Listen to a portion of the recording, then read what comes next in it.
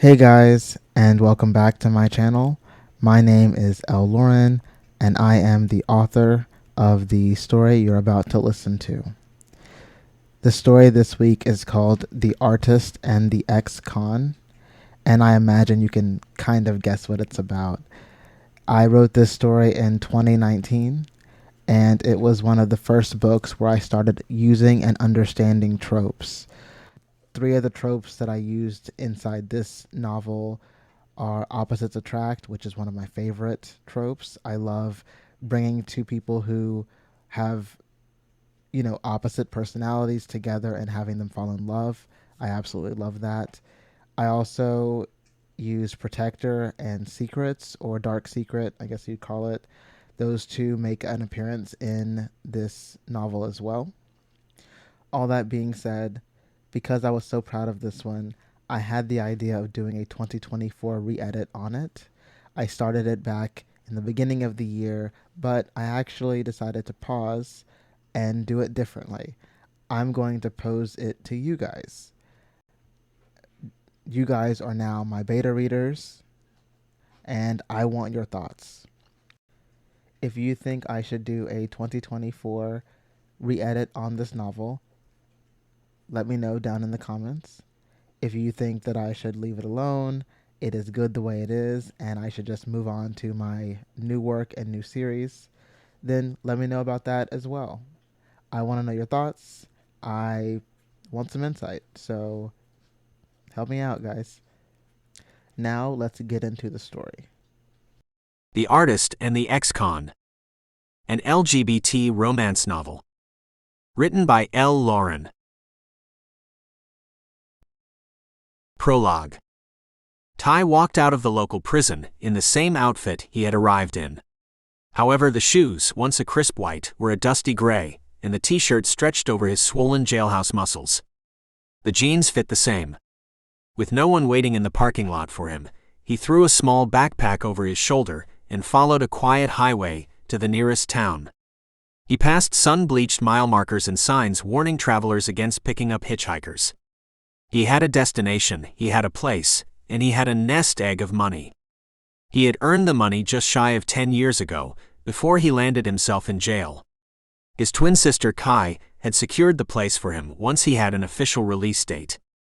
She signed the rental agreement for Tai and left the address for him. The apartment was 20 miles from the prison, and Tai ducked into the woods, sleeping on the cold ground with his backpack as a pillow for the first night of his journey. When he arrived at his new home, his feet ached, his stomach rumbled, and the sun had tanned his skin. He dug into his backpack for a ring of keys and fumbled through them until he landed on a floral-patterned key, sticking it in the brass doorknob and turning it to the right. The lock disengaged and the door creaked open. 3 rooms made up the modest apartment: a main room, a bathroom, and a bedroom. The main room tripled as an office space, a living room, and a kitchen.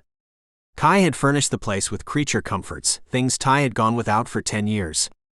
An L-shaped couch and rectangular coffee table sat on a round rug, and mismatched dishes filled the kitchen cabinets. The refrigerator was crisp white and barren.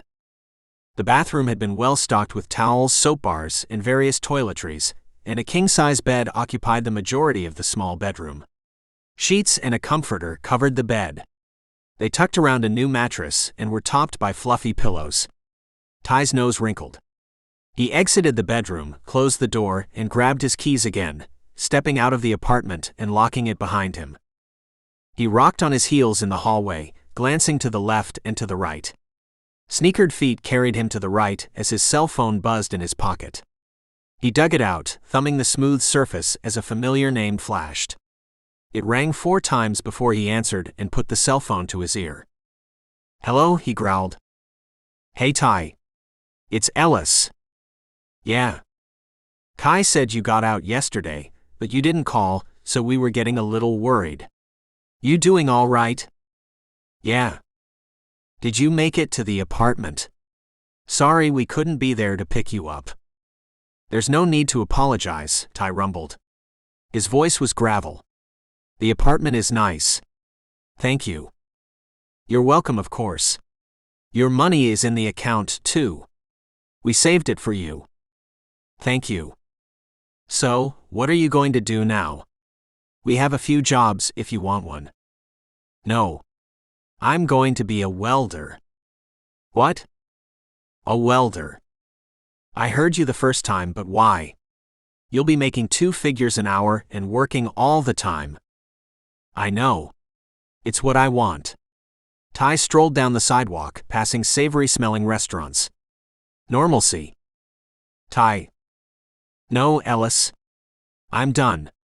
I'm not about it anymore. I want to live an honest life. I want a partner, a family. He paused in front of the corner store, squinting up at the bright display. I appreciate everything you guys have done for me, but I'm not coming back. The other man sighed. All right. At least come visit sometime, huh? I'll think about it. Tai ended the call, tucking his cell phone into his pocket and studying the store. He stepped inside the place and strolled the aisles, walking the entire store before returning to the entrance and grabbing a black handheld basket. Then he walked through the store a second time, plucking necessities from the shelves. He nestled a black bar of scented antiperspirant between a box of colorful cereal and a carton of milk. He added several bags of brightly wrapped candies, 5 cans of soup, and a box of crackers. After a third pass through the aisles, he approached the checkout counter and unloaded his basket. Hi there, a young girl chirped. Her jet black hair framed frail shoulders. Do you have a shopper's reward card? No. Would you like to sign up for one? If you sign up for a shopper's reward card, you collect points and get in-store discounts on select items. Besides, everyone has a reward card. It's free. No, thank you. Okay, well, I'll use mine for you today. She groped the lanyard around her neck, scanning a plastic rectangle over a red light and reaching for his items. Thanks, he grunted, digging his wallet out of his pocket. She chattered on as she scanned his items, lamenting on the new fruit flavors in the classic Fruit Puffs cereal, the differences in taste between whole milk and low-fat milk, and the heavy salt content in the canned soups. He drowned her shrill voice with his own thoughts, reveling in the return of his freedom. The man in line behind him puckered his lips and propped a hand on his expanded waistline, scoffing at the girl's slow motor skills and talkative nature. Tai overflowed with patience, massaging the leather side of his wallet. Did I get everything? Tai nodded. She placed his bags on the counter and relayed his total. He handed her a $20 bill, pocketed the change, and slung his arm in the plastic grocery bags. Thanks for shopping with us and have a nice day. She waved. Sure. He waved back as he jogged out of the establishment, carting his light groceries back to his apartment. He warmed a can of soup and collapsed on the couch, kicking his feet up as he ate. Part 1. I just think we should Jackson Pollock it up, really. Sometimes you need a little freedom to really make your art come alive. Lincoln Tanaka's lips spread into a grin as he glanced across his living room towards his best friend, Avery, and one of their mutual friends, Benny. The trio had stretched black trash bags over the floor and laid wonky, hand-stretched canvases on top. Mixed pastel acrylics congealed in buckets lining the canvases. We'll make a huge mess if we pollock it up. Avery rolled her eyes as she folded the extra long sleeves of her oversized button-down shirt, tucking the front wings into her faded blue jeans. Benny pushed his glasses up his nose. I think the point is to be free of the worry of making a mess, thereby creating better art. Lincoln snapped his fingers. Precisely. But I mean, we can paint plain air florals instead if you have nothing to say through your art. Are you creative shaming me right now? There's nothing wrong with painting realism. I'm sorry we all can't be biracial, and have many things to say about our Japanese father and our African American mother and the unique things we experienced by living in 2 vastly different worlds. Avery pressed the back of her hand to her forehead and slumped into a lumpy wing-back chair shoved in the corner of the room. Lincoln laughed. Yeah, I'm totally creative shaming you right now. I totally am. Gesture watercolor florals are for the birds. Let's throw some paint around and make some art. Bonus if you want to smoke, and drop your cigarette butts into the painting. Benny shrugged off his blue jean jacket. Do you have an extra paint can? Yeah, sure. Lincoln dug through his supplies, dragging out 3 stained aluminum containers. He handed one to Benny, and the other to Avery. Come on. If you do this with me, I promise I'll sneak away this week and go to the lake with you. I'll even set up and do a little painting. Avery groaned. Okay, fine. She snatched the container from Lincoln. You know what we're missing right now. Lincoln placed his container on the edge of the trash bags and poured heaps of white paint into it. The paint stained his fingers, but he rubbed them on his cuffed jeans. Nope, what? A case of beer. Facts? Benny adjusted his glasses again and crouched next to the paint. He poured a splash of each color in cascading order before running through the colors again. Okay. Well, tell your boyfriend to bring us over one. Doesn't he live 3 blocks away? He does, she drawled, but he's busy today with some client or something. Besides, you're the host. Why don't you go to the corner store and grab a case of beer for us? You think I'm going to leave y'all's messy asses in my apartment unattended? Artists are messy and destructive. Cannot be trusted. His cheeks dimpled as he smiled. Oh, I bet we could get it delivered. No. Don't be lazy, just go to the corner. I promise this ridiculous project will still be here when you get back. Avery shooed him. Lincoln poured bright red paint and black paint into his container of white paint, and then sighed. Fine. You know what? Just for you, my dear, I will go to the corner and get drinks. Hey, I'll go. Benny finished pouring his colors and looked up at the pair. Just 6? He rubbed his hands down his jeans and looked between Avery and Lincoln. Yeah, 6 should be fine. Lincoln smiled, brown eyes glittering. I can buy since you're flying. What? I can buy the drinks since you're picking them up. Hold on, let me get my wallet. Oh. No, it's okay. I got it, really.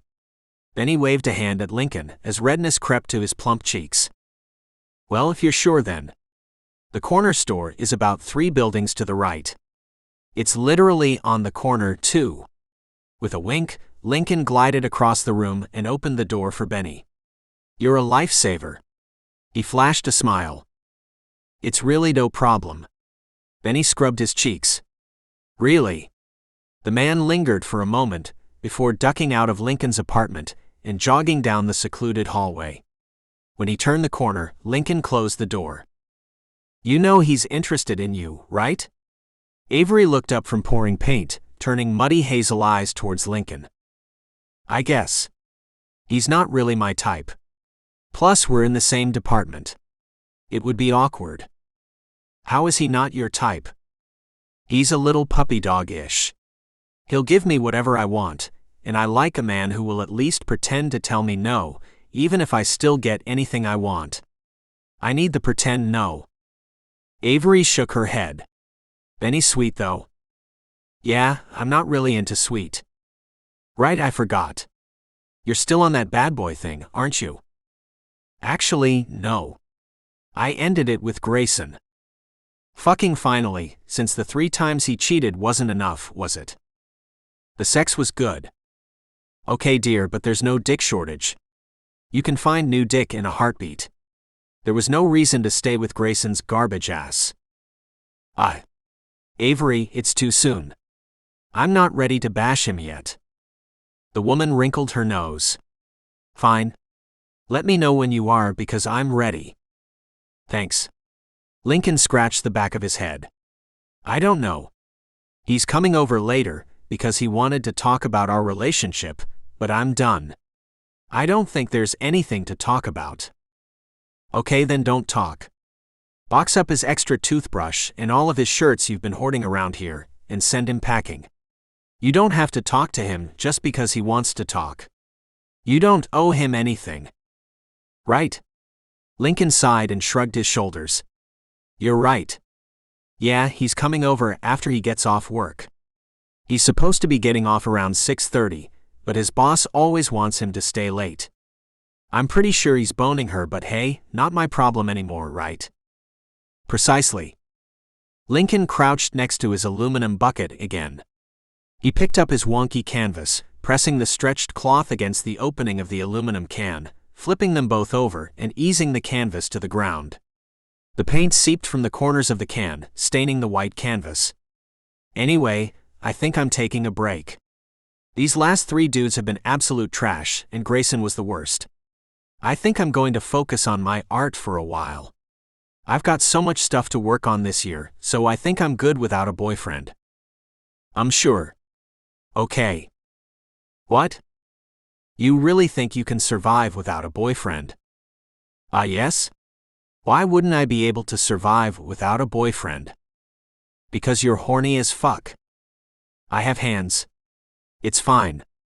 It'll be just fucking fine. You know what? It even feels damn good to be free of the whole relationship thing. No boys. Done. And what if you find the perfect guy? Pretty sure I won't, so it's a non-issue. Yeah, huh. Lincoln lifted the aluminum bucket, and paint splashed the canvas. The suction released with a gurgling noise, and the paint rolled over the dry fabric, colors spreading and separating. It created a galaxy of cells across the canvas's surface. Whatever. Moving on. You had your review yesterday, didn't you? Aha. What did your advisors say? Avery hollowed her cheeks, puckering her chapped lips. Well, they said I needed to take more risks and be more free. Professor Jackson asked me what was so interesting about a painting of nature. She rolled her eyes. See? Told you. I freaking told you. You need to be loose. You know what we should do?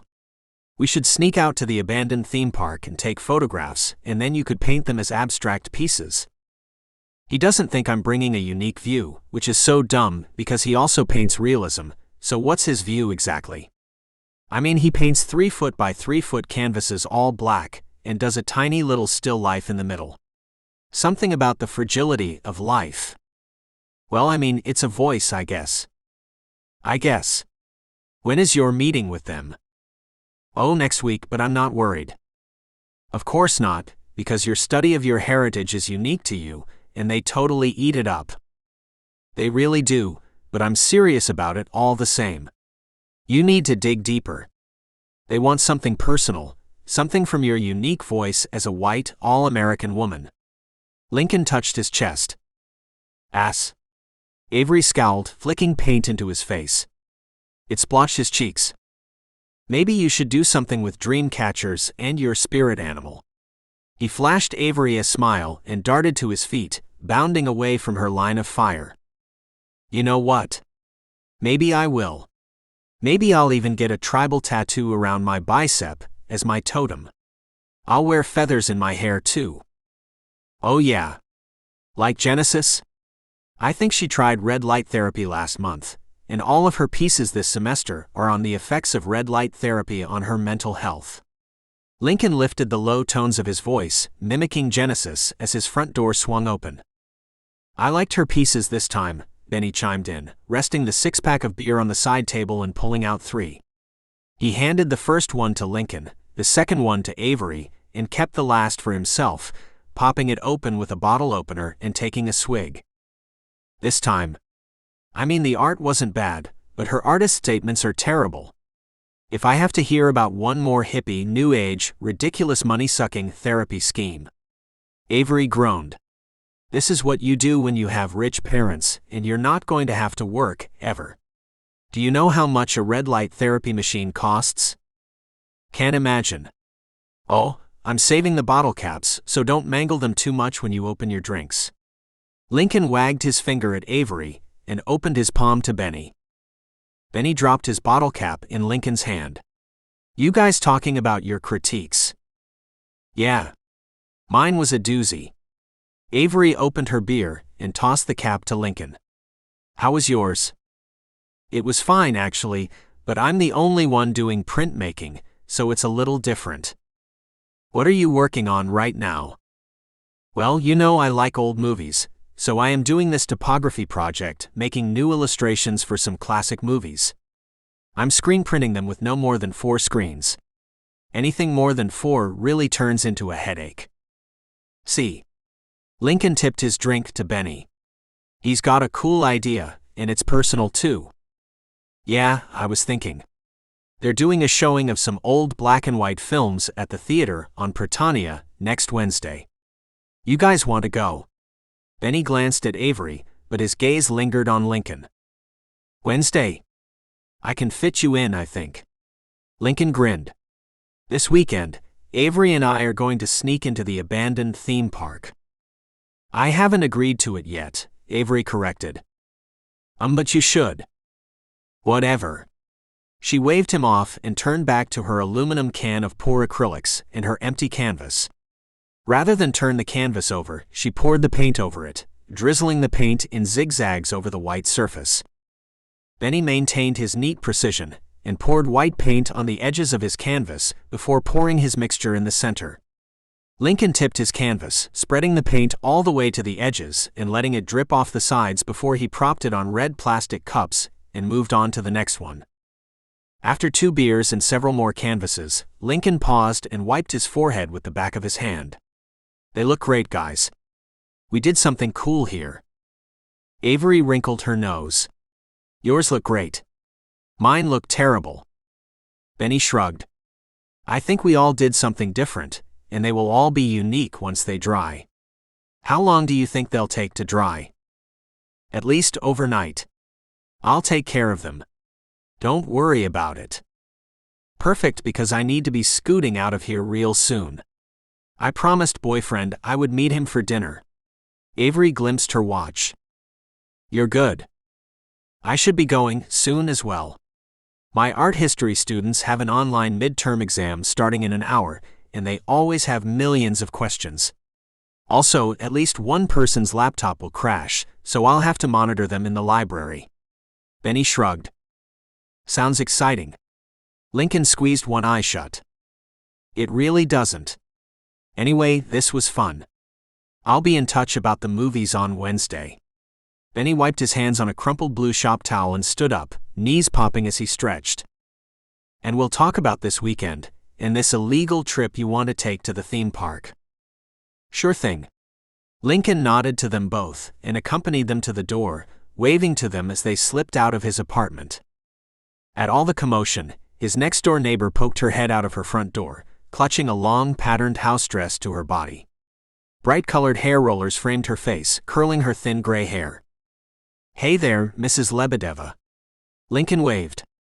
How's your day going? Well, her voice rattled in her throat. I've had better. The States are too warm this time of year, not like Russia. Her wrinkled features scrunched, and she muttered something under her breath. Well, we've got central air conditioning, so if you're too hot, I'm sure you could turn down the AC and be able to wear gloves and a scarf. It'll feel just like home. The woman muttered something else, watery blue eyes darting around the hallway before she looked back at Lincoln. What was that, Mrs. Lebedeva? Lincoln lifted tailored eyebrows and curved his lips into a forced smile. Oh, nothing. I was looking for that new young man who just moved in. Good-looking boy promised to help me with my plants. What's wrong with your plants? Mrs. Lebedeva frowned, waving a hand towards Lincoln before ducking back into her apartment and closing the door. Well, okay then. I guess I won't be helping you with whatever fancy plant thing you have going on. Lincoln closed the door to his place, turning back to the mess he and his friends left. He picked up all the paintbrushes and dumped them in the sink, running a soapy bath for them. Then he collected plastic containers and empty paint cans until his cell phone rang.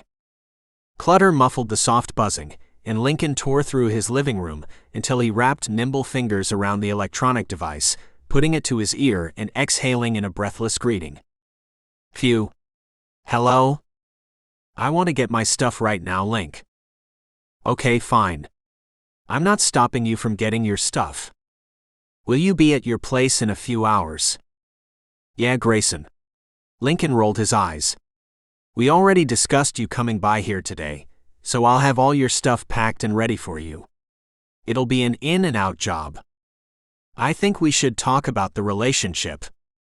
What relationship? Look, I think we should talk about what happened between us. I know things have been difficult, but if we really love each other, we can work everything out. Grayson's buttery voice soothed Lincoln's raw nerves, and his resolve weakened. Lincoln squeezed his eyes shut. No. There's nothing to talk about. We're over. You can come get your stuff in a few hours. I'll have it ready for you. Whatever. Fine. I'll be over after work. Yeah. Lincoln ended the call, rubbing his hands down his face before turning back to the scatter of non-representational paintings around his living room. Yep, he sighed, picking up a collection of square pieces and shuffling them to the side. Tai tucked rusted tools back in a weathered bag, zipping it closed as Mrs. Lebedeva stood over him, hands on her hips and feathery curls around her face. Fermented cabbage filled the room, and Tai's stomach churned.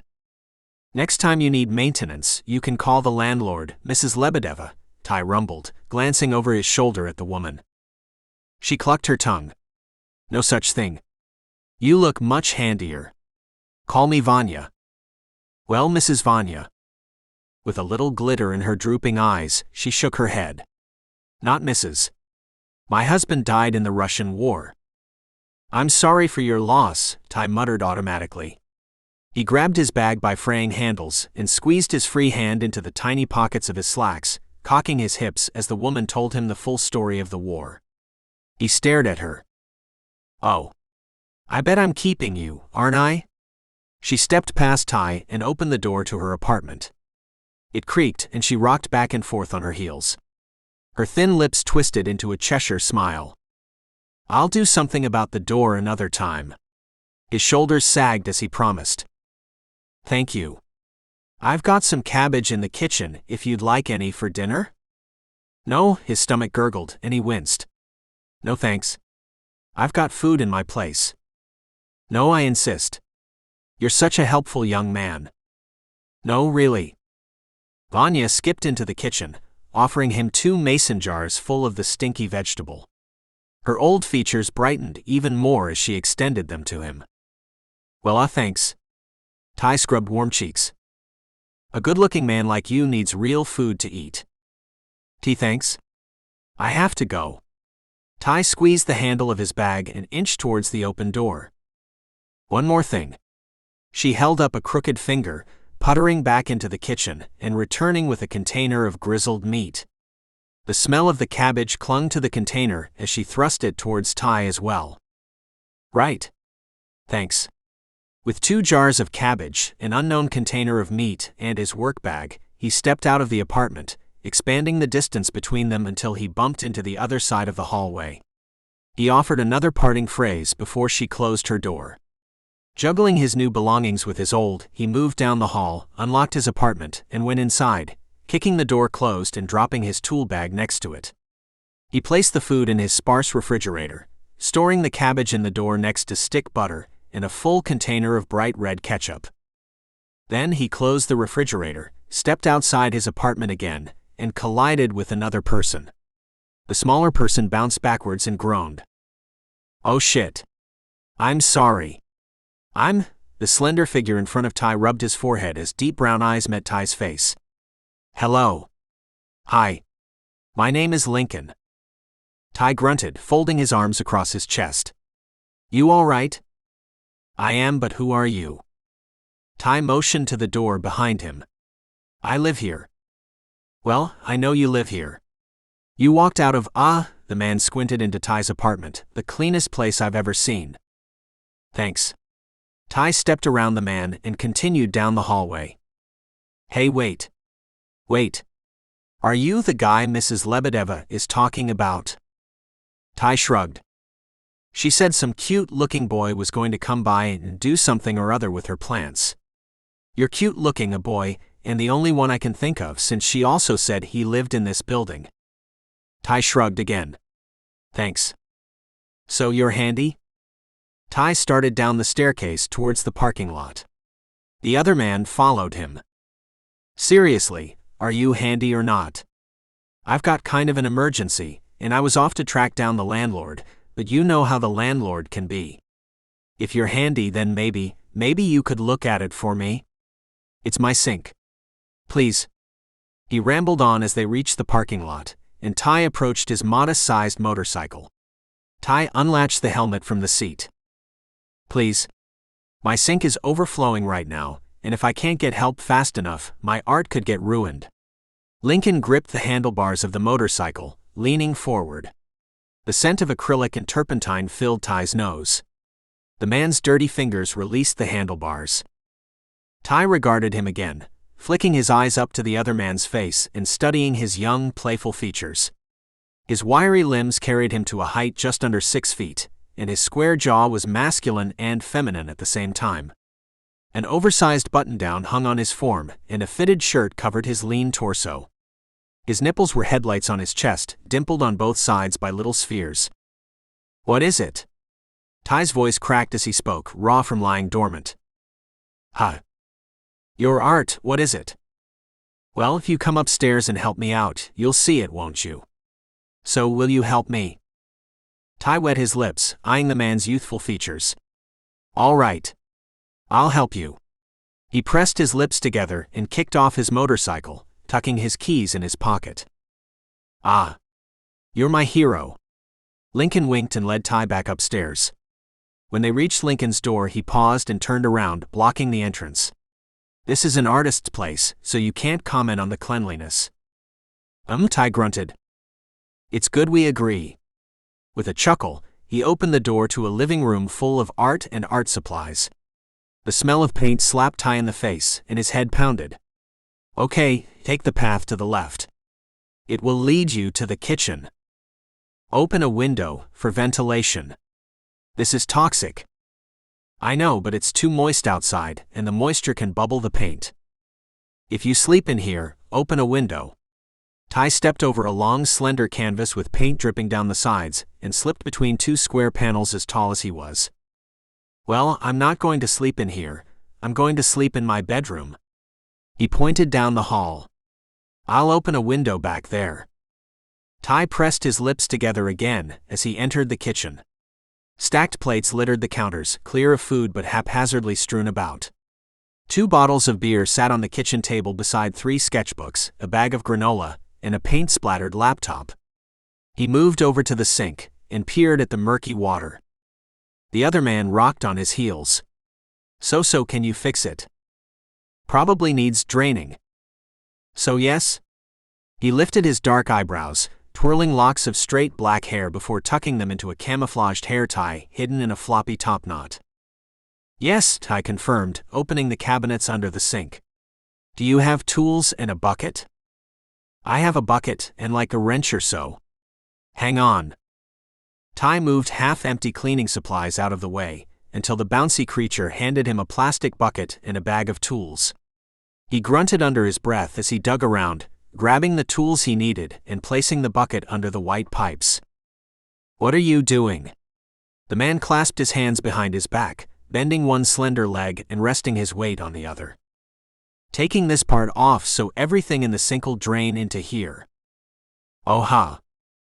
Then I'll see what I have to do about the rest." Tai's muscles flexed as he worked, and when the pipe loosened, a rush of water sloshed into the bucket. "Oh, okay. I like your tattoos. Did you get them done around here somewhere?" Tai rested his arm on his knee and squinted. "Sorta. Do they mean anything?" "If you let me work, I can finish this and be on my way." "Right, sure. I'll be over here observing." He was silent for a few minutes. "So what's your name?" "Mrs. Lebedeva calls you." "Actually no, you don't want to know what she calls you."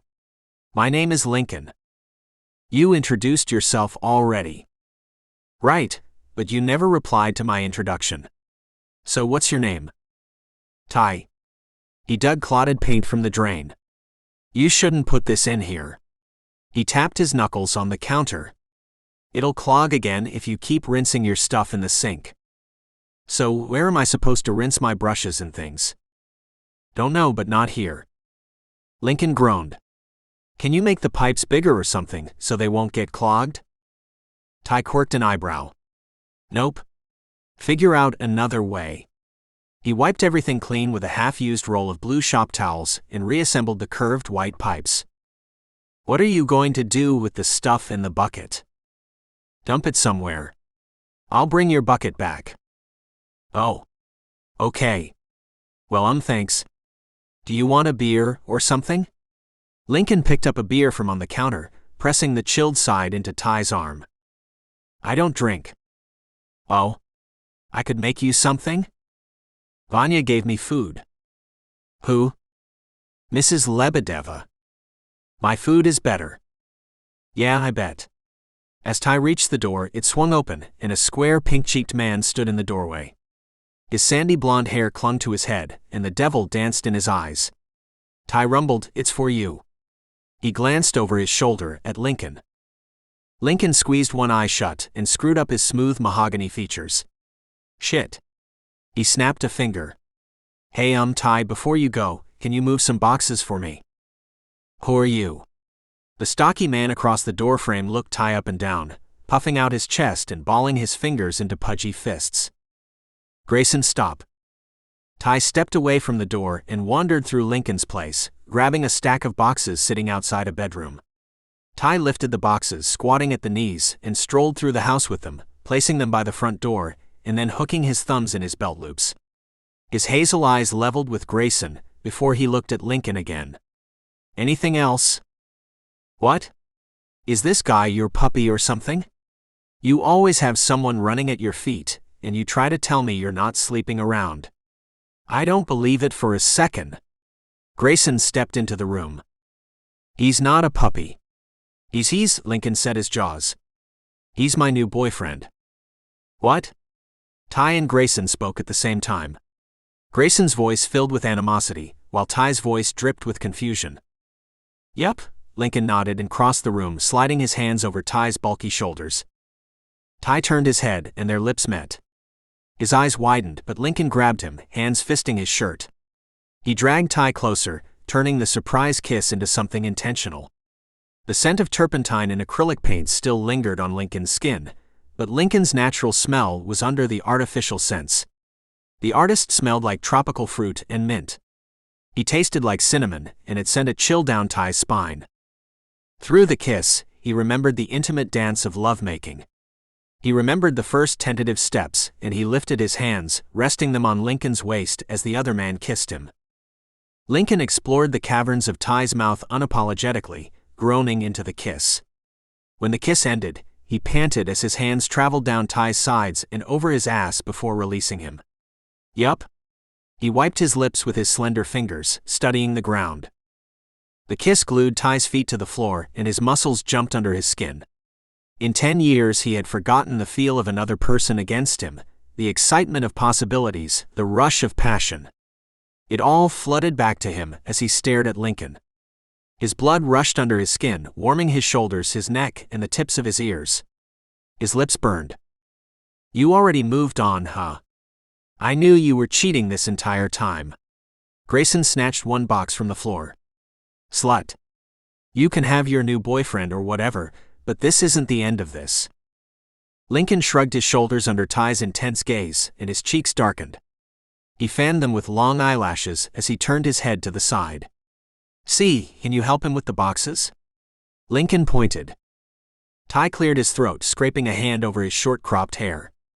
Why, yeah, he groused, adjusting the front of his jeans before turning away from Lincoln and looking at Grayson. Whatever, Grayson muttered, pointing at the boxes. Get them.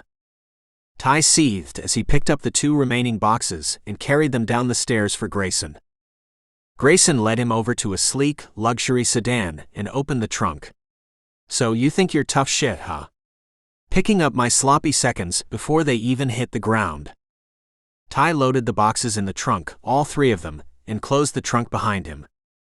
The relationship hasn't even gone cold yet, but let me tell you something.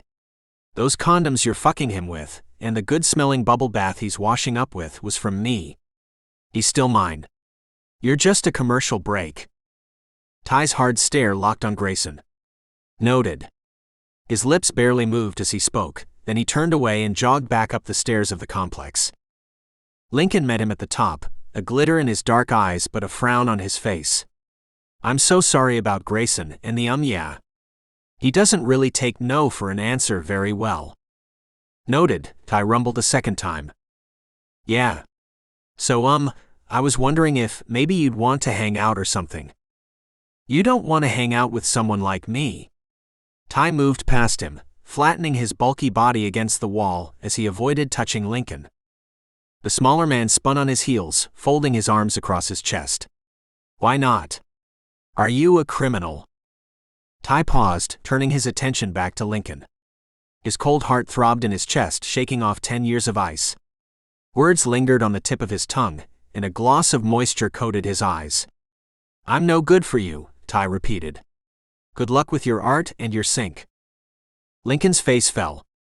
The artist was new to rejection, and his sadness ached Tai's bones. Yeah, Lincoln muttered, rubbing his hands down his arms. Good luck with life, I guess. Yeah, I'll see you around. Tai ducked into his apartment as his cell phone buzzed on the counter. He picked it up, viewing a slew of missed calls and messages before putting it to his ear. Kai? His tone filled with exhaustion. Tai. Annoyance was heavy in her voice. I've been calling you all afternoon. Where were you? I got worried. Don't worry over me. You have your in, and aren't you and Ellis trying to get pregnant? Not we, just me. I'm the one trying to get pregnant, and you're my twin. I'm always going to worry over you. I'll worry over you until the day I die, because you're my brother. Yeah. How's AJ? A mess. He's a mess, Tai. I still think you should come back and see him. You would be good for him. I'm not. And he's no good for me, either. Kai groaned. Fine. You're impossible. What were you doing anyway? The crazy woman down the hall wanted me to hang some plants and change some light bulbs, then I ran into this guy across the hall. Was he cute? Tai cleared his throat. I ran into this guy across the hall. Yeah, I heard you the first time. Was he cute? He was. Anyway, his sink was clogged, so I helped him out. His sink or his shower? Kai teased. Sink. He's an artist. Oh, you could date an artist. Is he outgoing or shy? The first one. Tai opened his refrigerator and dug out the fermented cabbage, popping the seal and wrinkling his nose as the unpleasantly sweet smell permeated the room. Ooh, you could date an outgoing artist. I'm not dating him. Why not? Because I'm a convicted felon, and he can have any man he wants. You're not a felon, you know the shit with Chris and Brody was bullshit. They needed someone to pin their dirty work on, and they found someone. I'm a convicted felon. It's what my paperwork says, so it's true. To everyone who will ever know me, it's true. All right, dramatic. How are your welding classes going? Fine. Tai stirred the cabbage with a spoon before eating straight from the jar. You're set with money too. Yeah. You don't have to send me so much. I want to, Tai. So can I come visit? He ate another bite of the cabbage, swirling it around his mouth before swallowing. I don't think you should. Kai sighed. Okay, I get it. You want a whole new life. Really, I get it, but I want you to know we miss you here. If you ever wanted to come home or anything, there's always space at the inn for you. I know. I love you too. I want to be out of the life. It hurts too much. I get it. Yeah. Well, I'm fine. You don't have to call every night either. I know. I'm so worried about you and AJ. I hope he comes out of this, but losing you, then Chris has been so hard on him. He's strong. He'll be fine. He loves you too, you know. He picked Chris. He can lie with it. Tai's lips curled, and his rumbling voice hardened as venom seeped into his tone. I get it. Anyway, we have to finish up with the inn for the night. I'll call you tomorrow. Please don't. Yeah, I'll call you tomorrow, baby brother. Kissing noises filled the receiver, and Tai's perpetually frowning lips curved into a smirk. Later, sis. He ended the call and tossed his cell phone on the counter, focusing on the fermented cabbage dinner in front of him. Hey guys, I hope you're enjoying the story so far. If you are, please give it a thumbs up and subscribe to my channel. Tai's welding class took place on Tuesdays and Thursdays from 5 in the afternoon until 8 in the evening, and the majority of the attendees had criminal records. Half of the class had spiderweb tattoos over their elbows and Gothic lettering poked into their thick necks. The instructor, however, was kind, patient, and tattoo-free. As an older man, he understood the struggle of freed felons and fathered every man in the small class. When Thursday's class ended, Tai stuffed his weathered textbook into a drawstring bag next to a cheap notebook and threw the bag over his meaty shoulder as the instructor engaged with another student. The tan-skinned man next to him twisted around in his seat after packing up his supplies as well. Everyone's hitting the bar for drinks. You coming out? Tai shrugged. Nah, Colin, I don't think so. The man pursed his lips together, mahogany eyes looking Tai over. You're out, you know. You don't have to punish yourself forever for what you did. I'm not punishing myself, Tai grumbled as he stood up. You sure? It looks like you are unless you have some fancy personal life none of us know about. Look, you don't look like Insectos, so come on man, come have drinks with us. Colin motioned to the rest of the class, filtering out of the room. I'm not. Tai dug his keys out of his pocket and sighed. All right. I'll come for drinks. Sweet. Loosen up a bit, get a little action, get back to living your life. I know you can't tell right now, but it gets easier, being out. Yeah. Colin rubbed Tai's shoulders. Still can't believe you got out of there without joining up with anyone. Tai shrugged again. I kept to myself. Kept my nose clean. Yeah, but it ain't an easy thing to do when you're doing time, you know. I know. Colin continued talking as they walked the few blocks to the bar, remembering his time in the penitentiary, and they sat in the back corner, stealing a booth for themselves. A slender server accepted their drink orders and a heavy tip from Colin, returning with 2 beers and a limited food menu. Tai looked it over as more people from the welding class joined them. He faded into the background as Colin conversed with the students and the professor, nursing 1 beer for an hour. Once he had downed the last gulp of his beer, he discarded the bottle and said his goodbyes, walking back down the street alone and hopping on his motorcycle. On the way back to his apartment, he stopped by the grocery store, grabbing 3 cans of soup and a fresh loaf of bread. By the time he arrived at his place, it was 11:03, and Lincoln was standing in front of his door holding a chilled dessert and white wine. I heard your motorcycle pull up, Lincoln explained as the apples of his cheeks darkened and his eyelids fluttered. I wanted to thank you for the other day, so I made this. It's an ice cream cake. I figured we could, share it. Tonight? Well, yeah. What if I have somewhere to be in the morning? It doesn't take all night to eat a dessert. Lincoln's words slowed to a drawl as his cheeks darkened more. Do you have somewhere to be in the morning? Tai looked at his door and looked down at Lincoln again. His shirt billowed over his form this time, hiding erect nipples and the barbell piercings in them. Tai bit his bottom lip, squeezing sensitive skin between his teeth, and swallowed. No. Okay then. Ice cream cake and wine it is, right? Oh, we could watch a movie while we eat. No. Okay. Lincoln's chest expanded on an inhale. We could talk about things. Tai shook his head. Please move. Lincoln defied him, straightening his head on his shoulders and locking eyes with Tai. Nope. You know what I learned from Mrs. Lebedeva. You've been here for months with no visitors at all. Not a single one. No friends, no guests, no nothing. And besides wanting to know your story, I think you're lonely, so invite me in, let's share the cake and wine. Consider us friends. Tai stepped closer to Lincoln. His chest doubled Lincoln's. He was taller by a few inches. His eyes narrowed to slits when the sharp smell of turpentine and grease soap touched his nose. His nostrils flared when Lincoln shivered against his door and Tai's jaw clenched. We're not friends. Lincoln tipped his chin up, lips parting as a little sigh crossed them. Why not?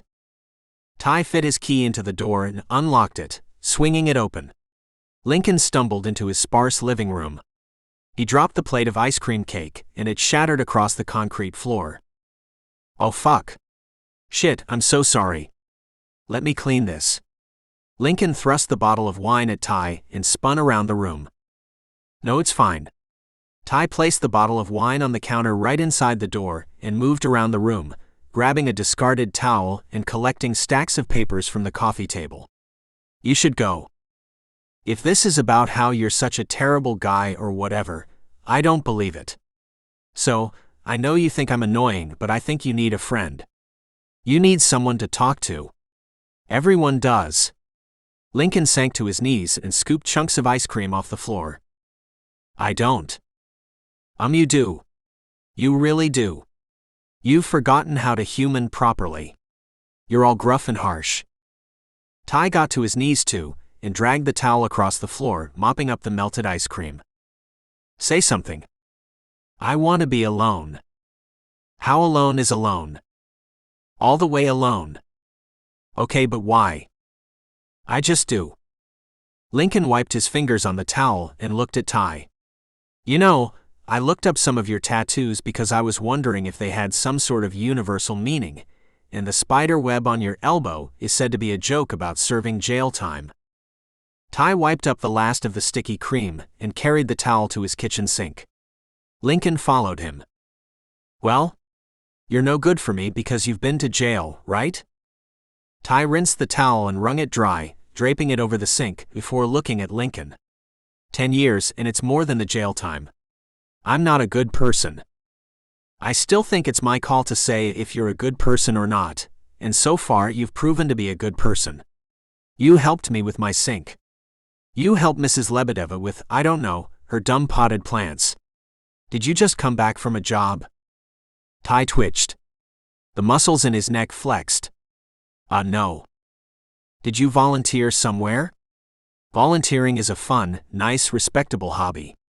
Lincoln sat down on Tai's kitchen table, leaning back on his pointed elbows. A little sliver of mahogany skin peeked from the hem of his shirt. His joggers proudly displayed a faint outline of his cock. Tai studied him and prayed for patience. No. I was at a class. Welding. A welding class. Okay, so he's good with his hands. Lincoln's dark eyes sparkled, and a playful grin spread across his face. Tai coughed. All right. Where are you taking classes? At the community college? Yeah. Oh, cool. It's next to the university, right? I'm surprised I haven't seen you around. I'm a graduate student at the uni. Ah. A fine arts student. I guess it's pretty obvious since I said it. Yeah. Tai dug around his cabinets, retrieving flour, sugar, and a handful of eggs. What are you doing? Making you a dessert since you won't leave. Ooh. I like cookies. Oh. I love cookies. Sugar, especially. Lincoln slithered off the table. Can I help? I can handle it. Tai jerked back when Lincoln approached. Yeah, and I can help. I'm not dirty. I know. Then why are you jerking back like I am? I'm not. Tai scooped the flour and sugar into a bowl, cracking the eggs on the high sides. He added the other small ingredients and stirred. Okay. Well. Lincoln jumped up on the counter. Can I taste it? It has raw eggs. Okay, seriously, you don't actually abide by that rule, do you? It only takes one time to make you severely ill. So, I have a 99% chance of being completely fine, basically. Tai sighed, grabbing a spoon from the drawer and scooping a little of the batter on it. Here. He presented it to Lincoln. Thanks. Lincoln licked the spoon clean, swirling his tongue around the gray metal. So, what did you do before going to jail? I was a kid. Like baby kid or like teenager kind of kid? Late teenager. Oh, okay. Wow. It sucks the jail thing. You don't know what I did. I may have deserved to be there. I mean, maybe, but I don't think anyone deserves to be in a cell like an animal with the government making money off of them. Our overcrowded prisons are a sign of our society failing. Lincoln dipped his spoon back in the batter. Hey. He paused, eyes widening. Wah. Tai shook his head, lining a sheet with parchment paper and scooping cookies onto the pan. Never mind. Lincoln piled a spoon high with batter and nursed it. Okay, so what do you like to do for fun? Read. Work out. Run. Can working out really be a hobby? I hate running, but you know what I do like doing? I like going to the local dog rescue and walking the puppies there.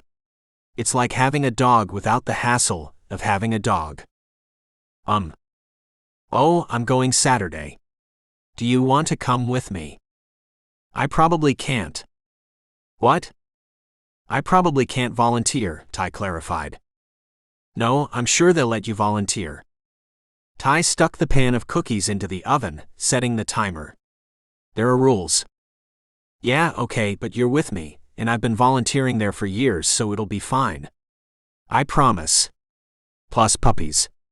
They have so many puppies right now. I'll think about it. Nope. Say yes. Tai pressed his lips together, taking Lincoln's spoon and scraping all the sides of the bowl before handing it back to him. I will think about it. Tai. Lincoln took the spoon and touched Tai's arm. Please? You look like one of those begging cats. Lincoln laughed. I'll accept it if you come with me Saturday afternoon. Tai worked his jaws. Fine? Perfect. And it's a date. No, it's not. Okay. I'll take you out to eat afterwards. Gosh, I never thought you'd be the type of guy to want something so traditional. Tai paused, staring at the baking cookies through the haze of the oven door. They sizzled on the baking sheet and spread, flattening down and bubbling in the center as they warmed. It's not a date. Call it whatever you want then. I'm calling it a date. Do you have an extra helmet for your motorcycle? You're not riding on my motorcycle, and you can't talk your way into changing my mind. Oh my God. A record number of words at one time. After these cookies are done, you're leaving. Okay, but tell me one thing. Maybe. I know the kiss was a joke, but how was it for you? I don't remember. It was 3 days ago, how do you not remember? Was it good, terrible, the best kiss you've ever had? It doesn't matter. Why not? Already been over this. Oh right. You were in jail for 10 years, so it makes you a terrible guy and you're no good for me, I forgot. You sound like my mother, not letting me judge for myself. I can judge for myself, and I'm a good judge of character too. Sure. Your boyfriend's trouble. I know, it's why I ended it with him. Lincoln dropped the spoon in the sink. He still loves you. He's still interested in being with me, sure, but love isn't in the equation. Lincoln let his playful veneer slip, and he rubbed his hands over his thighs. He thought I was cheating. I told him I wasn't, but he didn't believe me, so I ended it. Were you cheating? No. I don't cheat. I have a lot of friends, but I would never cheat on a boyfriend. He's a fool then. Lincoln's smile returned, and he cleaned the spoon before dumping it in the sink. Yeah. The kiss. I haven't stopped thinking about you since it happened. Okay. It was good, is all. For me it was good. Tai pulled the cookies out of the oven and set them on a dry towel on the counter. After letting them settle for a few seconds, he lifted them from the parchment paper and turned them over a cooling rack. Okay. He moved around the kitchen, grabbing a plastic container and a matching red lid. Yeah. Lincoln's features fell again, and worry replaced his perpetually playful smile. Yeah, I'm stupid for being here, aren't I? What? Tai grunted. I'm stupid for coming over here with the cake. I came over because I thought after the kiss there was something, but maybe I imagined it, or I guess I wanted something to happen. I don't know, but it's clear you don't care. So I should go, because I'm kind of mortified now, and I feel like a huge idiot. Why?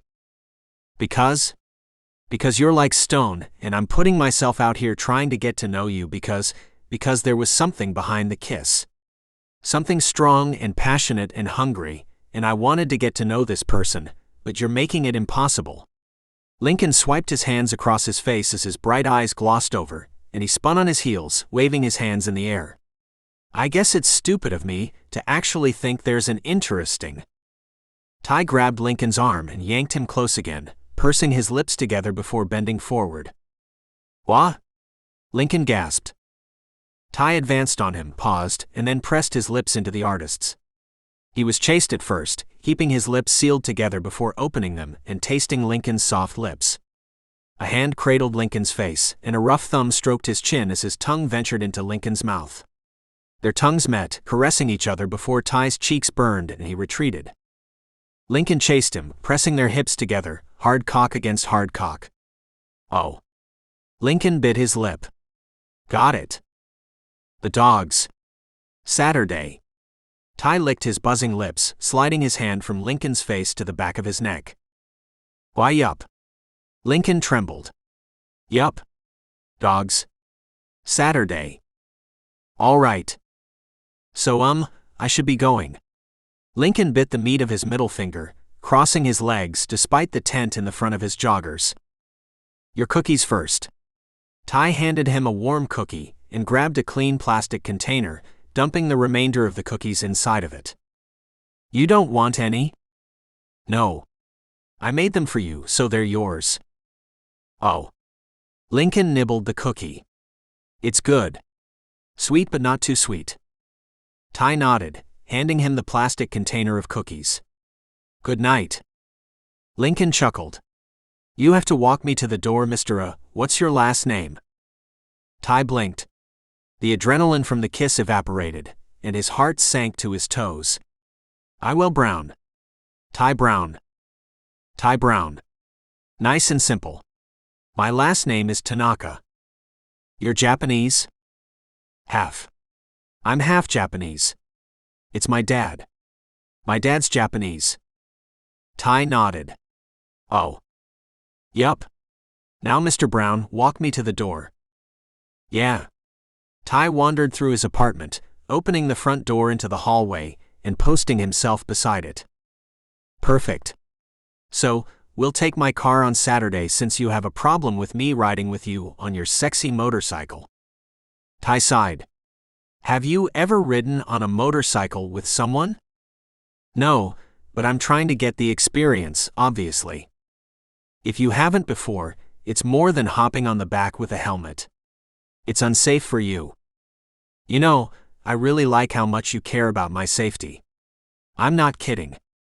For someone who's surly and gruff, this is the second time you've basically said you care about me. Good night, Lincoln. Can I get one more kiss for the road? Your apartment is down the hall. You can make it without a kiss. Sure, but I don't want to make it without a kiss. I want another kiss. No. Hua. Then what am I supposed to jack off thinking about? What you think about when you touch yourself is your problem. Good Lord, you're a hard sell. Good night, Tai Brown. Tai stepped out of the room after Lincoln, crossing his arms over his chest as he watched the man walk backwards down the hall and then into his apartment. The lock clicked, and then Tai closed the door to his own apartment and cleaned the dishes from cooking. He cleaned the counters and mopped the sticky bit of the concrete flooring before he sighed, rubbing his hands over his thighs and calling his sister. He pressed the cell phone to his ear as it rang. Kai answered midway through the fifth ring. Ugh. What? Kai groaned. Sorry. I'm sorry it's late. I like someone, I think. I kissed him. What? The sleep cleared from her tone. Who? Where? How? A neighbor. In his place and again in my own. With my mouth. This is the guy with the sink? The one you're specifically not dating? Tai rumbled. He came over tonight with cake. We talked. He talked, okay, go on. I don't know what to do. Ah, we are hanging out this weekend. Well, you asked him out, so you're going one step in the right direction. He asked me. Right. Never mind what I said. Well, dating isn't difficult. Make sure he feels wanted, open up a little bit, and really make sure he feels wanted. Tai paced his living room. We're going to walk dogs. Oh damn. He's definitely an artist, isn't he? Next, he's going to want to paint naked portraits of you. Kai. What? You're not helping. Okay. Well, the most important thing is for him to know you're interested. You don't have to have the smoothest moves and all the right words as long as you let him know you're interested. No games. Honestly interested. Tai grunted. And you need to open up more. Grunts and groans don't make conversation. Should I tell him about us? You know what, Tai? It's up to you. You shouldn't be ashamed of what we do. If you want to tell him and you trust him, then I think you should. All right. Also, use condoms. Don't think you're so damn in love that you're willing to go in bare. All right. The tips of Tai's ears burned and he closed his eyes. Thanks. No problem. I'm glad you can come to me with these kinds of issues, baby brother, she teased. Yeah. Good night. Sure. Remember. Talk more and tell me how your date goes, okay? Yeah. Thanks. Sorry again for calling so late. No, don't be sorry. I missed this. I missed you. Call whenever you want. Tai squeezed the tiny cell phone in his thick hands. Yeah. His voice roughened and his heart ached. The little artist was right. He was lonely. Yeah. I missed you too. You should go up to the hardware store and see if you can pick up a construction job tomorrow morning. Yeah, I will. How's the welding class going? It's good. Good. Okay, I'm going back to sleep. Good night. Night. Avery spent Friday night curled up next to Lincoln in his queen-size bed. They slept in a mass of blankets after watching reruns of classic television sitcoms. The pair woke the next morning when Lincoln's alarm blared. He slapped it and rolled over, squinting at the flashing red numerals. It's 4:30. No, Avery groaned. 5 more minutes. Lincoln knuckled his eyes and tucked loose waves behind his ear. Nope. We gotta get up, or we're going to miss the golden hour for photography and probably get caught. He sprang out of bed, trading the previous night's briefs for a new pair and sticking his legs in a pair of floral-patterned joggers. He shrugged a plain white shirt over his lean torso and looked over his shoulder at his best friend. Up now. Or I won't tell you anything about my possible new man. I thought you were taking a break from men. Didn't you say you were taking a break like half a week ago? I did, but something came up, and I'll tell you about it if you get up and moving. I don't even know how you find these guys. It's supposed to be hard to date when you're gay, but you make it shockingly easy. Avery slithered out of bed and onto the plush rug, curling her toes in the fabric. I know. Lincoln combed his fingers through his hair, raking it into a messy bun and securing it on the top of his head. He clapped his hands. Chop squared. I'm going to get the equipment ready. If you don't meet me out here in 15 minutes, I'm coming back in here for you, and it won't be pretty. I'm up, seriously. Okay, good. We can get donuts and coffee on the way. Breakfast of champions. Avery secured her hair in a low ponytail as Lincoln stepped out of the room and closed the door behind him. He prepared 2 bags of equipment with 2 cameras and interchangeable lenses for both, adding self-timers, manual filters, compact bounce lights, and lens hoods before stepping back and wiping his brow. Avery emerged in heavy boots, a crop top, and high-waist leggings, showing a sliver of her creamy belly. Okay, I'm ready. Good, because I was about to come for you. Sure. So we all packed? Yup. Here's your stuff. He handed her one heavy-duty photography bag and slung the other bag over his shoulder, exiting his apartment and locking the door behind him. "What did you say we were having for breakfast?" Avery's stomach rumbled. "Donuts and coffee." "Ah, right. Let me at least stop at the gas station and get a fruit cup or something. I'm not going to make it on donuts and coffee." "Getting old?" "No, I'm just not designed to run on sugar and more sugar." "Ah, okay. Fine. We'll get fruit cups and also donuts and coffee." Avery poked her tongue out.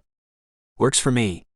She tossed her camera bag in the back seat and climbed into the passenger seat, resting her heavy-duty black boots on the dashboard as she leaned back. "So tell me about this new guy."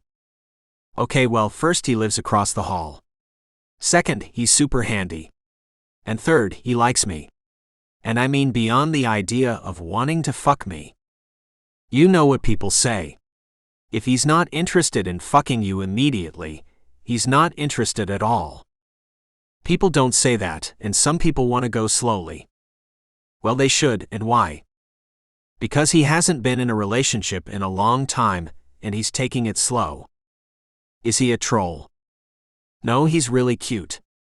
He's really cute, supposedly nice and handy, and yet he doesn't want to have sex with you, and hasn't been in a relationship in a long time. Right? Unicorns don't exist. He exists. We're going to the animal shelter this afternoon to walk dogs. I'm not believing any of this until I physically see him. Also, I can't believe you're going back on your word so quickly. You should be single for a while. You really should." "I'm not going back on my word. I was going to be single, but then I met Tai." "How exactly did you guys meet?" "Funny you should ask. See, after our little Jackson Pollock painting party, I was cleaning up all the paint, and my sink clogged and started overflowing. Naturally, I got a little freaked out since our paintings were everywhere, and I was on my way to the front office to get help when I ran right into him. He fixed my sink, and he helped Grayson carry his stuff to the car." "How do you know he likes you?" "Oh, right," Lincoln snapped his fingers, "because I told Grayson he was my new boyfriend and kissed him for believability." "Grayson bought it?" Well, he stopped calling, so I'll take it as a yes. You kissed a stranger to prove you were over your ex, and now you have a crush on the stranger? Don't say crush, and he's not a stranger. He lives across the hall. Mrs. Lebedeva loves him. So, a crazy Russian lady is vouching for him. Great, he's probably a serial killer. Avery rubbed her temples. Lincoln laughed as he whipped into the local coffee house next to the college campus and settled in the Saturday morning drive-thru. He's not a serial killer, but he has been to jail for a bit. He's been to what? Avery bolted upright and snapped her head around, staring at Lincoln. He's been to jail. People go to jail when they make mistakes. It's like, adult time out. Avery blinked. It's adult time out, he says. How long was he in jail? Lincoln rolled his eyes. A few years. Nothing major. Is he a felon? Lincoln shrugged, a smirk lifting the corner of his lips. I didn't ask, and he didn't share. Well, of course he didn't share. Avery's voice lifted several octaves as her anxiety grew. Oh my God, you're freaking out, and it's fine. I promise you, he's no worse than anyone else. He made a mistake, he paid for his mistake, and it's over. He's in welding classes every Tuesday and Thursday night at the community college by the university. Lincoln spoke faster as they inched along in the drive-through line. You went from Grayson the asshole to an actual convicted criminal? Stop saying he's a criminal. But he is a criminal. What else am I supposed to call him? His name, perhaps? It's Tai. His name is Tai Brown, if you want to stalk him on social media. You know what, I will. Avery produced her cell phone out of a hidden pocket in her leggings and crossed her legs in the passenger seat, resting her elbows on her knees. As the line continued, Avery typed on her cell phone, squinting at the screen in silence. Lincoln sighed, rubbing his temples and forehead. You're doing the most right now. Look. I'm your friend. It's my job to make sure you don't do anything stupid like date a rapist or pedophile or something. Did he say why he was in jail? I already said we didn't talk about it. He keeps insisting he's a bad guy, but I really don't think he is. You know, usually when someone says something about themselves, you listen. I don't think he's a bad guy. I feel comfortable around him. Safe. So what? You think the criminal justice system screwed up and put an upstanding citizen in jail on accident? It could happen. Hell, it happens all the time. I'm sure it's not happening in this case. Maybe he was with some guys who committed a crime, and he was at the wrong place at the wrong time. Maybe he's a pedophile rapist and you should stay away from him. He's not a pedophile. He can't be. There's a school at the end of the block of our apartment complex. Don't pedophiles have to be like 20 feet away from schools and places where kids frequent? Avery wet her lips. All right. Pedophile is out then. Order me a caramel latte with an extra shot and extra foam. And she says she can't run off sugar. Lincoln ordered a simple latte for himself and a complex caramel latte for Avery, adding 2 fruit cups and 2 donuts to their order. At the next window, he handed the attendant his plastic bank card and looked at his friend. Well, I can't find anything. Good, now you'll drop it and trust me. He's fine. I'm going to get to know him. Like I said, he made a mistake, and he shouldn't have to live in the shadows of a childhood mistake for the rest of his life. Fine? Avery sighed. Fine, but I want to meet him sooner rather than later. It took you forever to bring Grayson around. If you had brought him around sooner, I could have been told you he was trash. Okay. I won't hide him. Good. Avery accepted her drink, tasting it with a soft groan, and settled back in her seat. So how does he kiss? Lincoln tasted his steamy latte as he drove away from the coffee shop. He bit his lip at Avery's question. He kisses so good. So sweet. He's easy on the tongue but puts his whole body into it. Lincoln shivered. He's good. Do you think he had a boyfriend in jail? Okay, if you're going to change the subject to something positive, mentioning jail again isn't how you do it. Sorry. I'm just curious. I'm not thinking about what he did in jail. He's not there now, so it's irrelevant. What am I going to do, be jealous of someone who may be serving life? I said sorry, okay. It was only a question. They pulled up to the abandoned theme park, rolling past it and parking 2 blocks away under a heavy hanging oak tree. It's fine. Lincoln blew out his breath, combing his fingers through his hair before jumping out of the vehicle and grabbing their gear. Oh, did you attend Genesis' pop-up art show this week? Avery took a sip of her drink and lifted her eyebrows. I considered dropping in, but the boyfriend surprised me with a date night. It wasn't anything to write home about, honestly, but the building she hosted it in was beautiful. I happened to have my camera on me, so I ended up with some amazing architectural shots. Oh yeah. She sipped her coffee as they walked. Yup. I want to dark room expose them though. I think it'll give it a better contrast compared to what we do with our current digital media. Avery scoffed, you're such an artist. You know the department would give you a whole gallery showing if you did it. Oh, I know they would. And Genesis would eat her socks. I can already see her horsey face screwed up in the dean's office complaining about it. Oh. I know, right? Now I want to do it more. Their conversation died away as they reached the theme park, dipping under a sagging fence and over crumbled columns. Lincoln finished his latte and tucked the empty container in his bag, removing his camera and roping the strap around his neck. We should stick together, Avery suggested. Lincoln nodded. Agreed. Let's start this way and we'll make our way back around. We'll be out of here before the world wakes up. He rushed ahead of her, holding the camera to his face and snapping photograph after photograph until he filled the removable memory card. After replacing it with another, he continued through the theme park, staring in awe of the colorful collection of rubble. As the sun rose, they reached the entrance again, breathless and forever changed. Lincoln tucked his camera away as they wandered back to his vehicle, collapsing in the front seats. He twisted the steering wheel, counting his breaths before he gathered the energy for words and looked at Avery. "Do you think you got anything good?" She nodded. "It was beautiful, in an eerie way. I loved it." "Yeah. It was like an artificial landscape. Something almost post-apocalyptic." "Yeah. So, do you want to swing by your place, get our computers and see what we got, or what?" Lincoln yawned. "How about we go back to my place, take a nap, and then order lunch as we review?" Avery yawned too. "Yeah, I like your idea."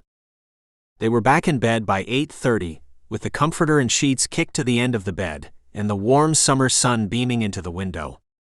Lincoln covered his face with his pillow, and Avery curled into his side. He woke 3 hours later, slowed by the funky schedule but with an angry, growling stomach. He ordered from their favorite Chinese place and collapsed on the couch, opening his laptop over his thighs. He worked alone for 30 minutes, and then Avery woke up, and he worked with her beside him. When lunch arrived, they moved their work into the kitchen and fixed bowls of seasoned rice and sticky chicken, eating over their laptops with wooden chopsticks. They worked a little longer, before there was a knock at the door. Lincoln blinked and glimpsed the time. "Oh shit." "What?" "I bet it's Tai. I guess you're about to meet him right now." Lincoln's cheeks flushed as he jumped out of his seat and skipped to the door. "Goody." Avery rolled her eyes, propping her chin in her palm. Lincoln smoothed his hands down his joggers before he gripped the doorknob. He turned it, opening the door. His heart jumped into his throat as his eyes landed on Tai's bulky form. "Hi," Lincoln breathed. "Hi. I wasn't sure. I don't think we set a time, but I figured afternoon meant around 3 o'clock. Tai slipped his hands in his back pockets, shrugging his meaty shoulders up to his ears. "Yeah, it's my fault. I got distracted with something I was working on." Lincoln bit his lip. "My best friend and I went to this abandoned theme park this morning and took a bunch of pictures. We were editing them, and I guess we lost track of time. Do you want to come inside for a second?" Tai's pale cheeks pinkened. Yeah, sure. We'll have time for the, animals, right?" "Yeah, the place closes for adopters at around 5 o'clock, but is open later for volunteers. It'll be fine." Lincoln rubbed his palms together as Tai stepped inside. He closed the door behind Tai and peered over the man's shoulder at Avery, wincing and scrunching his smooth forehead. So, Tai, this is Avery." "Avery, this is Tai." Lincoln urged the other man into the kitchen, guiding him with one hand light against his back. Avery smiled, wiggling her fingers in a greeting. "Hi. So I heard you spent some time in jail." "What the fuck, Avery?" Lincoln scowled. "It's fine." Tai cleared his throat. "I did." "I know, but..." "For what? Robbery, assault?" Avery asked. Tai shook his head. "Pedophilia?" "No." He looked at Lincoln. "I'm sorry. She's trying to look out for me, but she's doing a really shitty job of it." "I'm not doing a shitty job. I think it's reasonable to know why someone was in jail if they're considering dating my friend. I want to know if you're going to be bringing all your sleazy jail friends around once you get comfortable in the relationship." Tai's eyes widened. "I don't have any jail friends, and I'm not a pedophile." His hard features softened, and he turned towards Lincoln. "I should go," he murmured and passed him in pursuit of the exit. Lincoln stared, shuddering when Tai closed the door behind him. He squeezed his eyes shut as tears brimmed them. "Yeah, I don't like him." Avery broke the silence. "I can't fucking believe you. You're taking this looking out for my friend thing entirely too far. You upset him, and you didn't even give him a chance. You started grilling him about jail as soon as he got in the kitchen. He's more than his past, Avery." She leaned back in her seat, folding her arms over her chest.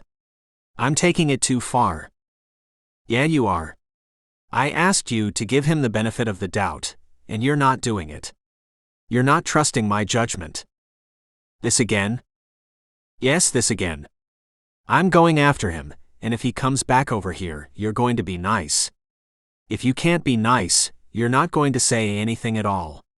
We clear? Avery rolled her eyes. Fine. Fine. He says he doesn't want to date, and then he kisses a convicted felon, and I'm the one being unreasonable. You are. Lincoln stalked out of his apartment and down the hall, knocking against Tai's door. His nerves grew as he waited, and he rubbed his palms together, shifting his weight from side to side. He knocked a second time and a third time before Tai opened the door. What? The other man groused. I'm sorry about Avery. Don't be. She was rude. I don't think why you were in jail is my business, unless you want to volunteer why. I don't. Lincoln nodded. I get it. I don't care really. I want to get to know you. Right now, I want to spend the afternoon with you. So, I'm sorry about my friend, but do you still want to go walk dogs with me? His eyelashes fluttered. Lincoln. Please? Let's just go back about 36 hours to where I wore you down enough to say yes, because it was really what you wanted. Tai sighed. You're persistent. Yes, it's one of my many positive qualities you'll learn all about in time. I bet. Can I ask one thing about jail though, before we let it go? You can ask, but I may not answer. Okay. Well, my question was if you had a boyfriend or anything while you were in. Tai leaned against the doorframe, crossing his arms. I didn't. You're the first person I've kissed in a while. Yeah? Lincoln's heart fluttered. Yeah. His tongue touched the roof of his mouth as he smiled. So. Don't. Lincoln chuckled. Okay. Ha. Let me go tell Avery we're still going, and I'll meet you downstairs, okay? Sure. Okay. Lincoln bit his bottom lip and raced back to his apartment, speeding into the kitchen and pressing his palms against the table. He met the bored eyes of his best friend. You are so lucky he's not mad. Avery looked up over her laptop monitor. Yeah, I guess I am, aren't I? Lincoln glared at her. Give him a chance. Treat him like you'd treat anyone else and give it a real shot this time. Is he coming back in here? Nope. We're leaving, so you've got plenty of time to straighten yourself out, ma'am. Sure. I should be back in a few hours. Are you going to hang out until I get back? Yeah, if you don't care. Lincoln shrugged. It's fine. You can hang out. If the date goes well, then maybe we can all three go out for dinner. Wouldn't it be awkward? No? I guess. Avery picked at the leftover Chinese food. Look. You know I care about you, right? Yes? Lincoln wrapped his arms around Avery's shoulders, kissing the high point of her cheek. I know you do, but right now I need less hard-ass and more supportive. She leaned into Lincoln. All right. Well, I'll be here. Call me if anything goes wrong or seems off. I will. Promise. Lincoln kissed Avery's cheek again, changed from lounge joggers into jeans, and slipped on a pair of sneakers as he grabbed his keys and raced back out of his apartment.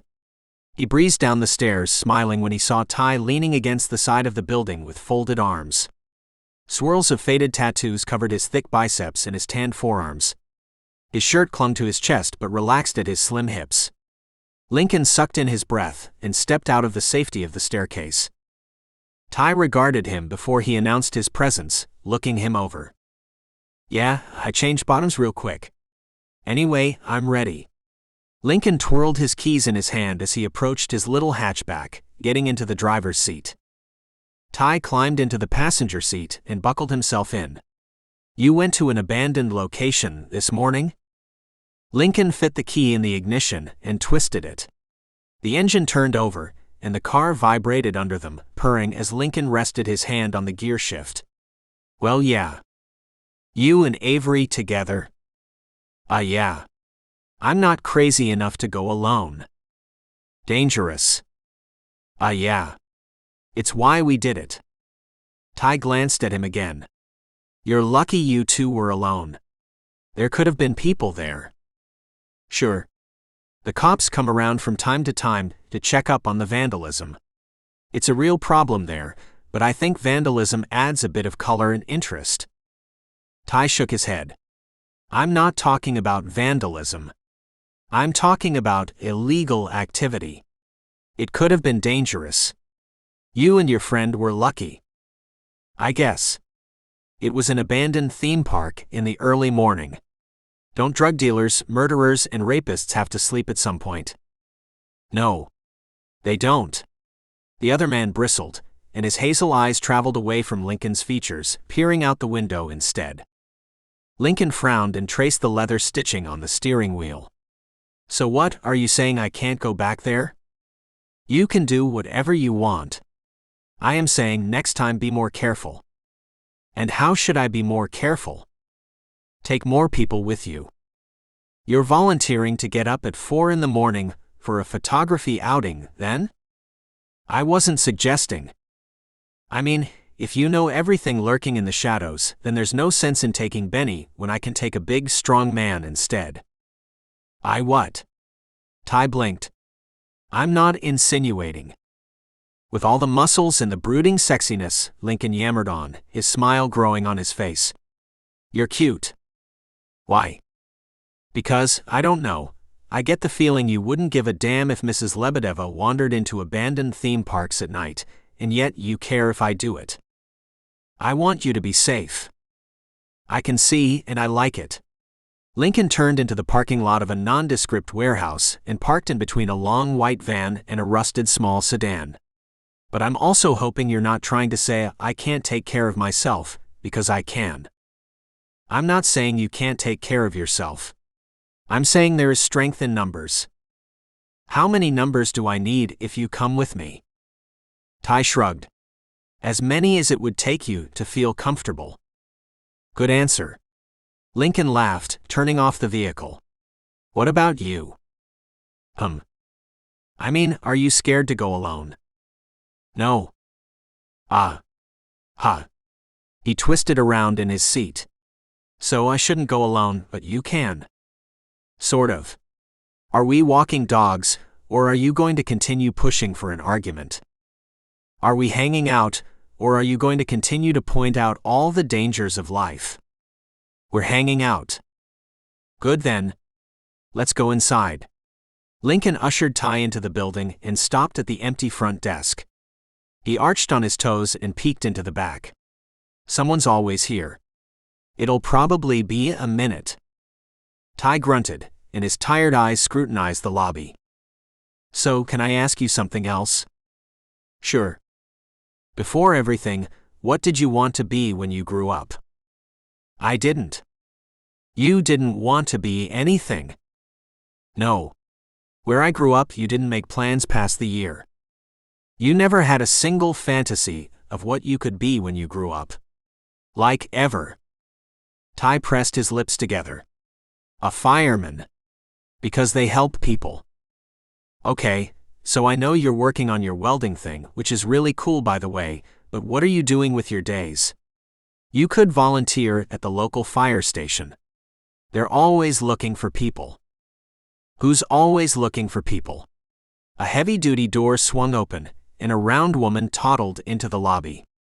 Her sour features cleared when her eyes landed on Lincoln. Oh hey Link. I was wondering when we'd see you around. Molly's been a little brat lately. She's full of pent-up energy. Hey Sarah. Sorry, I would have come sooner but last Saturday was super busy and my week was all over the place, but as an apology, I brought another volunteer. He hiked his thumb to Tai. Sarah lifted a dark eyebrow and curled limp brown hair behind her ears. Thin lips stretched into a smile, and she wiggled her fingers at Tai. New man already? You move quick. Lincoln rubbed the back of his neck and closed his eyes as his cheeks burned. Yeah, well, can we get to it? It's probably going to take longer since he's new and everything. Sure thing, but first he needs to fill out the volunteer paperwork. Sarah dug around behind the desk, recovering a clipboard with a stack of papers on it and an attached pen. She handed it to Tai. "You can sit over there and fill this whole sheet out. It's just formalities for liability and everything, no big deal." Tai nodded. "Yeah." He took the clipboard and sat down in the waiting area, hunching over his lap as he scribbled information into the boxes. Lincoln's heart melted. "So seriously? New man?" "Shish." Lincoln fought back a smile, but his eyes danced. "We're in the friend stage." "You don't do a friend stage. You jump in bed with every new guy you meet, and then you're dating them a week later." "Okay, well, I haven't jumped in bed with him." "Better?" Sarah peered at Tai. "You haven't?" "No. I know it's a shocker, but I haven't. He lives in my complex, and he fixed my clogged sink a few days ago. It's complicated. The point is, we haven't slept together. We're friends. Well, we're working on the friend thing." Lincoln picked at chipped paint on the counter. "You know, he could probably do some of the little maintenance things around here. Wasn't Shelley complaining about how expensive it was to hire someone all the time?" "Oh yeah, she totally was, and we need tons of stuff done. Everything needs to be repainted.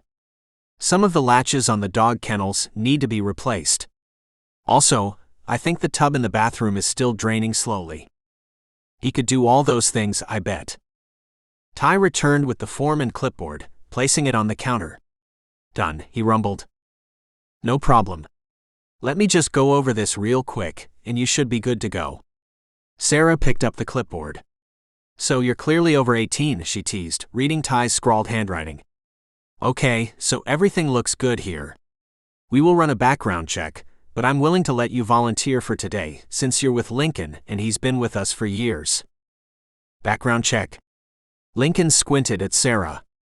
"I don't remember you doing a background check on me when I started volunteering here."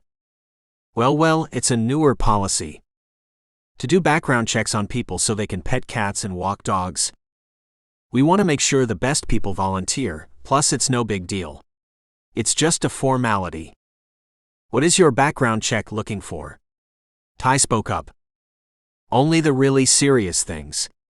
Obviously, we don't want felons volunteering here." She shrugged and chuckled.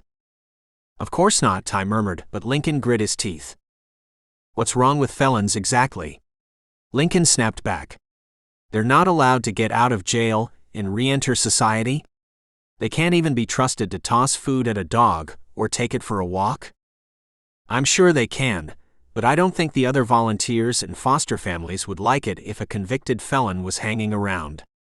I mean, we have children who volunteer here too." "Lincoln," Tai touched his shoulder, "it's fine. We're here, the dogs are waiting for you. Let's walk." "I'm still," Lincoln looked back at Tai, searching his tired eyes. He bit his bottom lip and studied the formerly white tiles under his designer sneakers. Then he slipped his hands into his pocket and trailed his eyes back up to Tai's face. Okay, yeah. I'll file this away for the owner. Last thing. We got a huge donation of training supplies, so make sure you read the dog's kennel card to see what we've been using to walk them." "Sure thing." Lincoln forced a smile to his lips and walked past the counter, leading Tai through double doors into a hallway lined with cages and dogs wiggling behind them. The dogs barked as Lincoln selected a young yellow Labrador named Sandy for Tai. He reviewed the kennel card before unlatching the door and stepping inside, slipping a harness over Sandy's head and clipping the leash at the back. Sandy yanked Lincoln through the cage door and barreled into Tai, placing huge paws on Tai's legs and throwing his head back. The dog's pink tongue lolled out of his mouth and his ears flopped backwards. "Sorry." Lincoln yelled over the roar of barking and whining dogs. "It's fine." Tai mouthed back, reaching around Sandy and grabbing the leash from Lincoln. He squeezed Lincoln's hand as he fished the nylon from his fingers.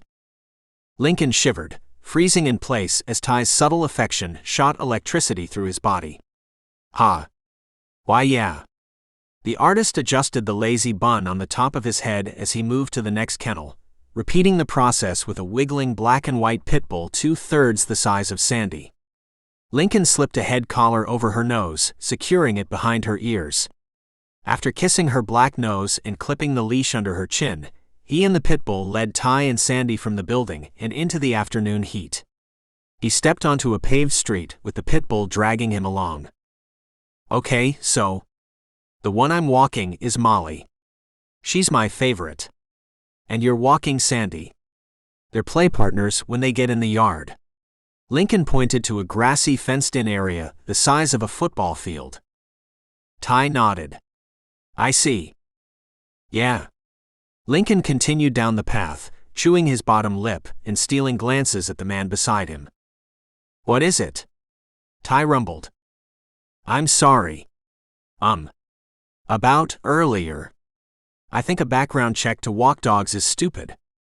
I heard. What do you think? It doesn't matter what I think. The policy is the policy. Yeah, but we could fight it. We could protest it or something. I've heard of programs where they give prison inmates dogs to raise and train. Perhaps? Tai chuckled. What? What's funny? You are. Lincoln screwed up his face. What's funny about me? I'd like to laugh too. You are like water. Tai leaned over and kissed Lincoln's temple. I don't think I get what you're saying. You like thinking. Think on it. Tai offered Lincoln a boyish smile and smoothed his fingers over Lincoln's hairline as he rested a hand at the back of his neck. Let's talk about something other than my past. Tell me more about your grad school. It's really not interesting. I make a lot of art, I do a lot of different types of art, and I'm having a lot of gallery openings. I'm teaching a beginner painting class right now, which is fun, I guess, but it's full of undergrads who need an art elective. Only a handful of them really like painting. One girl is doing this silly project on owls because it's her sorority animal or something. Lincoln rolled his eyes. I don't know. You have a thesis statement? Oh yeah. Lincoln's cheeks warmed. I do, yeah.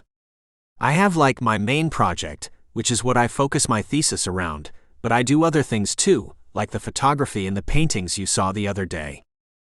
Right. What is your thesis on?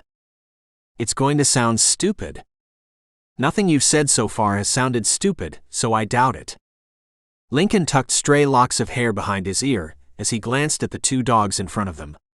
They had settled into their walk, keeping their leashes taut, but not actively pulling. Okay, well, it's this thing about my heritage. I'm half Japanese and half black, so I'm doing a mashup of both. I'm combining American art with traditional Japanese-style art. It sounds cool. Yeah, I have a gallery opening for it in a couple months. I'm excited, but I still have a bunch of work to finish, and they're all really big pieces. Like 3 feet and 4 feet. Sounds intense. I mean, I guess. I can show you some of the pieces when we get back to my place if you want. I'd love to see them. Lincoln smiled. Cool? Yeah. Tai shifted the leash in his hands and stepped closer to Lincoln, brushing their shoulders together and sliding his rough hand down Lincoln's arm. His fingers tickled Lincoln's palm.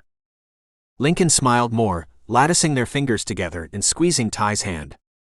Tai's innocent affection was a welcome change from brash and rushed encounters.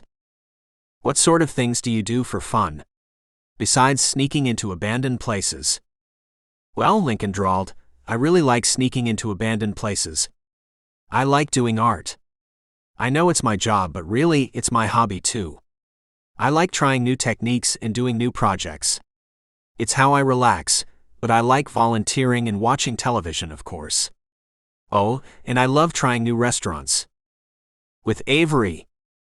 Sometimes with Avery. Our schedules flip-flop. Usually if I'm single, she's got a boyfriend and vice versa, so we don't hang out as much as I'd like. Honestly, she's not really bad about the jail thing. She's mostly mad because I said I wasn't going to date for a while. Understandable. This is probably not an appropriate conversation, but my last couple relationships have been terrible, so I was really wanting a break. Grayson was the worst, honestly. I'm sorry. Don't be. It's not your fault. But well, I like you, and I like where this is going. What do you mean? I like taking it slow with you. Usually, I would have slept with you by now. I mean, I slept with Grayson the first day we met. Yeah. Lincoln laughed. I probably shouldn't have told you that. Probably not. Do you, I mean, is it a problem? Why would it be a problem? Tai gradually took the lead as the dogs relaxed more, and he squeezed Lincoln's hand. Lincoln pressed his cheek into Tai's shoulder. I don't know. I mean, I've slept with a lot of guys.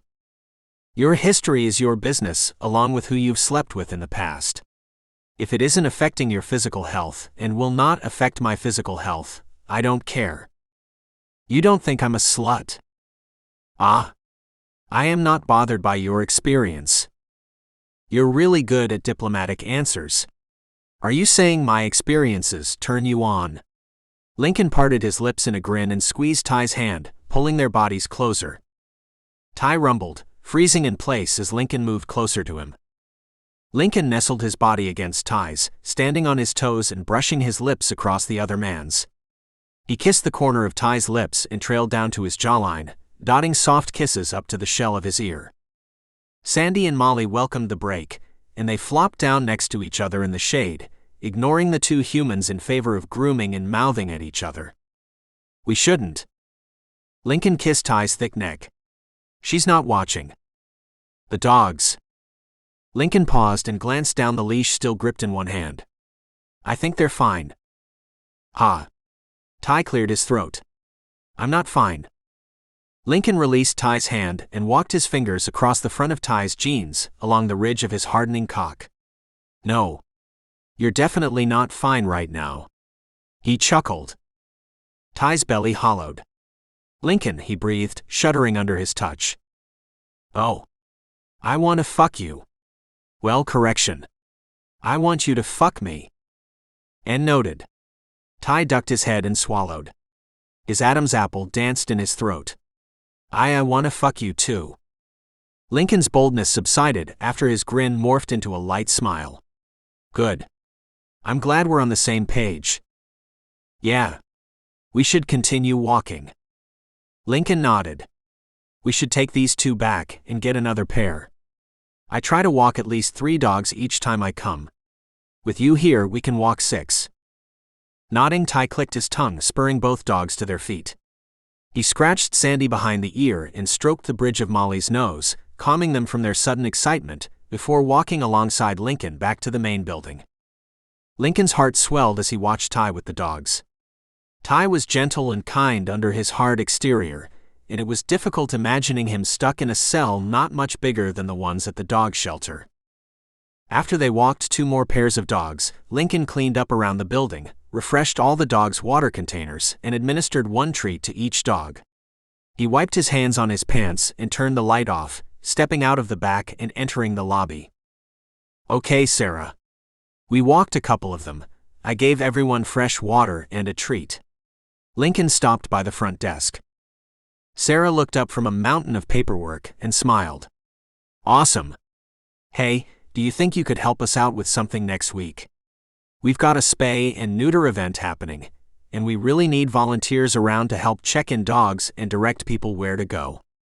You both could help, actually. Lincoln looked at Tai and then back at Sarah. We'll let you know, okay? Sure. With a smile, Lincoln waved to Sarah and walked to his vehicle with Tai. So, do you want to volunteer next Saturday? Depends on my application. Tai got into the vehicle and buckled himself in. Right. Should I call about it next week and see the status before making my decision? I don't know how I feel about continuing to volunteer with them when they have such a dumb rule. It's not a dumb rule. For you, it is. It's a safe rule. Not everyone comes out of prison reformed and ready to abide by all the rules of society. Lincoln groaned, flopping back into his seat and cutting his eyes to Tai. Stop making a good point. I want to be angry about it. On my behalf. Not only your behalf. I read felons completely lose their right to vote. So, if you found a job, started working, and paid taxes like you're going to have to do, you're basically being taxed without representation, which is the whole reason this country exists. Correct? Well, how do you feel about it? I don't. I am happy to be out now. Tai reached across his seat and turned the key in the ignition for Lincoln. Let's go back to the complex. We are eating with your friend, right? Yeah. She's probably starving now, too. She's going to want to go to a buffet or something. Oh shit. You're not working right now. I can pay for dinner if. I have money, Tai rumbled, but thank you. Money you saved in jail over the last few years? No. Money I earned before my term started. Oh. Lincoln screwed up his face as he drove from the shelter back to the complex. So, you worked a lot as a teenager? Did you go to school? All kids go to school. Except the ones who drop out at the legal dropout age. All kids go to school, Tai confirmed. You are too interested in my past. I want to know your story. I can't help it. Well, it is my turn to ask questions. I guess, Lincoln whined. What is something you have always wanted to do, but not had the chance to do yet? Easy. Ride a motorcycle. I wanted one as my first vehicle, because they're great on gas mileage and actually affordable, but my parents said no, and I ended up with a beat-up old sedan as my first car. I bought it myself too. And I could have had an awesome motorcycle for the same price. You've always wanted to ride. Tai lifted an eyebrow. Yeah. Is it surprising? A little. There's nowhere to put all your art supplies on a motorcycle. I don't always carry art supplies around. It's not like I'm holding my hair up with paintbrushes and graphite pencils. Not yet, you aren't. Tai laughed. A deep rolling rumble passed his full lips. Tell me about your parents. Well, my dad was strict, of course, but my mom was the wild one. I'm more like my mom, if it isn't obvious. My father is a research scientist. He left Japan and came here with nothing.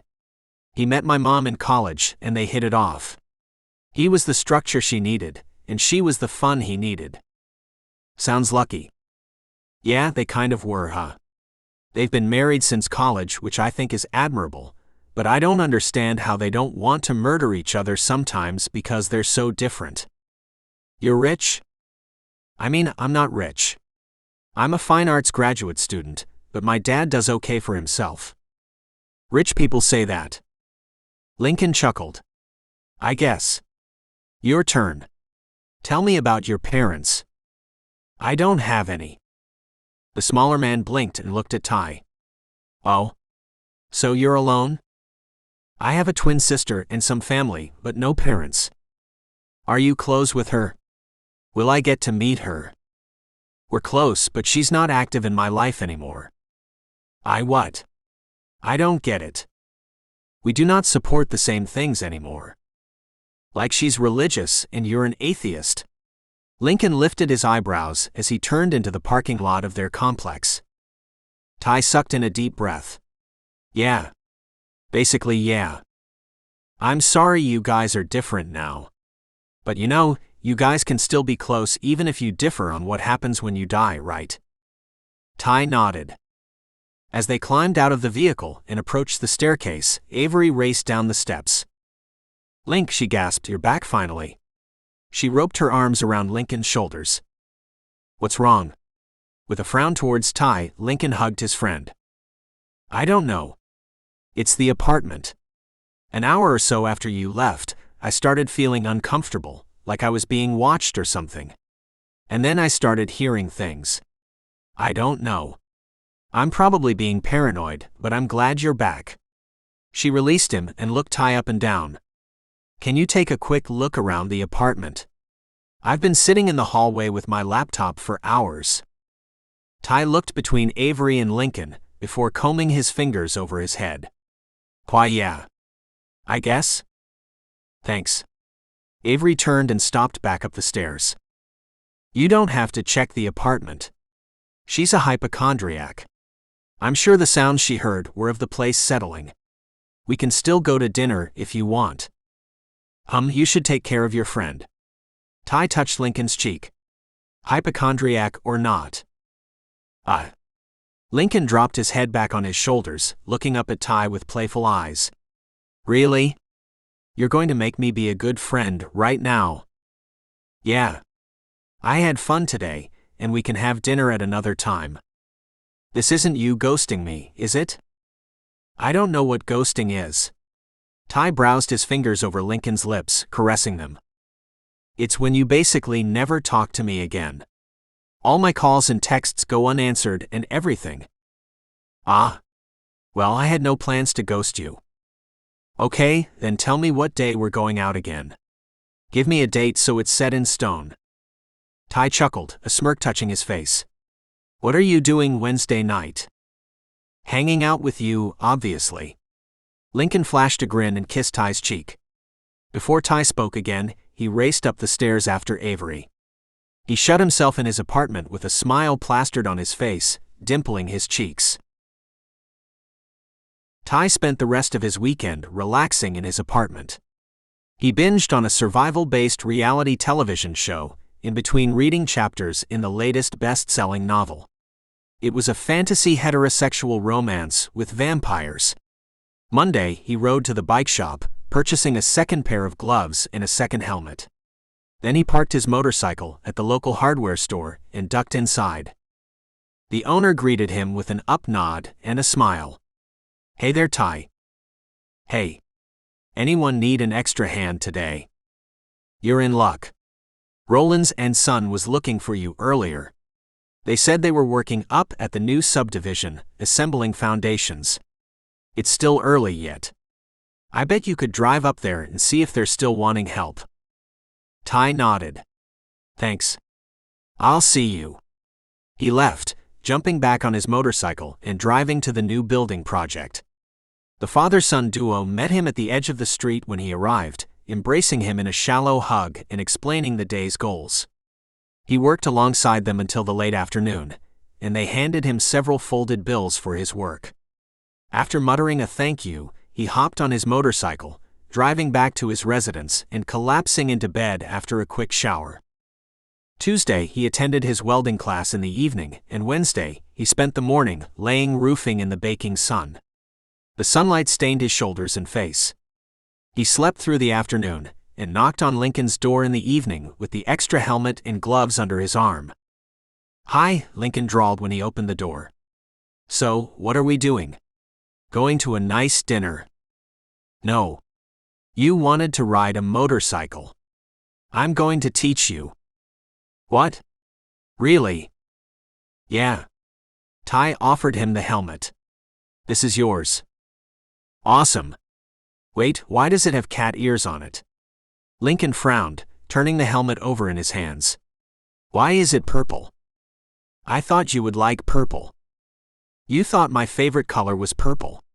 Lincoln pressed his lips together as he peeled his hair tie from his hair, pushing his bone-straight locks forward and nestling the helmet on his head. This one made me think of you, so I bought it. Lincoln snapped the helmet buckle. Tendrils of hair fell over his thick eyebrows and across his brown eyes. How do I look? He hooked his thumbs in the loops of his fitted jeans and dropped his shoulders. Like a rich guy trying to look tough. Stick to the artist thing. Haha. Lincoln laughed. Do you have a leather jacket and some boots? Boots, yes, but I don't have a leather jacket. You'll want to wear the boots. Tai leaned against the doorframe, folding his thick arms over his chest. I can let you borrow my jacket for today. Lincoln disappeared into his bedroom, returning in a pair of black leather boots. Oh, I really need a leather jacket. Yeah. It's for safety. A little fabric jacket won't do nothing if you fall off at a high speed. Lincoln's eyes widened. I could fall off? Yeah. You could. You probably will too, but it won't be too bad. Like I said, you won't be going real fast or anything. So the gloves are to keep my hands safe? Oh yeah. Tai handed him the gloves too. Lincoln pulled them on. Let's get my lesson started. He breezed past Tai and jogged down the stairs. Do you know the parts of a motorcycle? I surely do not. All right, well, the first thing is learning the parts of the bike, then you can get on and start trying to go. When we're done with the lesson, will you take me for a ride? Why yeah, I could take you for a short ride. Lincoln smiled. Awesome. He adjusted his helmet on his head, studying Tai before turning to the bike and kicking his leg over. He bounced on the sloped seat and gripped the handlebars. Tai smirked. So, I guess the most important thing you need to know is how to brake. You're going to ease off the throttle, which is this one here. He pointed at the right handlebar. You twist it to go, and you ease off of it to slow down. Then you're going to press down on the rear brake. Tai patted Lincoln's right leg with this leg and squeeze the front brakes too. He continued explaining the parts of the motorcycle, circling it as he spoke. Okay. Oh, okay, Lincoln responded, nodding throughout the explanation. So when you're getting ready to stop, what do you do? Lincoln poked his tongue out the side of his mouth and peeked around the bike. First, I'm going to ease off the throttle, which is this handlebar. He tapped it. Then I'm going to engage the brakes at the same time. I'm going to squeeze the front brakes and press on the back brakes. Yeah. You never want to do the back brakes on their own, because you could spin out of control. Your front brakes basically control your stopping power, but the back ones are down there too. When you squeeze the front brakes, your brake lights will come on. Lincoln nodded. So now how do I move forward? Yeah, I'm getting to it. With a smile, Tai walked him through the process of starting the motorcycle and getting into first gear. He walked alongside the vehicle, shouting directions to Lincoln, who was paralyzed from excitement. Holy shit, I'm doing it, Lincoln squealed. Tai laughed. Yeah, you're doing it. Okay, now slow down. How do you do it? Call it out to me. Back off the throttle, Lincoln replied as he crept along the asphalt parking lot. Correct, next. Engage front brakes. Lincoln wrapped his hand around the brake handlebar and squeezed. The motorcycle stopped short, jerking as the tires skidded forward a few centimeters. Oh shit. Lincoln squeezed the brakes harder. The motorcycle wobbled, but Tai caught it even as Lincoln tumbled off. The wide brim of his purple helmet clacked on the ground. You all right? I fell. Yeah, don't panic next time. You lock the front brakes. Hooah. Lincoln bounced to his feet and draped his arms over Tai's shoulders. You nearly killed me. You nearly killed yourself. You're dramatic. Next time don't use your whole hand to squeeze the brake. Only use 2 fingers. Useful information I would have liked to know before I fell. My knees would have liked that information. I'm sure your knees have been through worse, Tai blurted out, then closed his eyes as his cheeks burned. Lincoln paused and stared at him. What did you say? Tai wet his lips and cleared his throat. Nothing. Are you thinking about me on my knees? You are, aren't you? Are you hinting? His eyes sparkled. Do you like doggy style? Get back on the bike and try again. Answer my question first. Do you like doggy style? Lincoln quirked his lips. We should stop talking about this. Why? We're consenting adults. We can talk about sex. In the open. Lincoln looked around. We're alone though. So. Tai teased the handlebars of the motorcycle. Yeah. Doggy style's all right. What's your favorite position? Tai shrugged. It more depends on the person, not the position. Code for you're kinky as fuck, but you play it by ear. No. Code for exactly what I said. Get back on and try again. Okay. Lincoln spun on his heels and jumped back on the motorcycle. He cruised around the parking lot several times, and by the time he stopped beside Tai again, he had mastered first gear and braking. He parked and climbed off the bike. How'd I do? Good for your first time. Perfect. Take me for a ride now? Yeah. Tai shrugged his jacket off and handed it to Lincoln. Rough fingers stroked Lincoln's jawline as he traded places with him, kicking his leg over the motorcycle. "Hop on." "Oh." Lincoln tugged the jacket over his shoulders with a groan and slipped onto the back of the motorcycle, sliding his arms around Tai's middle. His fingers traced flexed muscles through Tai's shirt. "Promise you'll say those exact words to me again sometime in the future." Tai glanced down as his face warmed again. "Yeah. So, remember when I said you kind of have to lean with the bike when you're turning and stuff?" "Aha. When you're riding, you need to stay neutral and let me do the work." "Fuck. Promise?" "Good lord." Tai shook his head. Lincoln chuckled. "I like knowing you're thinking about it. I bet you're an amazing fuck." "It's been a while," Tai whispered. "Sex is like riding a bike." "I don't understand." "It's a saying. Once you learn how to ride a bike, you never forget. Sex is like riding a bike." "Ah? Yeah, are we going or not?" "We're going." Lincoln hushed and rested his hands on Tai's hips as Tai went through more safety precautions and handed him a cheap pair of glasses. When Lincoln nestled his chin on his shoulder, a chill went through Tai's spine, and Tai squeezed the handlebars. He pushed into Lincoln, reveling in the feel of the other man's chest against him. The metal balls of Lincoln's piercings pressed into Tai, and Lincoln's pounding heartbeat thudded against him too. With a little rumble, he sparked the ignition and cruised into first gear, looping around the parking lot before stopping again. The motorcycle idled with Tai supporting it, and he glanced back at his passenger. "How was it?"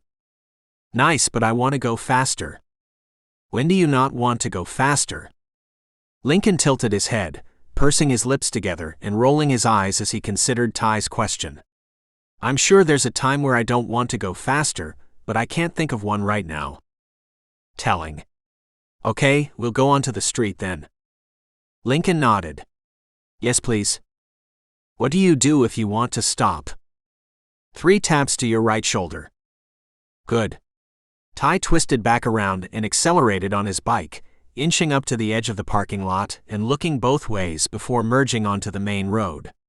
The bike shifted into second gear and then third gear, and Lincoln leaned into Tai, pressing the front of his body into the other man's back. Tai shivered again.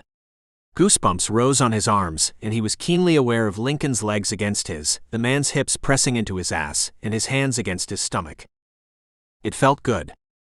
Tai drove Lincoln around the neighborhood, and they rolled back into the apartment parking lot 30 minutes later. He turned the motorcycle off and supported the vehicle's weight as Lincoln dismounted. "Holy shit," Lincoln crooned, "riding on a motorcycle is amazing." He unhooked his helmet and ripped off his gloves. "It's like being weightless, and everything is so much clearer. The smells, your surroundings. It's so, I don't know, raw." "Gonna paint about it now?" Tai stood up after Lincoln, removing his helmet too and attaching them both to the bike. "I feel like you're making fun of me." "Are you making fun of me?" "Nope. Just wondering if you were going to make a whole series about being one with nature or something. After I finish my current series, I might." "I want to see it." "See what?" "Your current series. The one mixing your heritages, right?" Lincoln's cheeks flushed, and he combed his fingers through his matted hair, pulling it into a ponytail and looping the hair on itself. It stuck out like a fan on the back of his head. "Yeah. You're going to think it's dumb." "Why?" "Because? Look, I know art is a privileged thing, and you had your first factory job at age 15 or whatever. I know the whole thing is frivolous. I've never had a factory job." Lincoln scoffed. "The job isn't the point.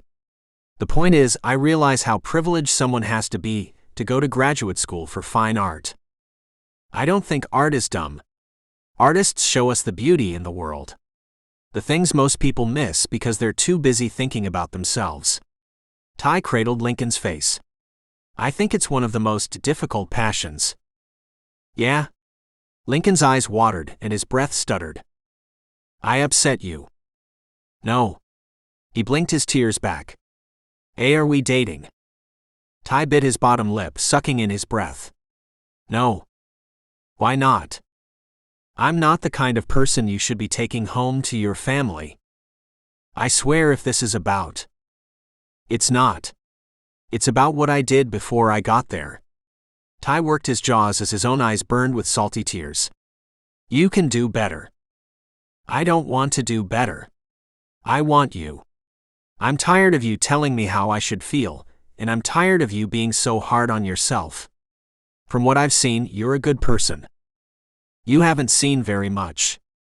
Then show me the rest, Lincoln challenged. Defiance blazed in his eyes, and he balled his fist in Tai's shirt, urging the larger man closer. His tight lips relaxed, and he scanned Tai's face before he arched on his toes and pressed their lips together. The artist explored Tai's mouth, stealing control of the situation as Tai stood there dumbstruck by his boldness and his passion. Tai rumbled as the kiss ended, and his eyes narrowed, tracking Lincoln as the lithe man pranced back to the apartment staircase and sauntered up the steps. His lips curled away from his teeth, and he tasted the electricity in the air. Lincoln glanced over his shoulder once he reached the middle of the staircase and chuckled. You coming? His full lips quirked, and the sunset warmed his dark skin. Why yeah. Tai nodded, shoving his keys in his pocket and fumbling with his gloves and glasses before jogging after Lincoln. Lincoln continued up the stairs, disappearing into his room as Tai reached their level. He left the door ajar, and Tai slowed down, walking casually towards the open door with a growing smile on his face. When he turned the corner to Lincoln's apartment, he was dumbstruck a second time. My God, Tai whispered, hazel eyes widening as he drank in Lincoln's naked form. His cock strained against his jeans, and his eyes started at Lincoln's slender feet, traveling up his lean calves and thighs. They paused at Lincoln's thick cock, and his mouth watered. His eager tongue traced the back of his teeth as warmth and hunger spread through him. Show me, Lincoln echoed his earlier demand and clasped his hands behind his back. His slim chest arched. Tai's hands clenched at his side as his eyes followed a trail of wavy dark hair from his navel to his chest. Lincoln's pierced nipples teased him, and he cleared his throat again. He flicked his eyes away, closing the door behind him and toeing off his steel-toed boots. Lincoln waited. Tai ripped his shirt over his head, exposing meaty shoulders and faded tattoos laid over permanent scars. His muscles shuddered under his skin, and he looked down, fixing his gaze on the apartment's laminate flooring. Look at me. Lincoln approached Tai, trailing his fingers over thick shoulders. His soft touch traveled along Tai's collarbone and up the column of his neck. His muscles quivered, and his breath hitched as he lifted his chin. Lincoln traced jagged scars. You're so beautiful, he mumbled, tears glossing his eyes. Tai moaned, flexing as Lincoln browsed his skin. Tell me about this one. Lincoln's fingers stopped at a puncture wound above the slope of his hips. Tai winced. Does it still hurt? No. Tai's features tightened, and his tone dropped an octave. His baritone voice lowered to a throaty bass. You want to hear about my scars? I want to know your story, all of it. Scars and tattoos included. Tai wet his lips. I was stabbed, his voice trembled, by someone who I thought was a friend. Lincoln's hand froze against Tai's warm body, and his threatening tears finally sailed down his cheeks. How old were you? Tai quirked his eyebrows. A teenager, I think. Lincoln bit the tip of his tongue. Do you know how old you are now? Why would you ask me something like that? Tai's lips twitched. Do you? No. He turned his head to the side and snaked away from Lincoln's touch, pacing the living room. Lincoln's apartment was a different kind of jail. It was free of bars, but it came with social expectations. Does it matter to you? When do I celebrate your birthday? Lincoln's watery voice asked. In the fall. Can I pick a day for you? Tai's day? If you want. October 26th. Tai stared forward before spinning around, fixing his attention on Lincoln. The truth burned his tongue as Lincoln wiped tears from his blotchy cheeks and offered a little smile to Tai. He worked his jaws, grinding his teeth against each other. Okay, he growled. Lincoln nodded. I would guess your age, but it's confusing. You don't exactly look old, but you're wise. I'm wise? Yeah. You're experienced in your own ways. You make me feel secure and safe. After I told you my friend stabbed me, you consider me safe? Lincoln shrugged. You care and you're alert. Yeah. I have to be, since I know people capable of stabbing their friends. Lincoln chewed his bottom lip as a thoughtful expression touched his face. The person who stabbed you, do they know your sister? Yeah. They're in the same religion. Tai clenched his jaws. Yeah, basically. Lincoln nodded, and the expression cleared. Stay over for the night. I promise I won't pry all through your past. He held up his hand, balling a fist except for his fourth finger. Pinky swear. Tai blinked. Pinky swear means I'm serious. The only way you can be more serious is if you put it on your mother, and on God. Ah, Tai wrinkled his forehead, right? He held up his fourth finger, too. Lincoln chuckled, and moved over to Tai, wrapping his fourth finger around the other man's and squeezing for a second before releasing it. There. Now we've done it. So, what do you want to eat? I could order something. Anything you want. Pizza. I'm ordering pizza.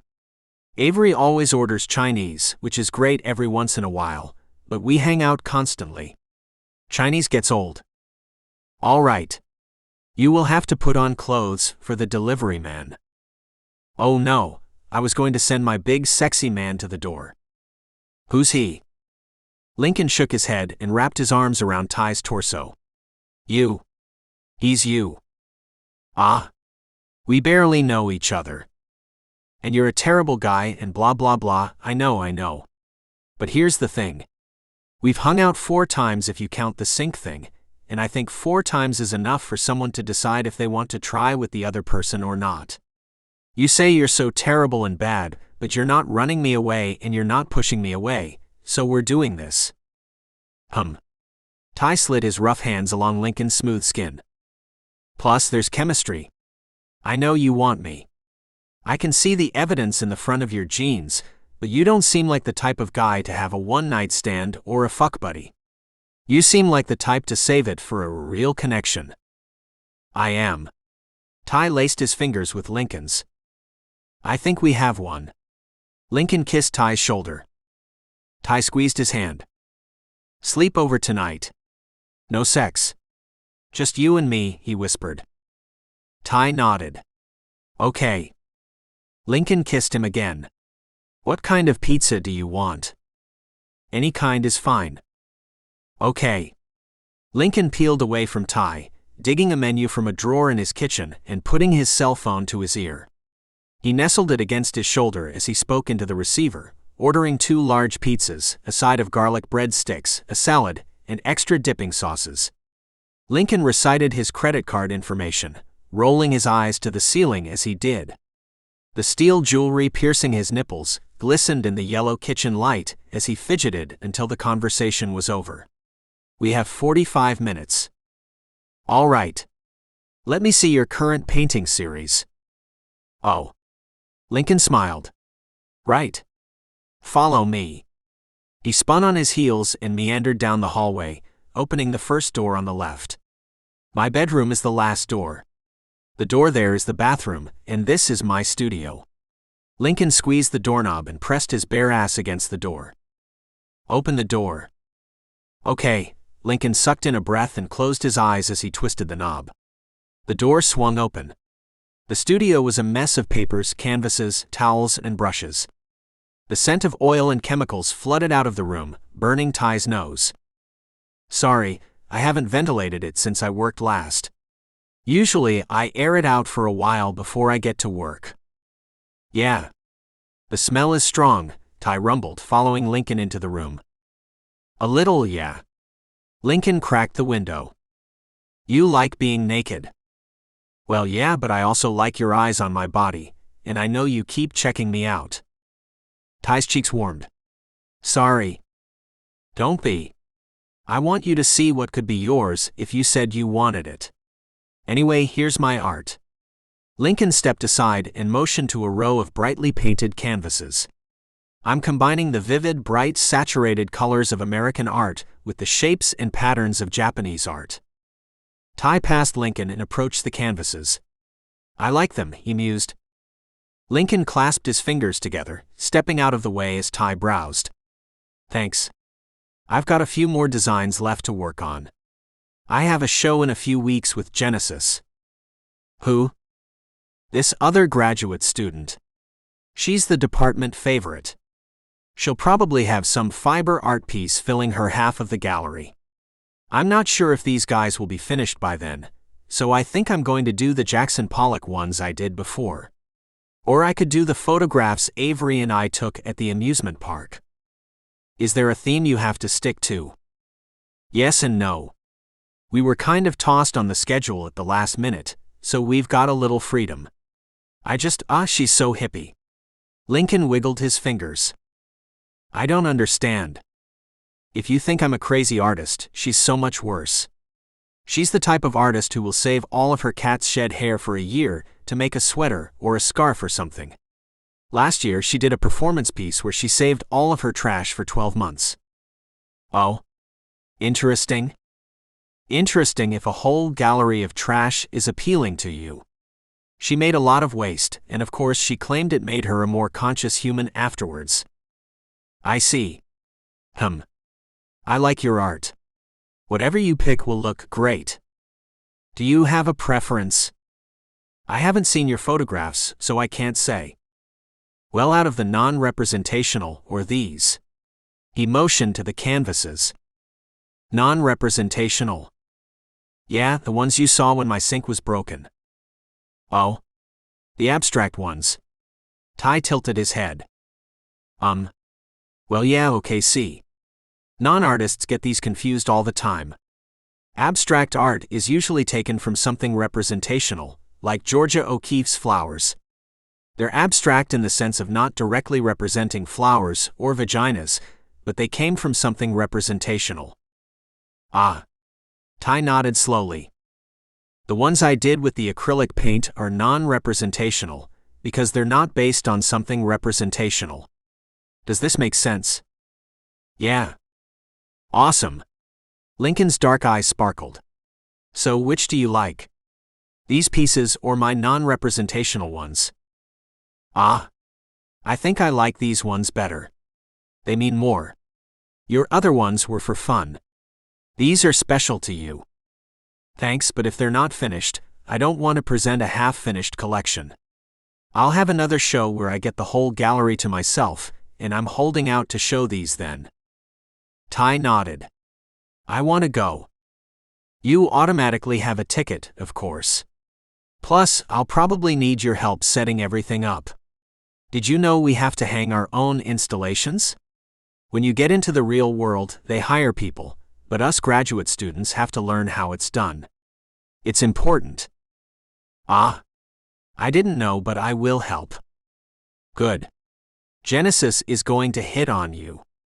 If it makes her feel better to flirt with her colleagues' boyfriends, she can. Oh. Lincoln lifted his eyebrows with a smile. Yeah. So my bedroom is this way. He moved out of the studio, grabbing Tai's hand on the way. Will we hear the door? Oh, the pizza guy will call me when he gets here. No worries. But you left your phone in the kitchen. Lincoln's eyes widened, he chuckled, and he slipped into his bedroom, leaving the door wide open. Tai followed and paused beside the bedroom door, crossing his arms over his chest. What? Lincoln had already climbed into his bed and relaxed into it with his legs crossed and bent at the knee. He reached for Tai. Join me. Yeah. Tai dug in his pockets, pulling out his keys, his wallet, and his own simple cell phone. He placed the items on the dresser. Someone knocked on the door. Lincoln's cell phone rang from the kitchen. Told you, Lincoln murmured. I already paid, but you'll probably have to sign the receipt. Write my name, it's fine. What? My mom told me it didn't matter who signed it. As long as I was actually approving the charge, anyone could sign. I guess yeah. Tai wrinkled his nose but moved out of the room. He collected the pizza and scribbled Lincoln's name on the credit card receipt. After grabbing plates, silverware, and beer from the kitchen, he delivered the pizza, breadsticks, and salad to the bedroom, placing the spoils on the corner of the bed. The next morning, Lincoln woke first and slithered out of Ty's arms, disappearing into the shower and then tiptoeing around the room as he dressed for work. He carried the pizza to the kitchen, condensing it to one box and stashing it in the refrigerator before returning to his bedroom and finishing his morning routine, grabbing his wallet and unplugging his cell phone charger from the wall. Ty groaned awake, rolling from his back to his side and cracking hazel eyes open, directing his sleepy gaze to Lincoln. "Ah. Mornin', sleepyhead." Lincoln stretched across the bed, kissing Ty's cheek. "Hey," Ty rumbled, grabbing Lincoln's arm and pulling him closer. "I'd love to, but I have to go to campus. I have my studio classes. My students are expecting me. You can stay and sleep, though." Ty kissed Lincoln's neck and nudged the collar of his shirt out of the way, pressing his lips into his sharp collarbones. Lincoln tilted his head, exposing his neck to Ty and sighed. "You're a morning lover," Lincoln whispered, dropping his eyes closed as Ty coaxed him into the bed with sweet affection. Ty laid him down and moved on top of him, fitting his bulky body between Lincoln's legs, bunching the linen fabric of his slacks. He lined their cocks up, grinding himself against Lincoln. "Yeah. Next time I'll have you spend the night on the weekend, and we can continue this." Lincoln kissed Ty again. "But right now, I really have to get moving. I'll be late if I don't leave in a few minutes." Ty rolled off of Lincoln with a languid smirk on his face. "You're cute. I'm glad you slept well. You have your class tonight, right?" "Yeah." Lincoln nodded. "I keep an extra key in the junk drawer in the kitchen. If you leave early, lock up and I'll get the key back from you later. If you hang around until your class, you can leave the door unlocked, no big deal. I may be able to sneak away around lunchtime, but I'll text you. You trust me here?" "I mean, yeah." Lincoln chuckled. "You're fine. I'll text you later." "All right. Have a good day."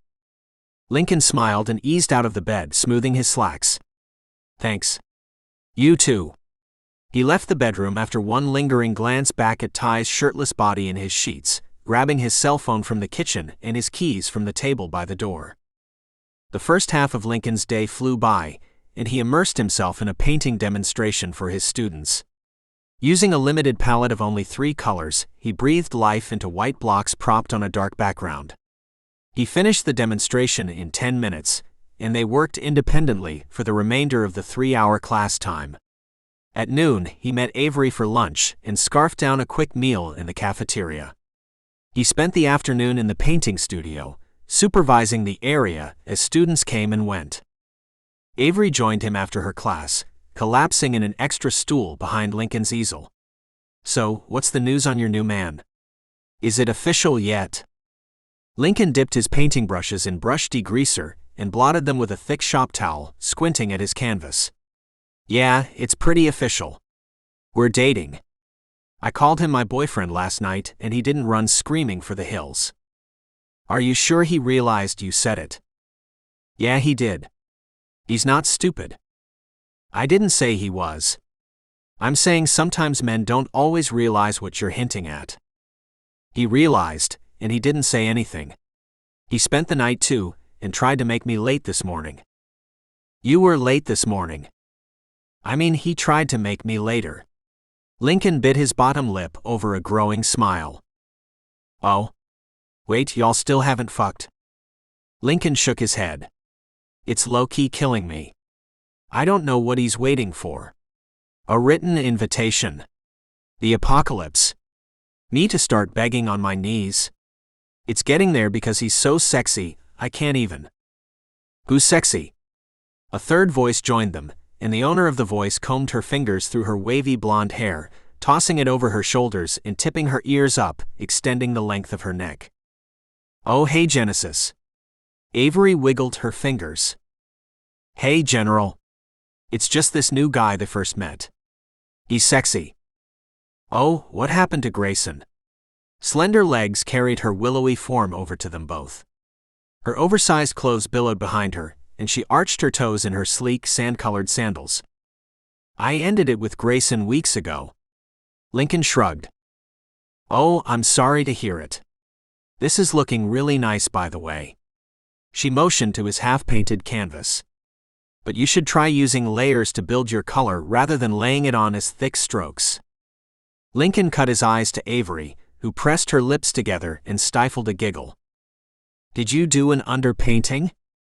I just think these colors could really pop if you had done complementary color washes before you started with full color. Thanks, General. I might try it on the next one. Lincoln smiled. You can try it on this one, but you would have to scrape off all the texture. The texture is just wasting paint anyway. You should be conservative when it comes to your paint usage. The woman lifted her nose in the air as she spoke, grabbing her bony elbows with pale fingers. Yeah, I think I'm going to finish this one as is though, but like I said, I'll try your technique on my next one. She nodded and looked at Avery. What are you working on now?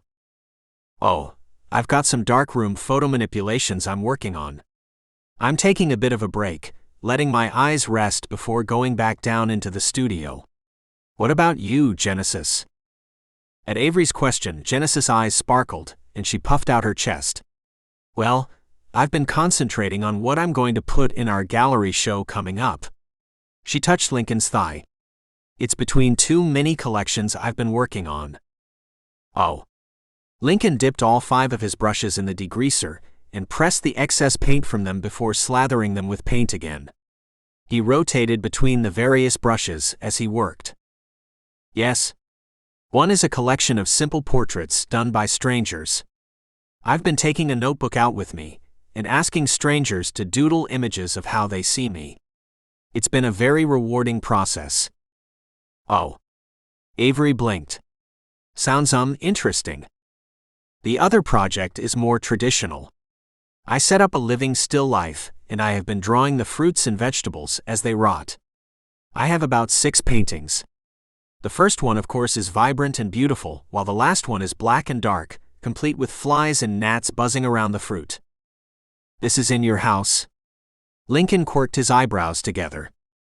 Of course it's in my house. Where else would it be? I have the still life set up in my painting room. Which one do you think I should show? Genesis looked at Lincoln. Well, Lincoln scratched the back of his head. I'm not sure. I'm still torn between what I'm going to show, honestly. It's between a non-representational art series and some photographs I took at the abandoned amusement park. Genesis' bug eyes widened. You went there? She covered her thin lips with her hands. I'm so jealous.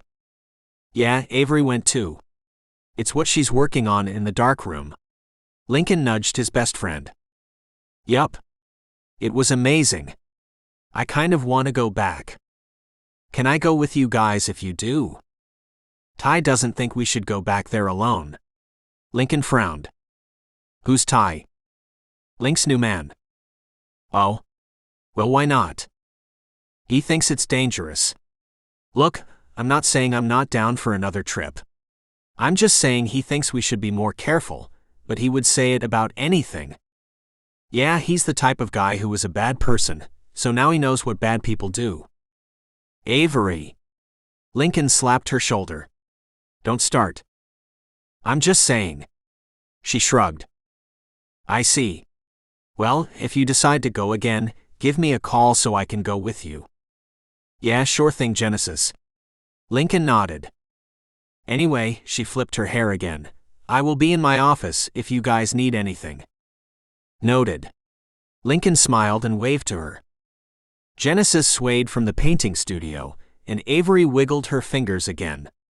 When Genesis disappeared, she slouched back in her seat with a long, wavering groan. She's so extra. At least she's trying to be friendlier. I guess. Did you hear her? All she did was critique your painting like she's the professor or something. I know. I'm trying to be patient, though. She thinks she's being helpful. Avery blinked. You hate Genesis. Correct? So, why are you being nice to her all of a sudden? Not nice, just cordial, and because you never know what someone's going through. She may have autism or something. Or she's a bitch. Are you going to have your same attitude when she's hitting on Tai? Tai wouldn't be tempted by her fake laughter and false smile. Just like Grayson wasn't. Tai and Grayson are very different people. For one, Tai is a nice person, and Grayson was kind of a douchebag. I'm not arguing there at all. I'm glad things are going well for you. Avery hugged Lincoln around the shoulders.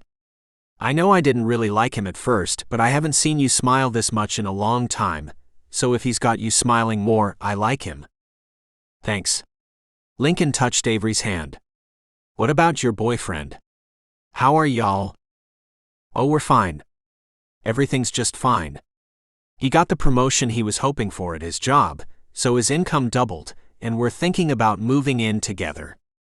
Fun. House or an apartment? Well, he's got a mortgage in the condo he's in now, so it would make the most sense for me to move in with him, but I hate his place. He has a futon in there. It's too much of a bachelor pad for me. Avery screwed up her face, shaking her head.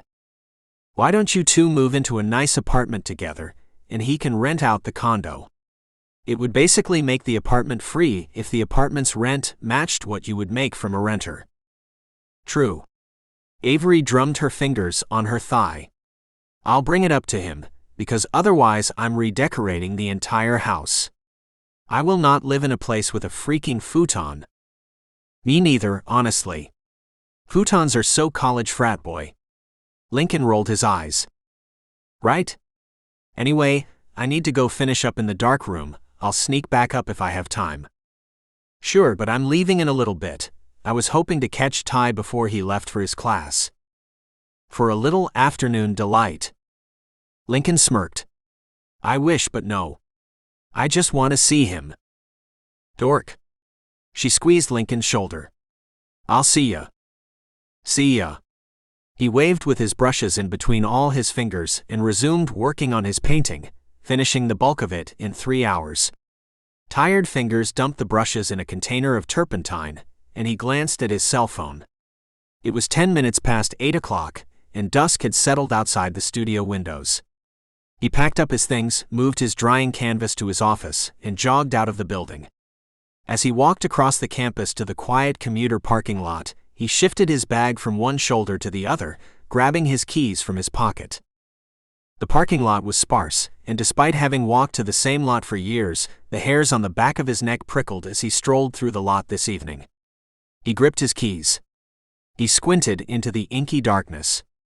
Shadows moved in his peripheral vision, and he snapped his head around, looking over his shoulder but seeing nothing. He exhaled in a shaky breath once he reached his car. Trembling fingers fussed with his belongings as he climbed into the driver's seat and closed the door behind him, locking himself in. He held his breath, calming his racing heartbeat with a hand on his chest as his cell phone buzzed in his pocket. Lincoln clawed at it through his slacks, recovering it, and putting it to his ear. Hello? Link dear. Oh. Relief washed over him. Hi Mom. How are you? I called the other day, but you didn't answer. Yeah, I was busy. I meant to call back, but I forgot. I'm fine.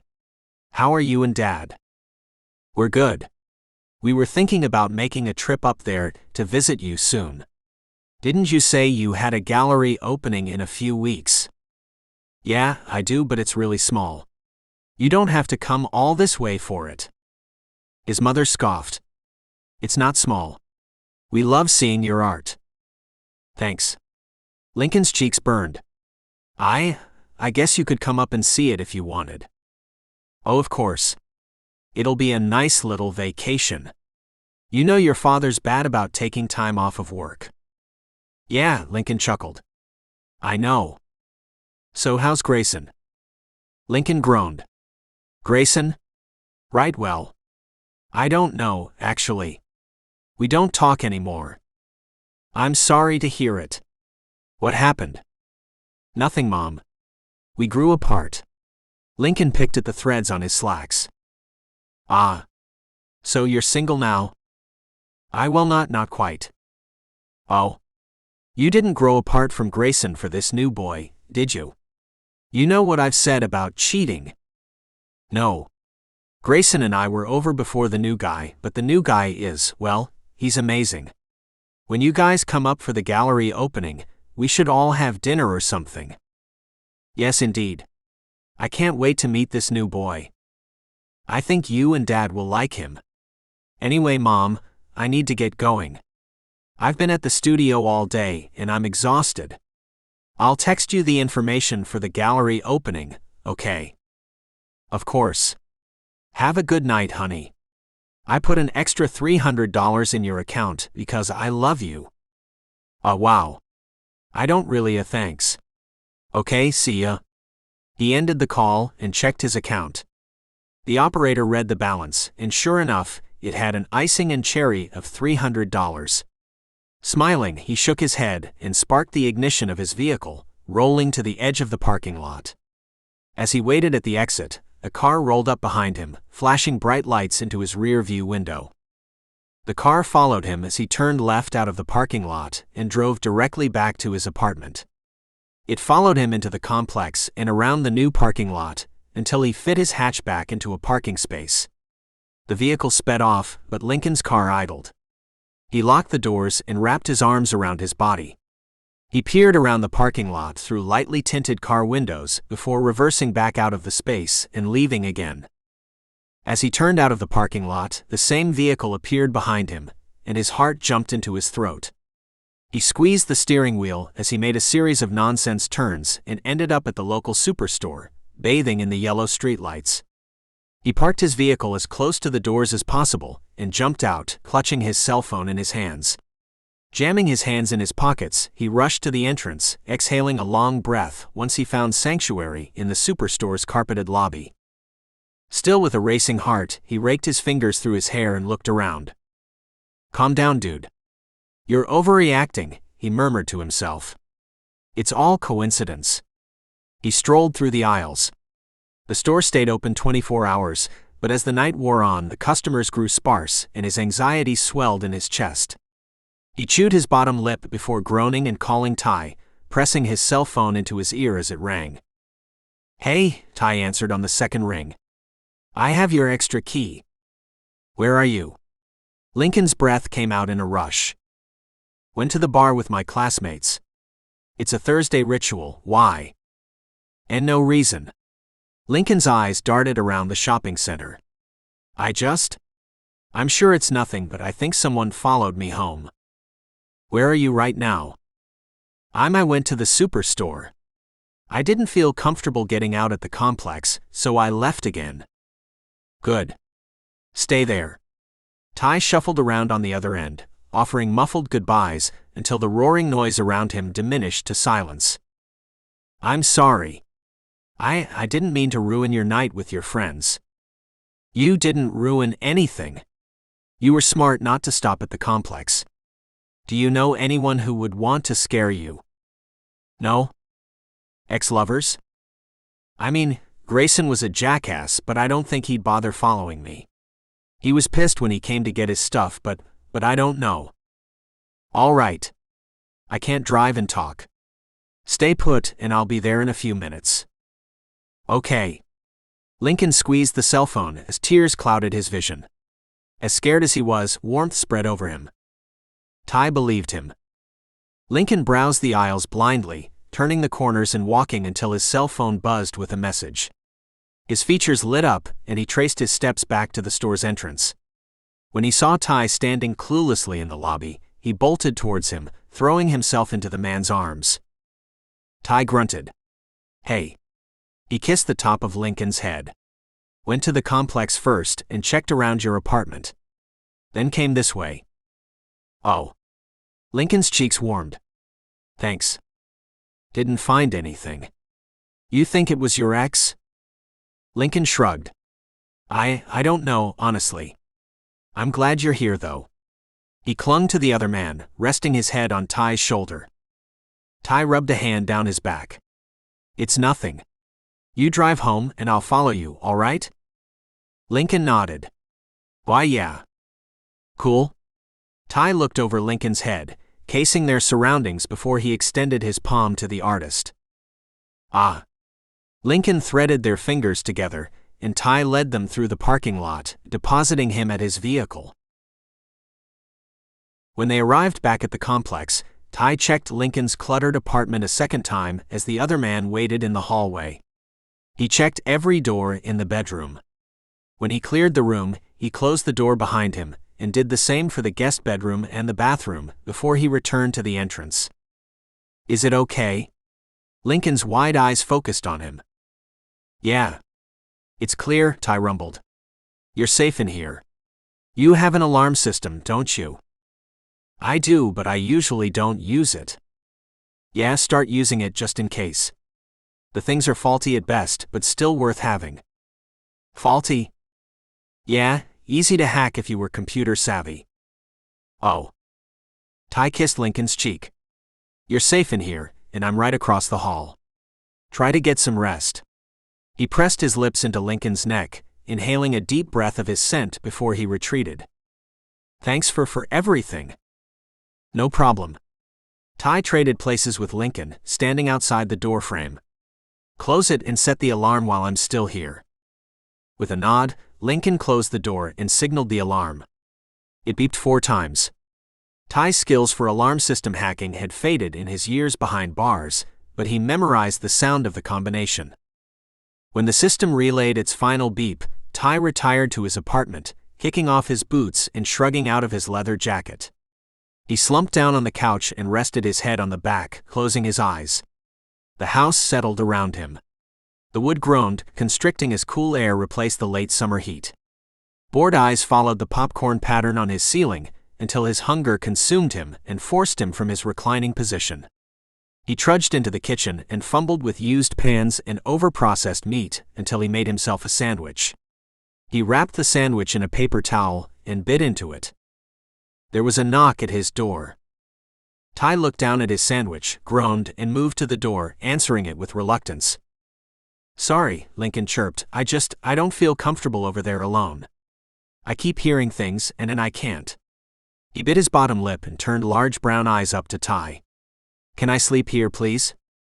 Tai pressed his lips together, glancing across the hall before looking down at Lincoln. "All right. I'll sleep on the couch and you can have my bed." Lincoln bit his lip as his eyes sparkled. "Thanks. But we slept together last night, so why do we need to sleep separately tonight?" "Because?" "Right." Lincoln rolled his eyes, stepping into Tai's apartment and closing the door behind him. "So, what do I have to do to get you to fuck me?" Tai took another bite of his sandwich. His sister's words floated to the front of his mind, and he winced, swallowing prematurely. He coughed. It's been a few years for me." "You're nervous?"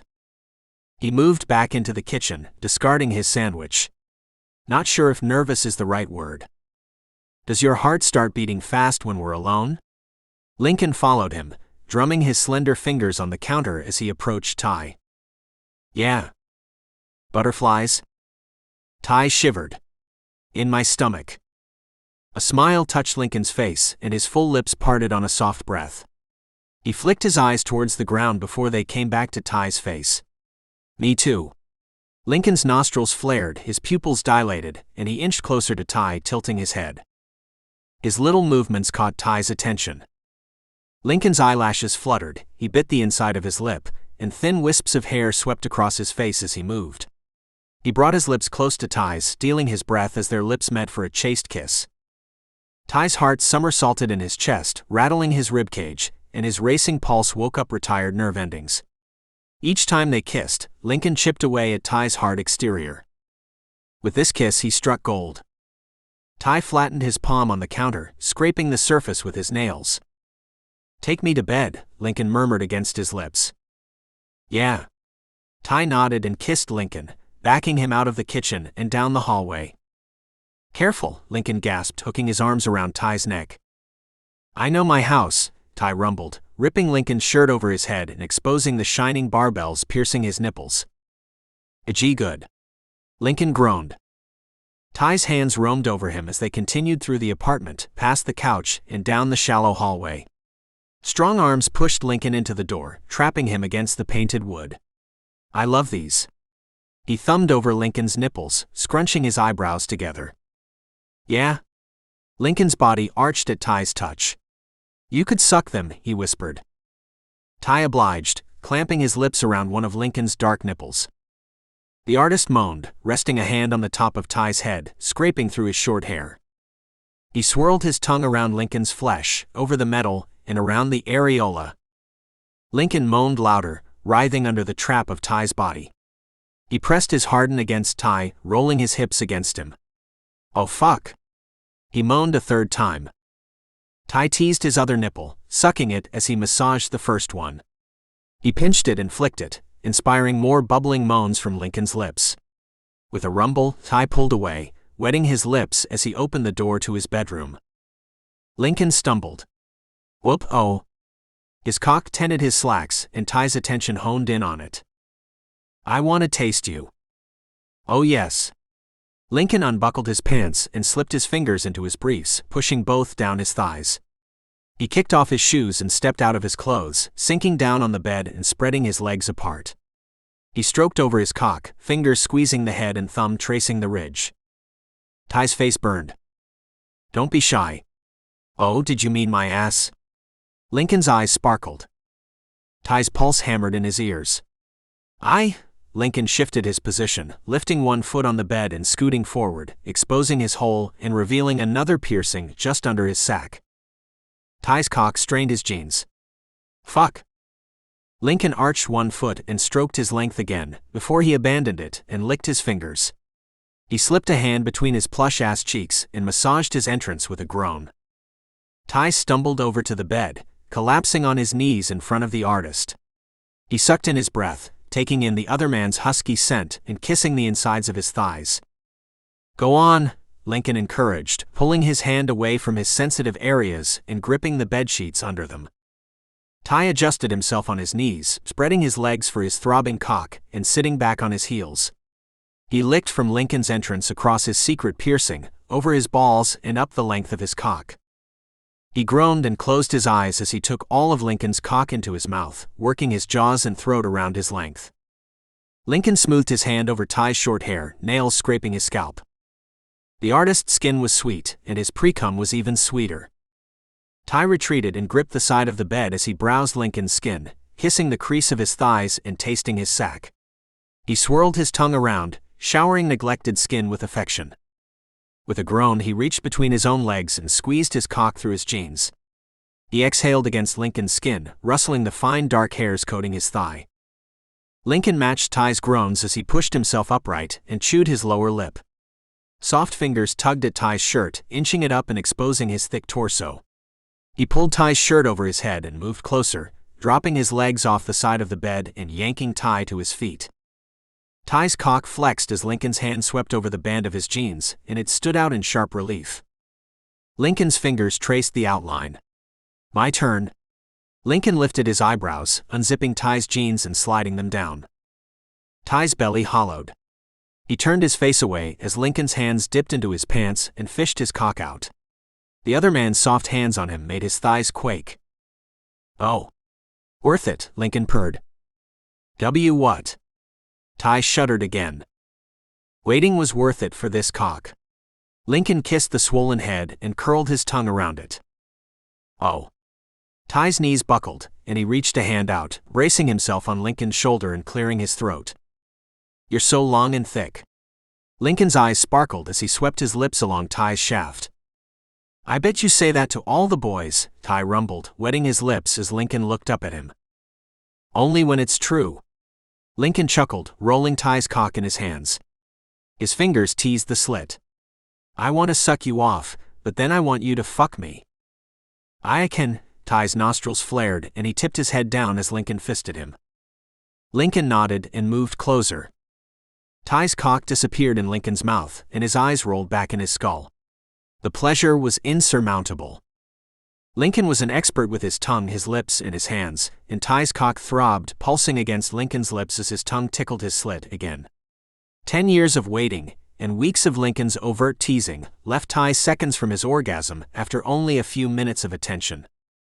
Fuck, Tai growled. His muscles twitched. Ah. Fuck yeah. I'm gonna come. His face burned at his confession, and he turned his face away.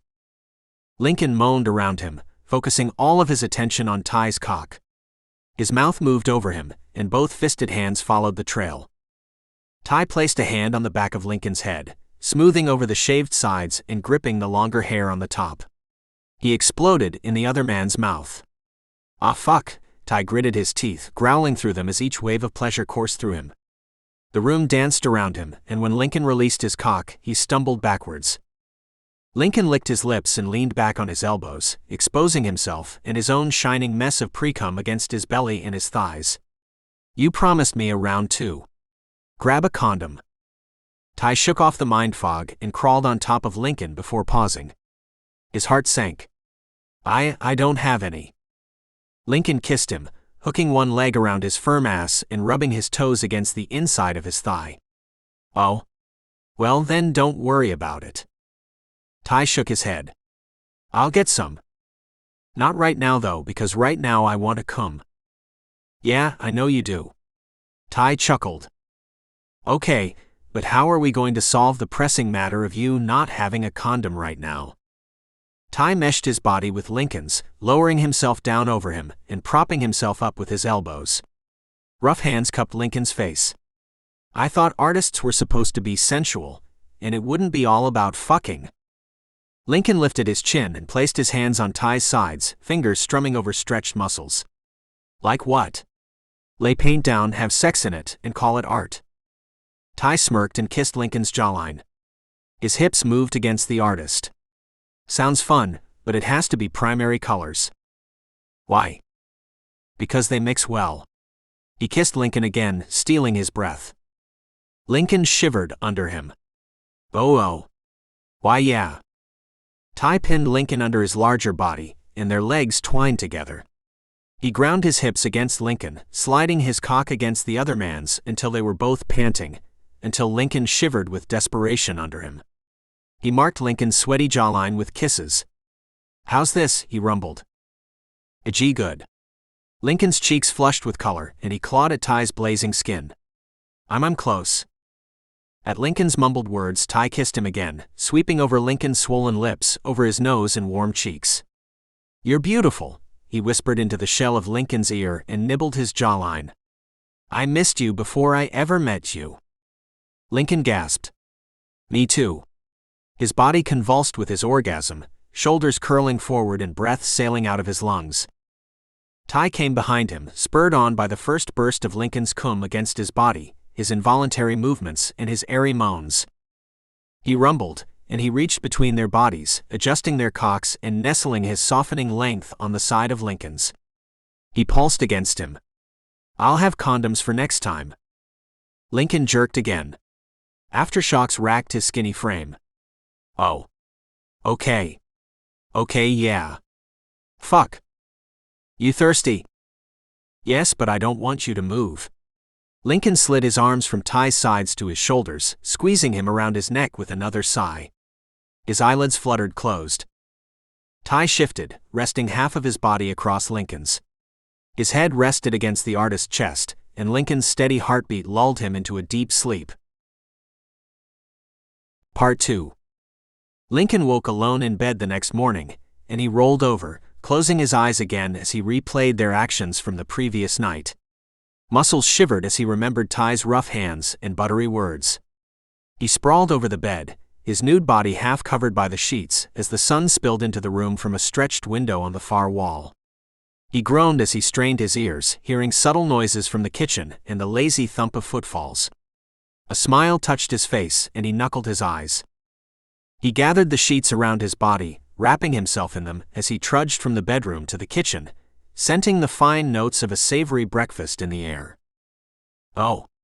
You made me food. Lincoln shuffled farther into the kitchen. You could have borrowed some of my clothes.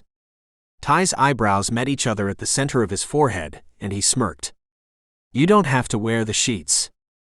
I know, but I'm cold. He squeezed the sheets around his body, accenting his point. I have hoodies in the closet and joggers in the drawers. Lincoln stole a piece of floppy bacon and moved back out of the kitchen, retreating to Tai's bedroom again. As he rooted through the closet, yanking a sweatshirt over his head and a pair of loose biker shorts on his lower half, someone knocked on the front door. Lincoln paused. "Police," an authoritative voice called. He wandered back out of the room, tugging the sleeves of Ty's sweatshirt over his hands, and he peeked in the kitchen. "I'll get it. I don't know what they could be here for, though." Tai turned wide eyes to Lincoln. He pressed parted lips closed, and his jaw ticked as the color drained from his face. "Don't," he hissed. The muscles in his neck tensed. Lincoln quirked his eyebrows and flashed Tai an easy smile. "It's the police. I have to answer." He kissed Ty's pale cheek. "Everything's fine," he promised, and advanced to the door, opening it on the second round of knocking. "Hi. Good morning. Sorry to wake y'all up, but I was wondering if y'all heard anything suspicious." A swarthy-skinned police officer looked Lincoln over, and then cut his eyes to Tai as he emerged from the kitchen, leaning against the door frame. Lincoln looked over his shoulder, and Tai uncrossed his folded arms, tucking them in his back pocket and shrugging.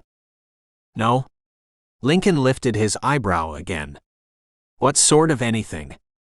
Any loud noises or unusual sounds?" The corners of Lincoln's lips turned down, and he shook his head, stealing another glance at Tai before focusing on the officer. "I haven't." "Why?" "Your neighbor's silent alarm system has been going off for the past 10 minutes, he hiked his thumb behind him, pointing to Lincoln's door, "but I'm not getting an answer over there." "It's my place," Lincoln whispered. But I've been here all night." The officer looked at Tai again. "All right. Maybe something tripped the alarm. You got a pet or something?" "Why, yeah, no. It's fine. I leave my windows up a lot, so it was probably just the wind, or maybe a bird accidentally flew in or something." The officer nodded. "Probably. May want to get screens for those windows." He smirked. "Well, I'm glad everyone's all right here." "Why, yeah. Everyone's fine. Sorry you had to come out for nothing." "Don't worry about it. I'd rather come out on a false call than not get one, and someone ends up hurt." He tipped his head again. "You two have a good day, why here?" "Of course. Thanks." Lincoln peeped down the hallway as the officer left, before closing the door and looking at Tai. Tai's original frown had deepened, and a hard brow line shielded narrowed eyes. "You got enemies?" Tai tugged a shirt over his bulky chest and grabbed Lincoln's keys from the counter. "You've already asked me this, and the answer again is no. I mean, Genesis and I aren't friends, but she wouldn't try to break into my house. I'm sure it was nothing." He walked across the hallway, unlocked Lincoln's door, and stepped inside. Lincoln rushed after him, plastering himself against Tai's back. "What are you looking for?" "Shish," Tai rumbled. "You think someone's in here?" Lincoln's voice dropped to a whisper, but he still clung to Tai's back. "No. How many people have keys to your place?" Avery, my parents, and then there's my extra key." "None of them would loan their key, would they?" "No." Tai wet his lips, hazel eyes creeping around the room. He shivered. "You sure you don't have any enemies?" No. "Okay, fine. Grayson took the breakup kind of hard, but I wouldn't consider him an enemy, more like an upset ex-boyfriend." "You think he'd try to hurt you?" Tai backtracked out of the room and eyed the front door. "I mean, no." Lincoln typed in the alarm code. 3 failed attempts, the automated alarm system announced. Tai's attention snapped to Lincoln. "Who all knows you have an alarm system?" "My friends, everyone. It's not a secret." Tai rumbled. "Someone broke in, then left when they couldn't crack your alarm code." "Okay, so it was an attempted burglary. See, this thing does come in handy." Lincoln beamed at Tai, touching his chin to his shoulder. "When you use it, I guess." Tai studied the doorknob. "You need new locks." "Why?" Lincoln wandered over. "Because this one's shot." He motioned to the frayed and raw edges of the key insert. "I don't understand." "Someone jimmied your lock." "I still don't understand." Tai sighed. "I'm going to get you a new lock today." I'm going to get you the fancy one where you have a camera in it and a passcode. But you said passcodes can be hacked. Is a passcode really safer? If you live in a house, nothing's safer. I guess unless your door's made of cement. Tai shrugged. Well, comforting. Lincoln raised his eyebrows. Yeah, no problem. Tai nodded. I'll get this for you today. You all right otherwise? No. Someone broke into my place, Tai. I don't want to sleep here. Lincoln rubbed his hands over his face. I think I'm going to skip today. I want to help you deal with this. It's my apartment. Just let me send some messages and get dressed, and then we can go to the hardware store. Sure. Tai fussed with the lock some more. Lincoln squeezed Tai's shoulder. Thanks, he murmured and tramped back across the hallway to Tai's room, digging his cell phone out of a pile of clothes. He glimpsed his messages first. 5 from Grayson, 1 from Avery, and 1 from Benny. With a sigh, he called the head of the department. Fine Arts Department. Rivera speaking. Hey Dean Rivera. It's Lincoln. I'm not going to be able to make it up there today, because someone broke into my apartment this morning. Oh, I'm so sorry. Are you okay? Yeah. I'm fine. I wasn't there, but the lock's broken, and I just want to be able to deal with all this today, so I feel better tonight. I understand. Are you teaching a class today? No. Only studio hours. Good. Well, I'll see you Monday then. Yes. Thanks, Dean Rivera. No problem. Lincoln ended the call and ran back across the hall, shedding Tai's oversized shorts for a pair of distressed and bleached jeans.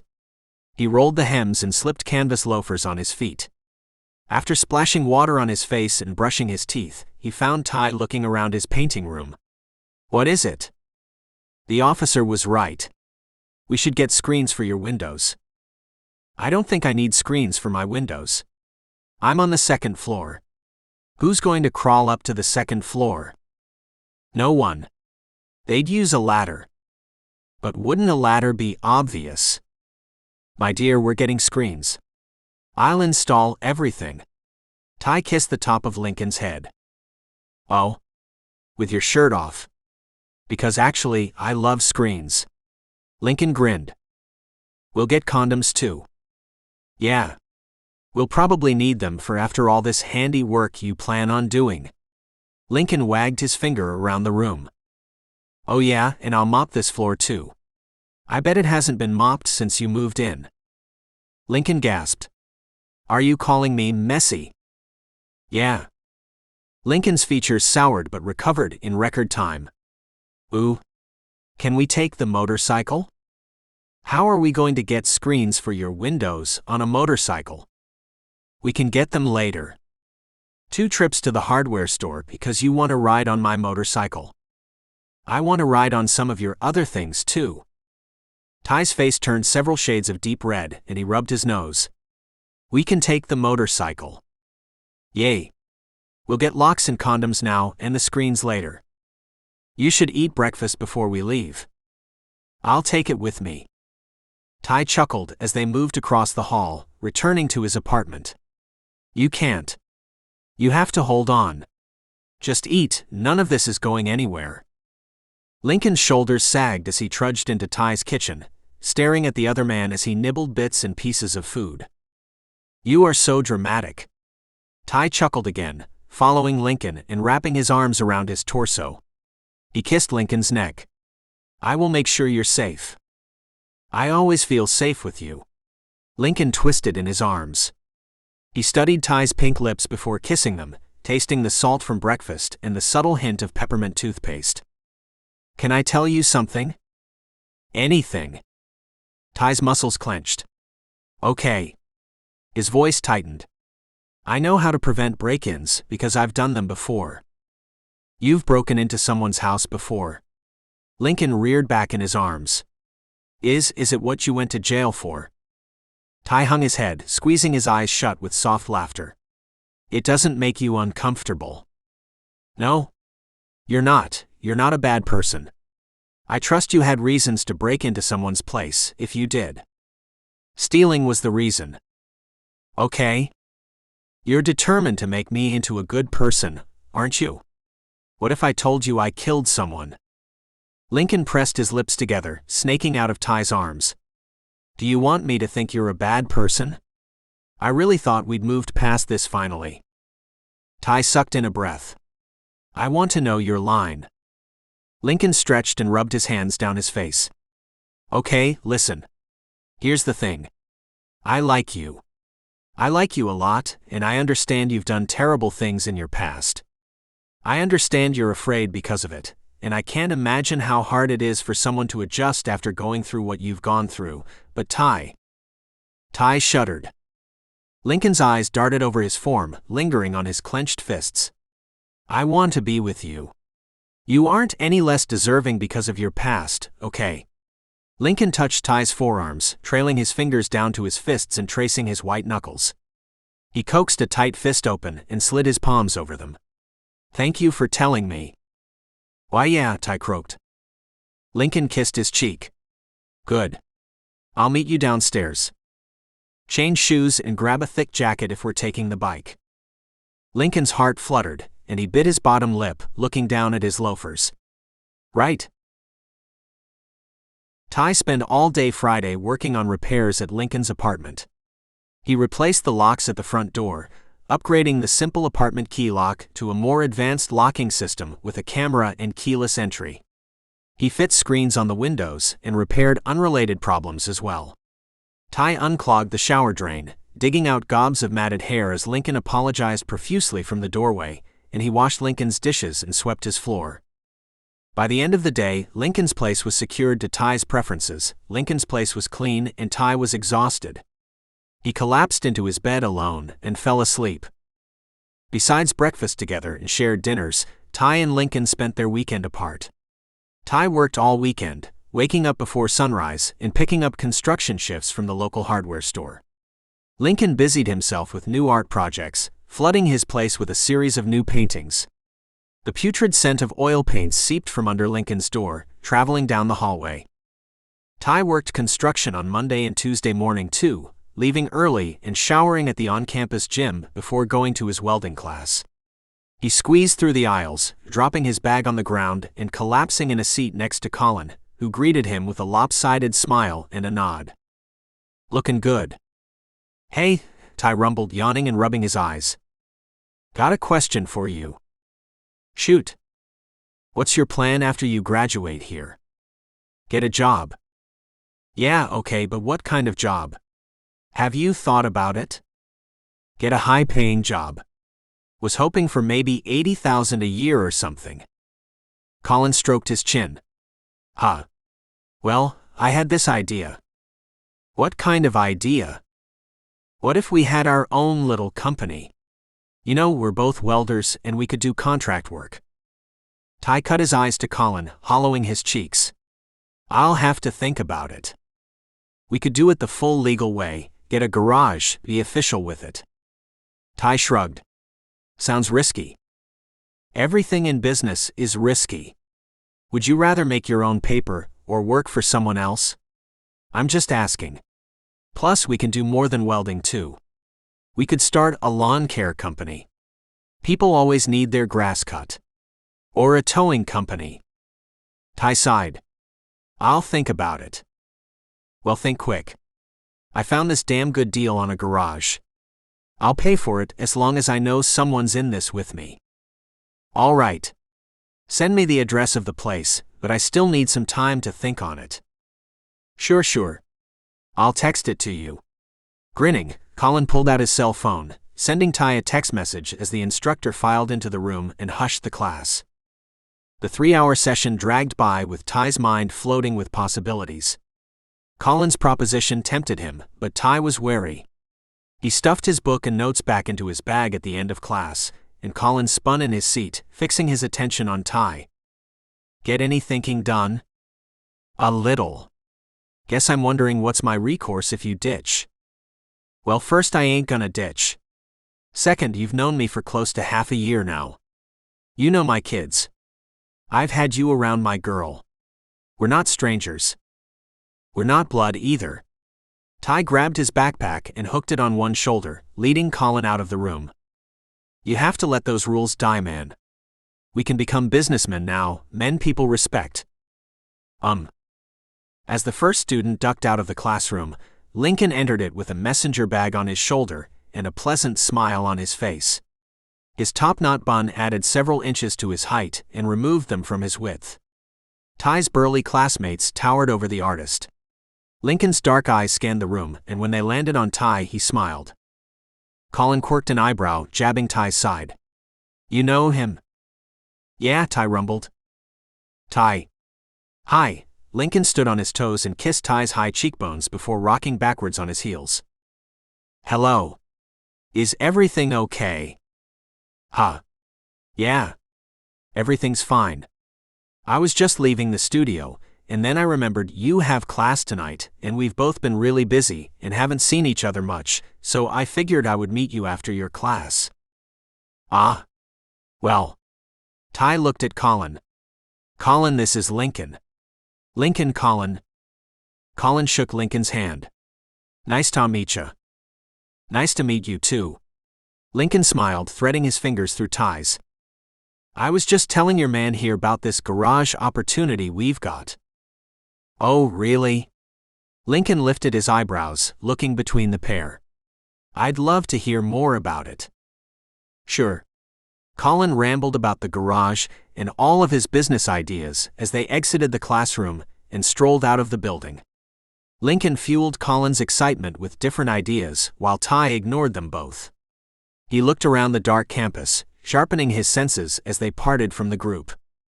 I parked in the far lot at the university, Lincoln explained to Colin as they reached the edge of the community college lawn. Oh, all right then. I'm back this way, and I need to get on home before my woman gets worried about me. Colin hiked his thumb behind him. It was good talking to you. Yes? You too. Lincoln wiggled his fingers as Colin turned away and walked in the opposite direction, retracing the wandering steps they had taken while they were in conversation. Lincoln looked up at Tai. He's nice. Yeah, he's all right. He's been in jail too. Yeah. Walk me across campus. Of course. Tai squeezed Lincoln's hand, stroking his knuckles, and led him from the community college lawn to the well-manicured university lawn. I think you should do it. Colin seems really nice, and everything he said seems like a great idea. I knew you would agree with him. What? I just think they're good ideas. Plus, then you would own something. Wouldn't it feel good to actually own something? I guess. I mean, when you own something, you don't have to answer to anyone, and the sky is the limit when it comes to your earnings. Think about it. When you work for someone, maybe you'll get paid a lot, but you'll always have to go begging to them if you want a raise or time off or anything. I know, but I want to be normal. You want to be like everyone else? Yeah. Lincoln puckered his full lips, screwing them into a frown as he looked sidelong at Tai. Why? Because I do. You want to work twice as hard as you get paid, only have a week of vacation time and no personal time? Yeah, I do. But why? Because I do. Stop asking me the same question in different ways. Okay, well. Lincoln wet his lips. I still think Colin's idea is good. I guess I'm just worried about how you'll be treated, and how well you'll get paid if you look for a regular job. I picked welding because it's a good career for people with records. I understand, but I still worry. I'd feel better if you did both, and you kind of can, right? You're always working for the one construction company.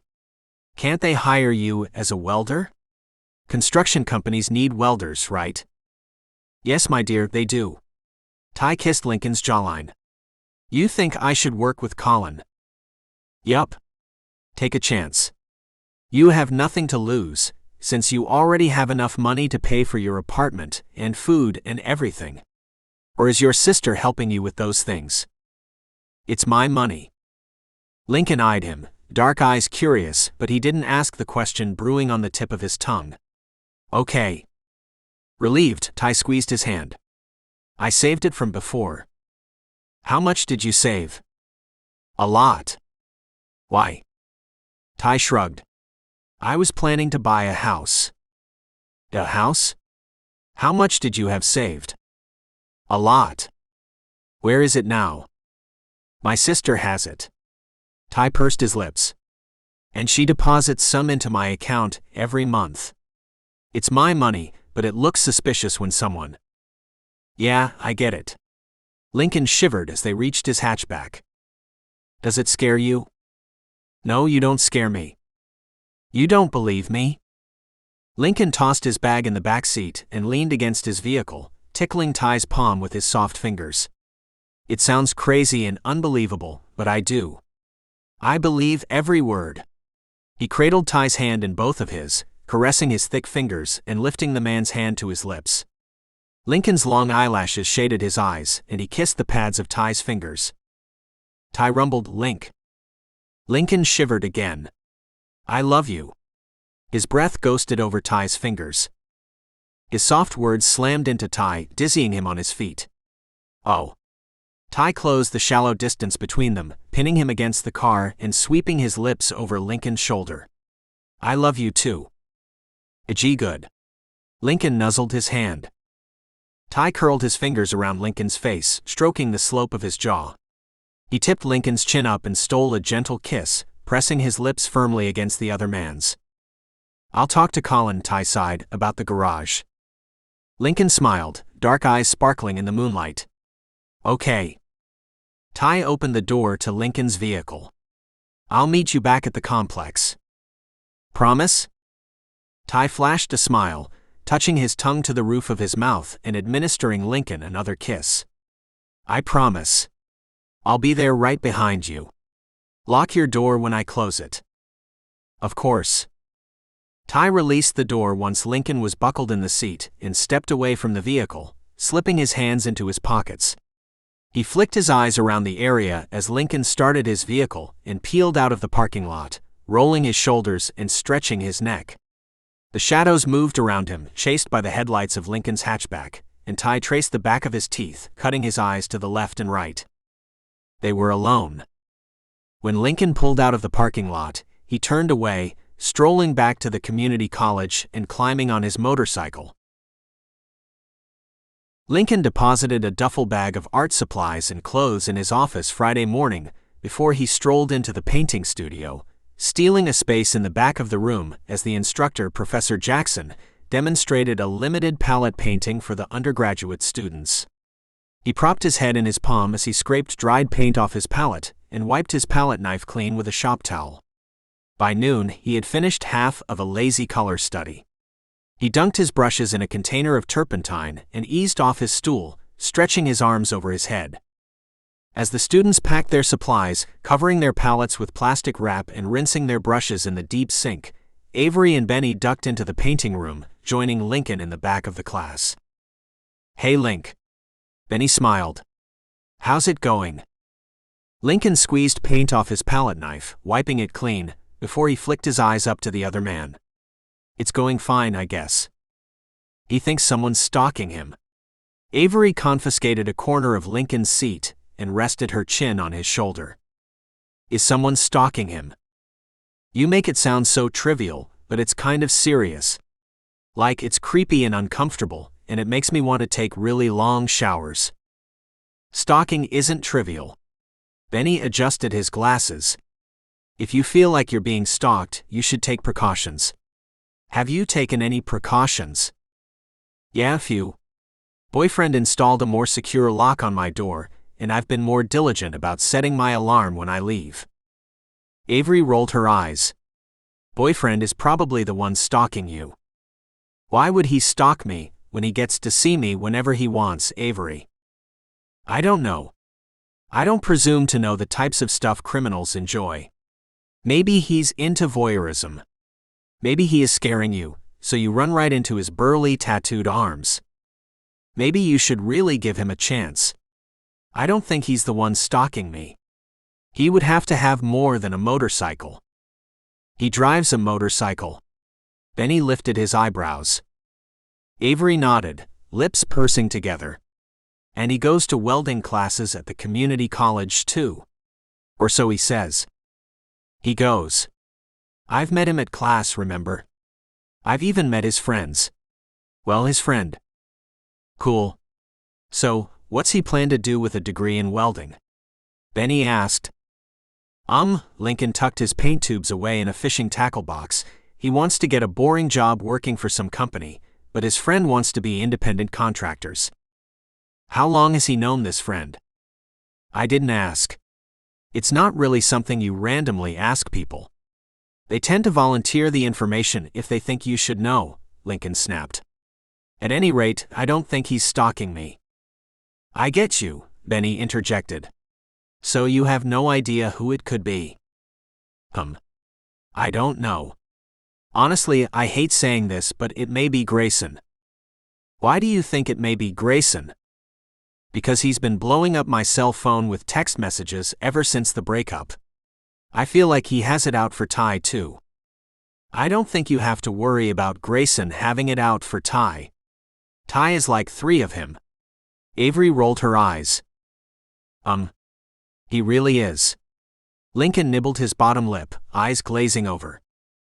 Benny's lips twitched. Right. Have you considered a restraining order? If you get one of those and he violates it, he would be breaking the law. If I get one of those, don't I have to see him to give it to him? My mom had a restraining order against her ex-boyfriend once, and he still came around all the time. I don't think it really did any good, except make them extra horny for each other. Gross. I don't want to think about your mom boning some guy, Avery. Lincoln plucked his canvas off of the easel. Anyway, I'm not going to worry about it. I don't want to make more waves by trying to involve the police. I'm sure he'll get bored with stalking me sooner or later. Hopefully sooner rather than later. Avery scooted off of the seat. Let's grab lunch? Yeah. Then I'm going to come back and do a little office work before I leave for the day. I'm leaving early. Oh, really? Why? Benny followed Lincoln out of the studio. Tai and I are going on a weekend vacation. I told him I wanted to visit this ghost town about 3 hours north of here, and he refused to let me go alone, so we're turning it into a weekend. Who's paying for it? Avery folded her arms across her chest, leaning against the doorway of Lincoln's office as he filed his painting and supplies away. We're splitting it at my request. He was willing to pay for everything, but I didn't think it was fair. After all, I make more than him right now, and he's paying for his college classes, and, well, I didn't want him going broke for a weekend away. After the trio walked across campus, grabbing lunch from the student union, they camped in Lincoln's office, talking and working through the afternoon. Avery propped up her easel in the corner, using a collapsible dinner table as her workstation while Benny and Lincoln worked on their laptops. Lincoln's cell phone dinged 3 hours into their working session, and he glanced at the screen, smiling. Oh. He's here. Lincoln traded his laptop for his cell phone, and his fingers danced over the keys before he turned the screen off and flicked his eyes up to the door. He sucked in a breath, humming as the doorknob turned and the door creaked open. Lincoln. Genesis poked her head into the room. He groaned, rolling his eyes. General, can I help you? I think I found something that belongs to you. Tall, burly, packed with muscles, in a soft, growly voice. Lincoln perked up again. No, yeah. Yes. He jumped to his feet as Genesis pushed the door open all the way and touched Tai's thick shoulder. Tai hooked his thumbs in his belt loops, ignoring Genesis' seductive touch and fixing his attention on Lincoln. Hey. Sorry. Got lost. I found him about to walk in the figure drawing class. Genesis covered her mouth with the tips of her fingers, raising her sandy eyebrows into her wrinkled forehead. They were waiting for a male model today too. Benny winced. Oh man. Good thing you saved him. Saved me? Tai looked at Lincoln. Oh yeah. Lincoln mirrored Benny's expression, prancing over to Tai and wrapping his arms around his shoulders. He pecked Tai's cheek. I'm confident the professor would have coerced you into being the model. The male model we have now is kind of pudgy with a beer gut. Nothing wrong with it, of course, but you'd be so much more fun to draw. I could model, Tai grunted. Lincoln's eyes sparkled, and his three friends stifled giggles. Could you, baby? Nude? All the way nude? Is there a halfway nude? Lincoln tipped his head to the side. All the way nude, yes. Genesis lifted one bare shoulder and brushed it against Tai's, pulling his attention from Lincoln. She squeezed his bicep. You'd be a treat for the class. We have a slender model for bone structure study, but we don't have a good-looking man for musculature. Your body's almost perfect, and your face isn't bad either. Tai didn't blush at Genesis' compliments, but his muscles shuddered under her touch, a wild animal submitting to unwanted affection. His lips curled away from his teeth as he looked at Lincoln again, squeezing his side. His thumb massaged the curve of Lincoln's hip. I'd do it for you. Yeah? Lincoln smiled, kissing Tai's lips this time. I'm happy you're here. He slid his hands down Tai's chest as their eyes met. Warmth spread through Lincoln, pulling between his thighs. He grabbed the sides of Tai's shirt and pressed his hips into the other man. It's good to see you again, Tai, Avery interjected, sloshing her paintbrushes in a jar of water. Tai's cheeks bloomed with color. You too, he groused, tucking his head. He looked back at Lincoln. I'm going to wait outside. Take my bag. Lincoln pointed at his duffel bag on the far side of the room and handed Tai his car keys. Why, yeah. Tai nodded. The color in his cheeks darkened as Lincoln stepped away from him. He adjusted the crotch of his jeans and moved across the room, snatching the bag from the ground. I can show you out, if you'd like. We wouldn't want you getting lost. Genesis tucked stringy locks of blonde hair behind her ears. The bracelets decorating her bony wrist jingled. No, Genesis, Lincoln drawled. We should talk about our gallery opening happening in 2 weeks. Genesis offered Lincoln a tight-lipped smile. And what if he ends up in the figure drawing studio? I'll show him out. Benny snapped his laptop closed. I've got an art history class starting soon anyway. He eased himself to his feet and tucked his laptop under his arm. Perfect. Benny will show him out. Lincoln returned a smile to Genesis. Tai stepped out of the room with Benny, and both Genesis and Lincoln watched him stroll down the hallway, wetting their lips. Avery snapped her fingers. Wow, guys. Thirsty much? Link, you're the worst. Why? Lincoln pouted. We've only slept together once. Once? What is he, a virgin? Genesis quirked the corner of her lips, crossing her willowy arms over her flat chest. We're taking it slow. Real slow, apparently. Whatever. Lincoln waved his hand. So, what are you putting in the gallery? Let's make a decision, so I can start preparing. Genesis sucked in a deep breath and sighed. I've been working on this new fiber arts project. I've been finding feathers all around campus, and I think it's my Native American ancestry coming out. Did you know my great-grandmother was half Native American, and my great-great-grandmother was a Cherokee Indian princess? Lincoln swallowed his lips, trapping them between his teeth before releasing them with a smack. I had no idea. Your project sounds... Well, Genesis continued, feathers from different birds mean different things, and I've been weaving them into these beautiful dream catcher-inspired wall hangings. Perhaps you could put a few of your little paintings about your Japanese heritage in this gallery show, as a preview to the one you have next year. Yeah, maybe. Anyway, I'm going to go meet my boyfriend. Send me some pictures of your stuff, and I'll see what I can throw up with it, okay? Of course, I'll send you pictures this evening. Oh, one last thing. We have to hang the gallery ourselves, of course. My pieces are really large. Do you think your friend could help us with the gallery? My boyfriend. Lincoln hissed. I'll ask him. Yeah? He looked at Avery. I'll see you. Lock up when you're done working in here, okay? Sure thing. Avery blew Lincoln a kiss. Be safe, use protection, don't do anything I wouldn't do. Right. So the sky's the limit, huh? Lincoln grinned. Avery poked her tongue out. Be safe. Love you. She waved. Love you too. See ya, General. Lincoln bounded out of his office and strolled across campus, meeting Tai at his hatchback. Tai had already tucked his backpack and Lincoln's duffel bag behind the seats and climbed into the driver's seat. Soft music played from hidden speakers. Lincoln approached the driver's side door. You're driving? Yeah, I'll drive. Cool. Okay, so the plan right now is this. I think we should drive to the hotel, get settled, and go to sleep, because we're going to have to get up really early in the morning to get the best light. Lincoln strolled around the vehicle and collapsed in the passenger seat, buckling himself in and raking the hair tie from his head. He combed his fingers through his jet black hair as he repositioned his ponytail. I would model for you if you wanted. Tai turned the key in the ignition. Would you?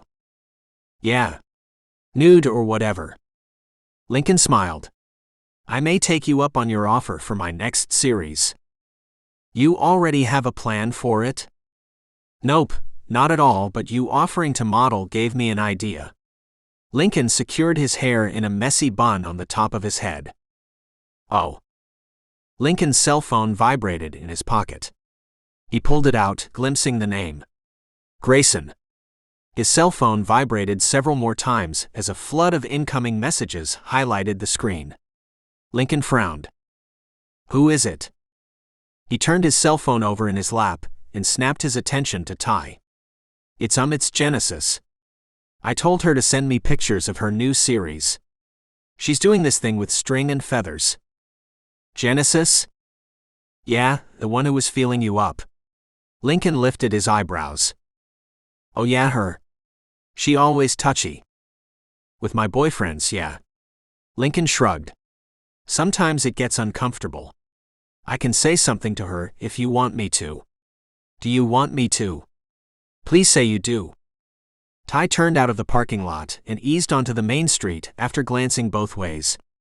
You can, I guess. Good. I will, because I don't want her grabbing all over you when you come help us hang the art for the opening in 2 weeks. Apparently she has these really huge pieces, and I knew you were going to help me hang my art, but I didn't realize she would need help hanging her cheesy, appropriated fiber art pieces. Wait, what? What am I doing? Oh. I thought I asked you already. I need your help hanging art pieces for the gallery opening 2 weeks from today. I don't know how to hang art pieces. It's really easy. I promise, but you may get a little sweaty while you're working. You may have to take your shirt off. Aha. How long does it take? We'll start Thursday night after classes are over, and we'll work until we're done, basically. I'm hoping it only takes about 4 hours, but it's taken longer. I have my class on Thursday. I know. You can come after class. We won't get started until probably 8 or 9 o'clock anyway, so you won't miss much at all. Who else will help? Avery and Benny, probably. And some of Genesis' friends? We are Genesis' friends. Lincoln shrugged. I mean, she doesn't really have anyone else to help her but us. Her parents are off traveling the world in a luxury camper or something, and she's an only child. Ah. I see. Yeah, so if we don't help her, no one will. She's difficult to be friends with. Lincoln slid his hand over Tai's, fingers tracing his knuckles. Are you asking me or telling me? I'm confirming. Yeah, she's hard to be friends with. She's a lot, and she's never had to go through anything. Not like I have, but growing up black and mixed isn't exactly a struggle-free situation. I looked funny when I was a kid. Brown skin, Asian hair. Lincoln winced. It wasn't a cute situation. Tai smirked. I can't imagine. Oh, trust me, you don't want to even try to imagine. Anyway, she's always trying to do these art pieces detailing some sort of perceived hardship she's had to go through. Just today she started talking about how some distant relative of hers is supposedly native. Not only did she say Native American, she even called them Indians. You don't think she's Native American? I mean, maybe she is, but without any tribal information, it really doesn't matter. Besides, it's become super cool to claim Native ancestry as a pride thing. Oh, she's not just a regular American person. She's Native. Lincoln wiggled his fingers. And I hate playing the I'm more mixed than you card, but this is a struggle she doesn't have. No one asks her what she is or where she's really from. People ask you where you're really from. Yeah. When they see me with my father, all the time. Or they won't believe he's my father, and they'll say things about how black people can't learn languages, or how weird it is for a black person to know Japanese. Lincoln pinched the bridge of his nose. The point is, it's insulting when she starts talking all about how she's doing some fancy art project about something she probably doesn't even have proof of, and then she downplays the very real struggle I'm trying to document with my project. Tai squeezed Lincoln's hand. She's looking for a way to be unique. Maybe so, but can she not be unique right now? Can she seriously not start gluing feathers onto her work and claiming she's Native? Lincoln flopped back in his seat, rubbing his hands down his face and exhaling a gusty sigh. Ignore her. Lincoln sighed again. This sounds so trivial to you, doesn't it? No. I enjoy hearing about your day. Lincoln turned his cell phone over again, staring at the dark screen. Grayson didn't. Grayson is an asshole. Lincoln smiled. He is. You're not wrong there. Anyway, I just get really tired of Genesis is all. She's exhausting, and trying to be her friend is exhausting. Half the time I want to smack her. I'd advise against smacking her. I feel like I should say something about her latest comments, but I also don't want to make unnecessary waves. The comments really hurt my feelings though. Like, my little heritage paintings are really personal. It's not something I decided would be cool, on a whim. Tai stroked the back of Lincoln's hand with his thumb. I understand. It's similar to someone staying a week or a year in jail, and then writing about their full jail experience and attempting to educate me on it. Yeah, exactly. Oh, did someone try to educate you on jail life?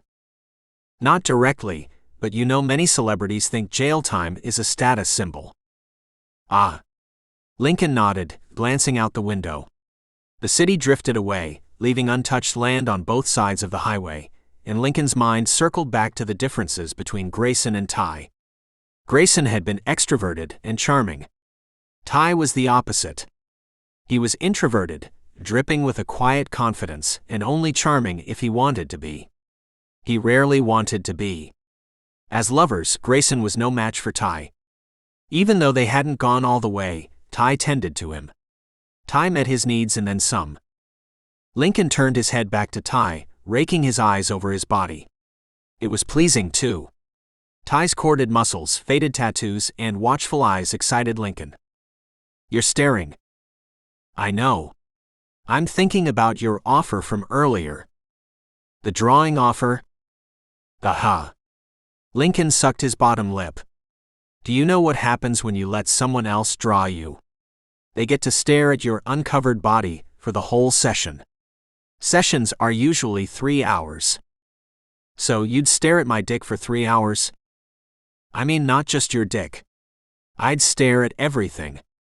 I'd stare at those sexy muscles, your tattoos, your tight ass. Tai laughed. I get it. I'd do it for the class too. You'd get naked in front of a bunch of freshman and sophomore art students. It pays right? Yeah, $20 an hour. Actually, for you, they may do a little more. Like 25 or 30 if you're any good, because we so rarely get and keep male models. How would you feel if I did it a few times? Lincoln shrugged. I guess it depends on why you want to. 3 hours, $20 an hour. It's $60 to stand around and let people draw you naked. Most guys are afraid of getting excited. I think a lot of the guys who sign up are voyeurs anyway, so they're kind of excited by the idea of others watching them. Hence the worry. Yeah, I'm not really excited by it, I guess. Unless you'll be in there. Then maybe. But you can draw me whenever you want. Fuck. Promise? Yeah, I promise, but I don't think you'll be drawing long. With your hard cock teasing me. Probably not. Could I do a series on the sexuality and sensuality of the male form? Explain. Like most of the time in art, men aren't celebrated as sensual like women are. Women have the curves and the sexiness, think the birth of Venus or Venus and Adonis. Those are paintings, right? Lincoln giggled. Yeah, they're paintings where the female is very sensual.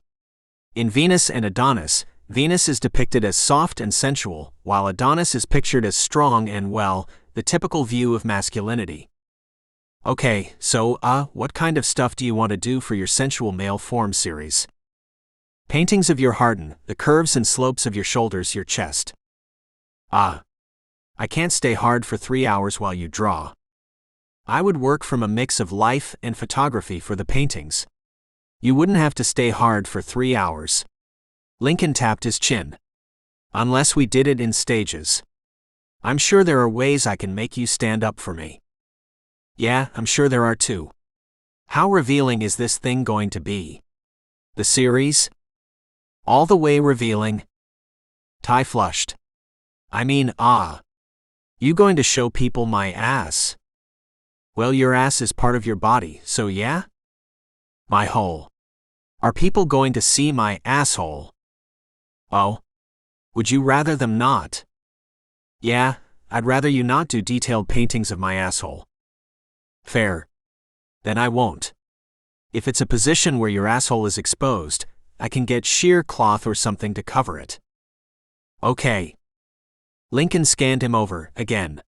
I want to do some of us too. You and I naked together.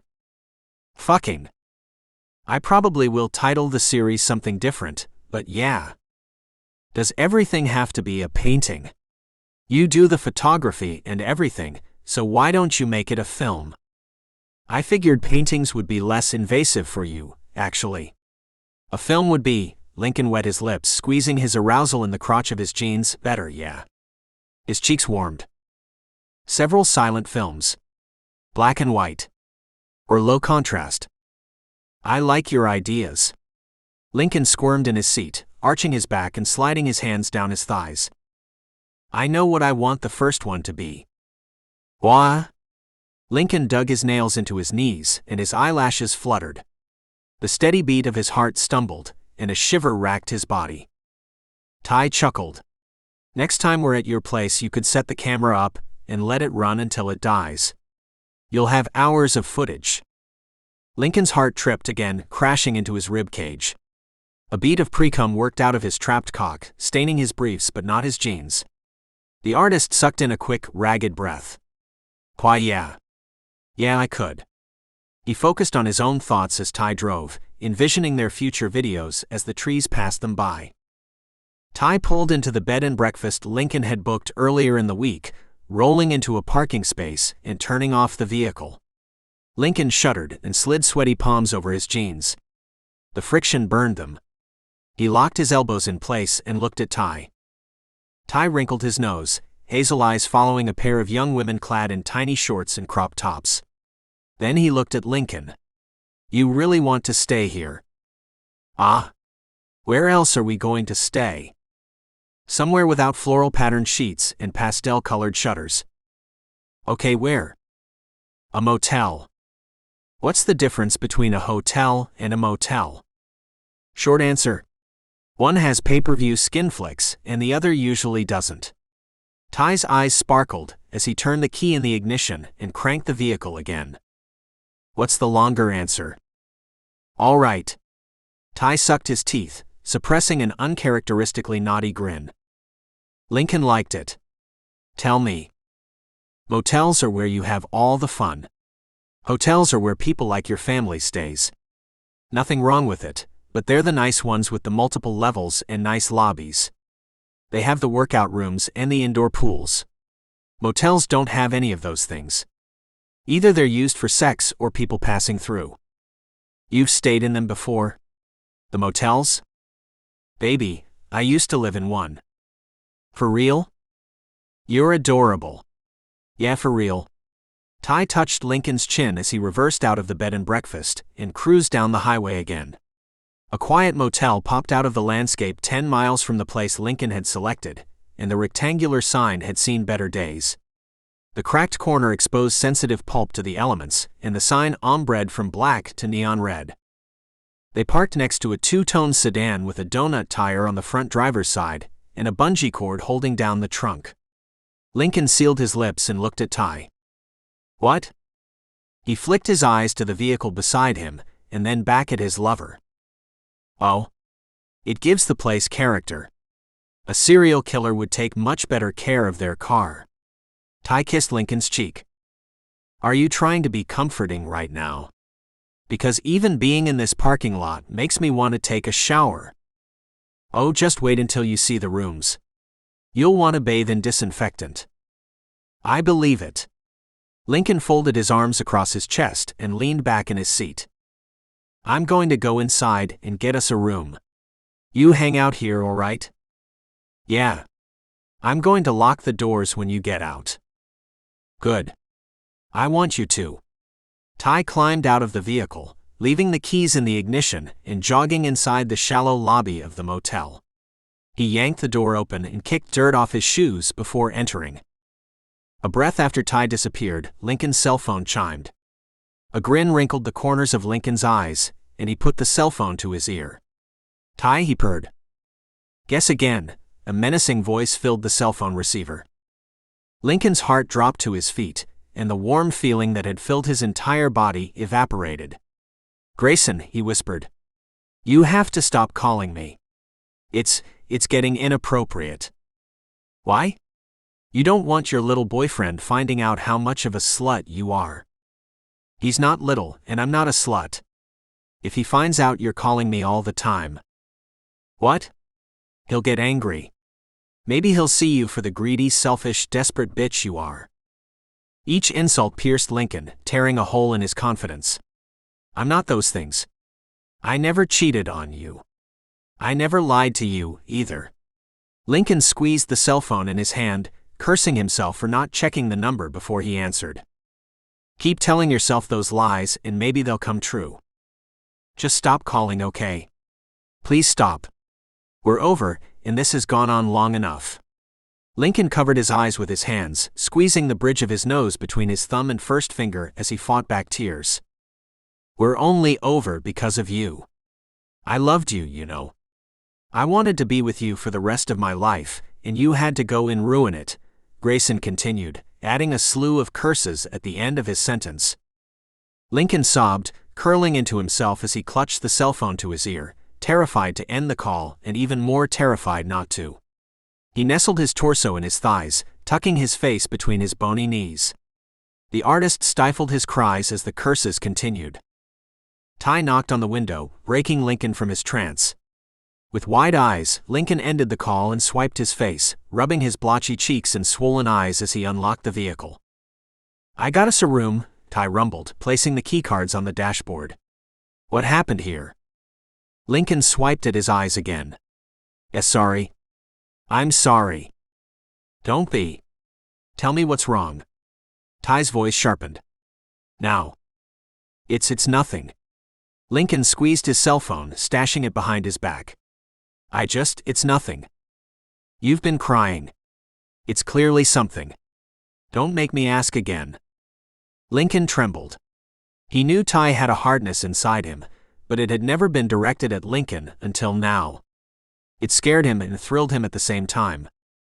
Tai hissed and reached across the center console, snatching Lincoln's cell phone from him and peering at the screen. It hadn't locked from before, and when Tai pressed the center button, it presented the home screen, flashing the date and time. I'll tell you, but give me my phone back. Lincoln grabbed for it, but Tai caught his wrist, bruising him with a rough grip. Lincoln whimpered. You're hurting me. Tai released him with a soft rumble. Speak then. He tossed the cell phone into Lincoln's lap. Oh. Okay. Tai's harsh voice sent a thrill down Lincoln's spine, and he rubbed his wrist as he sucked his bottom lip. It's just my ex. He calls sometimes. How often is sometimes? I guess every other day, Lincoln lied, adding a half shrug to his words. I usually don't answer, but I thought you were calling me from inside, so I did. And it was him. Tai rumbled, eyeing the cell phone before looking back at Lincoln. Did he scare you? Threaten you? No. Not really. Just dumb insults and empty threats. You don't have to worry about him. Yeah. Tai twisted the steering wheel in his hands. I mean, I like you, so you don't have to worry about him.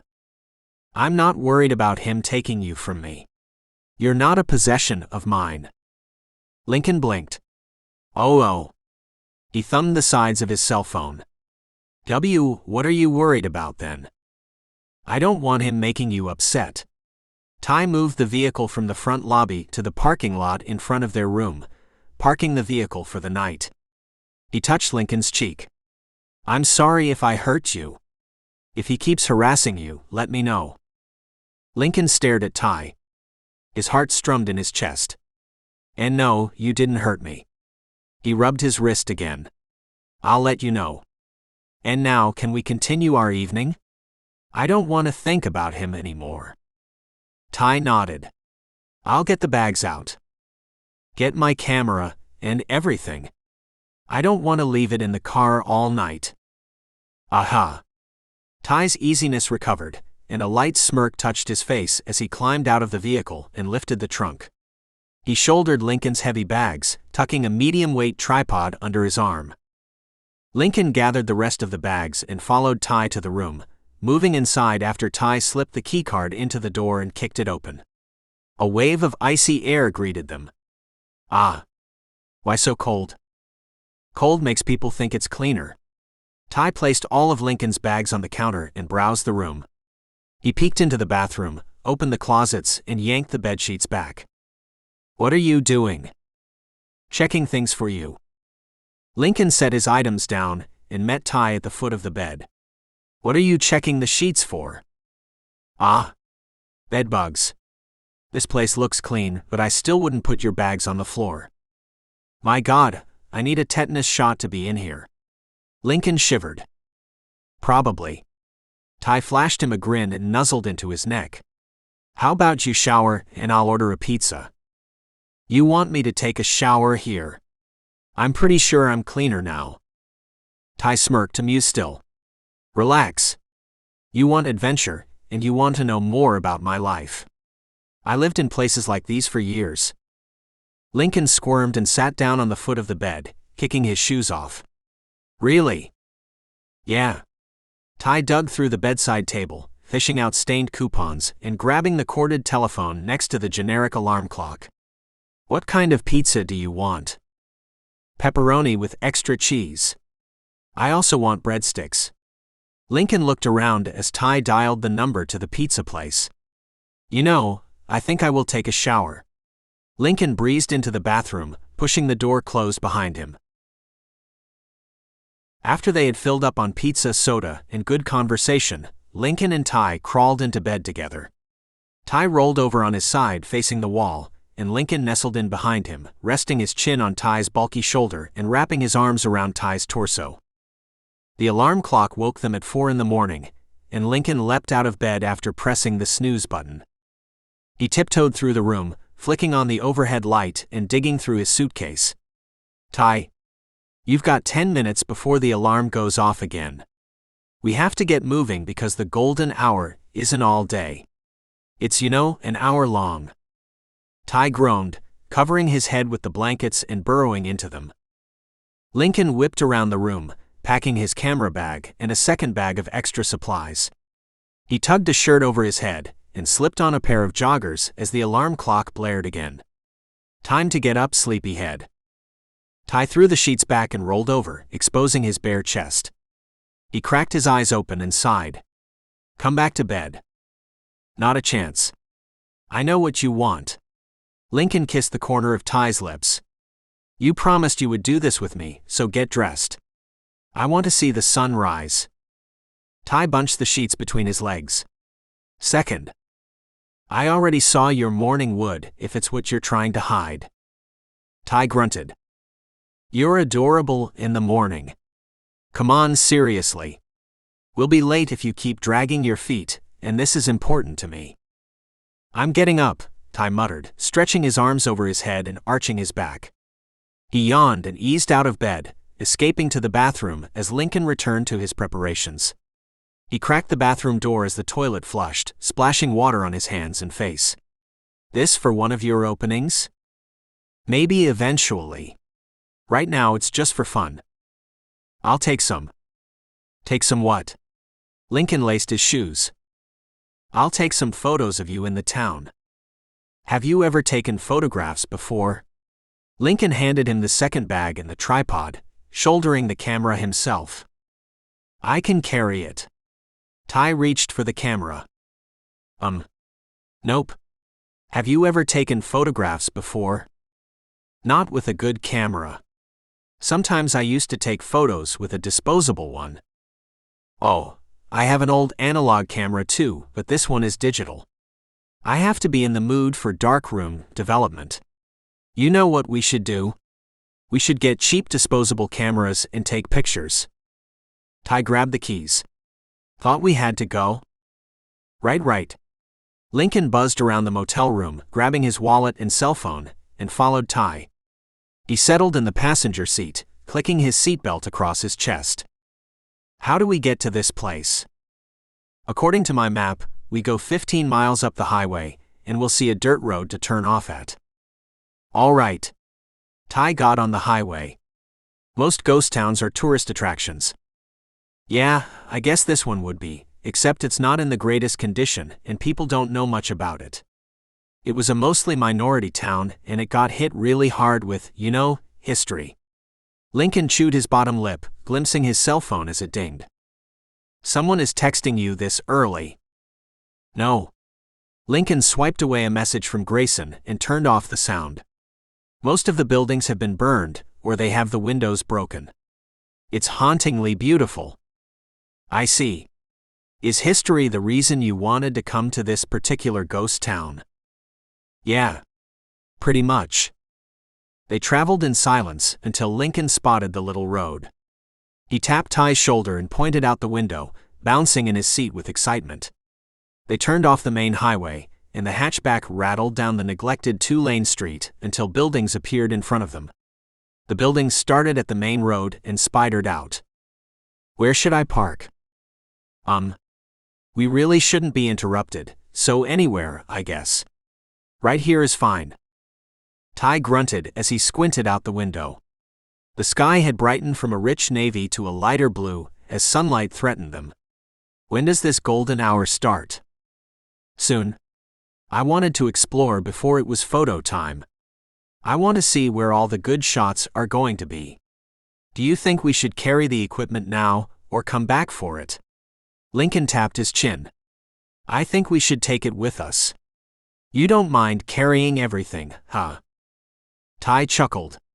No, I don't mind. What's funny? Nothing. Tai touched Lincoln's cheek, pinching his jawline. Let's explore. Okay. Lincoln wandered towards the largest building first and stepped over the splintered door, digging a flashlight out of his pocket. He swiped the light over a dusty counter and several equally dusty tables and chairs. Maybe it was a bar? Maybe, Tai shrugged, ducking into the building with a grunt. I don't think I want any pictures inside buildings. I think the outside of the buildings is the most interesting part. I disagree. And it's so dark inside, too. I just what? Lincoln spun on his heels and looked at Tai. You think the insides are more interesting? Explain. He crossed his slender arms over his chest, grabbing his elbows and lifting his eyebrows. If you posed in here, it would be more interesting. Pose like how? Tai rumbled. The modern mixed with the dated. It would be interesting. Huh. I see. Lincoln looked around the building again. I'll have to think about it, but it's not a terrible idea. He moved on to the next building, running back and forth across the street until the sun finally peaked over the horizon and the sky changed from soft blue to a shade of yellows and oranges. Tai trailed behind him silently. Lincoln squared his fingers, making a frame with his first finger and his thumb, and closed one eye as he stared at a particularly dilapidated building. He stepped backwards and forwards and to the side. I think this is the spot. For my tripod. He stretched his hand to Tai, wiggling his fingers. Pass it to me. Tai rested the camera bag on the ground as he spread the tripod and set it in front of Lincoln. Don't forget, I want to take a few shots. He rooted the tripod in place and then rested his hands on Lincoln's hips, meshing their bodies together. Of me, right? Yeah. Of you in the sunlight. You have a vision? Lincoln slid his hands up Tai's arms, resting his wrists over the man's shoulders as he tipped his chin up to him. Sort of. An idea. Lincoln's lips twitched in a smile. I like how you're interested in these things too. I like seeing the excitement in your eyes. Tai brushed his lips over Lincoln's. Lincoln's cheeks warmed and he looked down between their bodies. When I do art. Tai grinned, nibbling Lincoln's neck. Nah. I like it anytime. Lincoln's muscles twitched and the front of his joggers tightened. Oh? We could, it's an abandoned city and all. Tai raked his fingers through Lincoln's hair. Golden hour. He kissed his temple. There will be other golden hours. Lincoln rubbed his palms over his joggers, watching Tai's retreat. You play too much. Tai unlatched the buckles of the camera case and delivered Lincoln's camera to him, securing it on the tripod for him. Yeah. You need anything else? My remote shutter. Lincoln turned on the camera and peered through the viewfinder, adjusting the height and angle of the tripod. Ah. Tai grabbed it from the bag and handed it to him. Thank you. Lincoln snapped dozens of test shots, fiddling with the light settings and the focus. He ran back and forth, approaching the camera when he made adjustments and stepping backwards when he pressed the remote shutter. The camera snapped in bursts, saving multiples of every shot. I'll probably need an extra memory card too. Yeah. Tai hooked his thumbs in his belt loops, squinting hazel eyes as the sun advanced in the sky. I think I'm going to focus my whole shoot today on just this building. I really like it, and I love how the sun can peek in through the destroyed ceiling. What do you think? It looks good. Lincoln peeked through the viewfinder again, inching the tripod a few feet to the left and resuming his process. He did a half circle around the building before removing the camera from the tripod and wrapping the strap around his neck. I'm going inside for shots now. You said you weren't going inside. I did, but I'm inspired, and I think I've changed my mind. Lincoln paused, propping the camera on his shoulder as he regarded the other man. Is it a problem? Nah. Okay then. I'm going inside. All right. Smirking, Tai folded the tripod as Lincoln wandered inside. Lincoln filled the first memory card, and half of the second before the sun had moved out of the perfect lighting. He groaned, letting the camera relax around his neck and turned to Tai. Golden hour is over. Do you like your shots? He lifted one shoulder in a shrug. Maybe. I won't know until I get them back on the computer. Do you still want to take some? Yeah.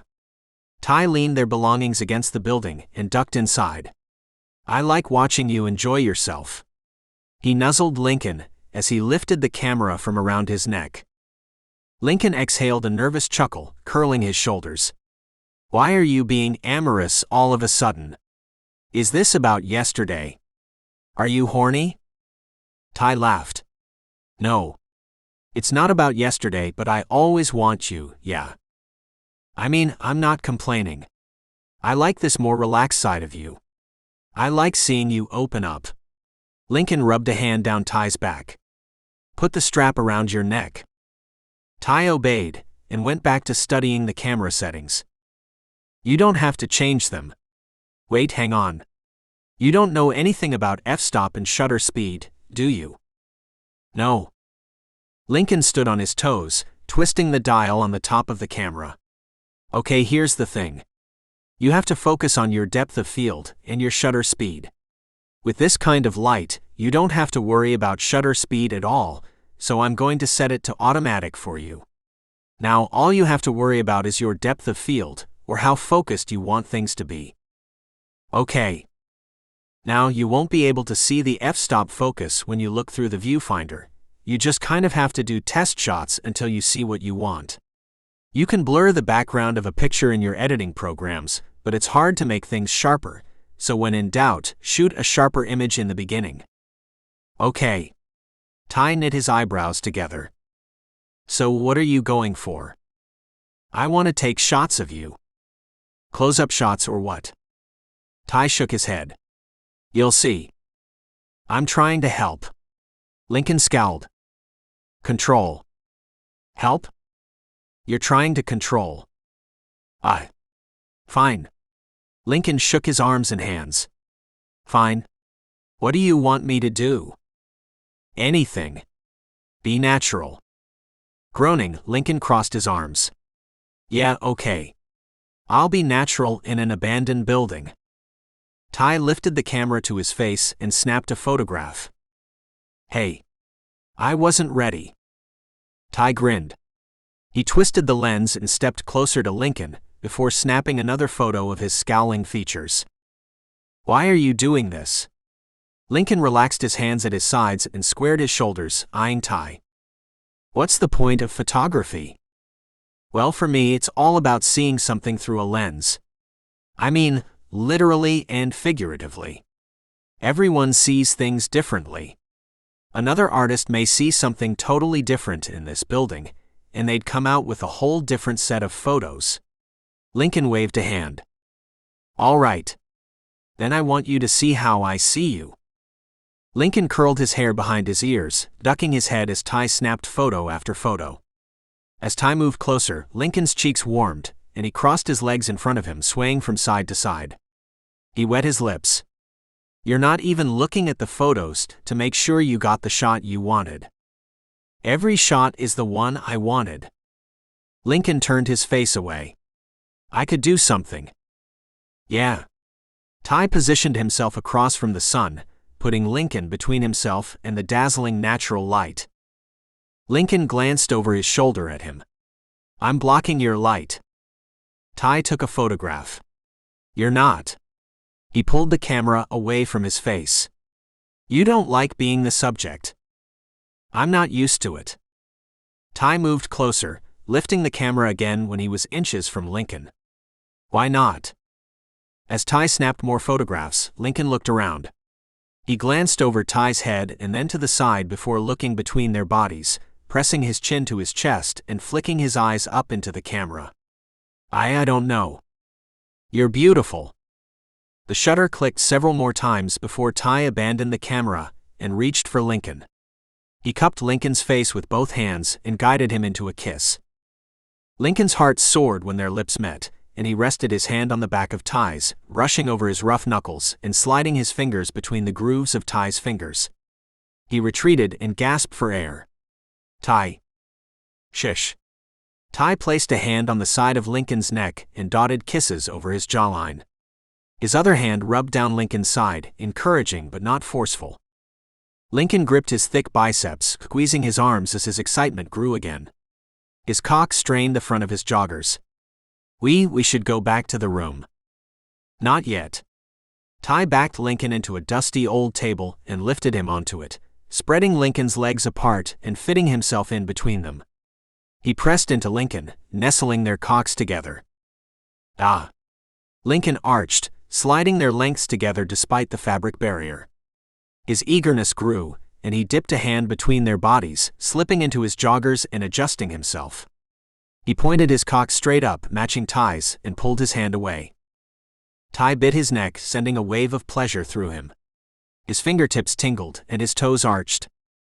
Tai, Lincoln whispered again. Tai slipped a hand into his pocket, retrieving 2 condoms and a packet of lubricant, laying them on the table next to Lincoln. Yeah?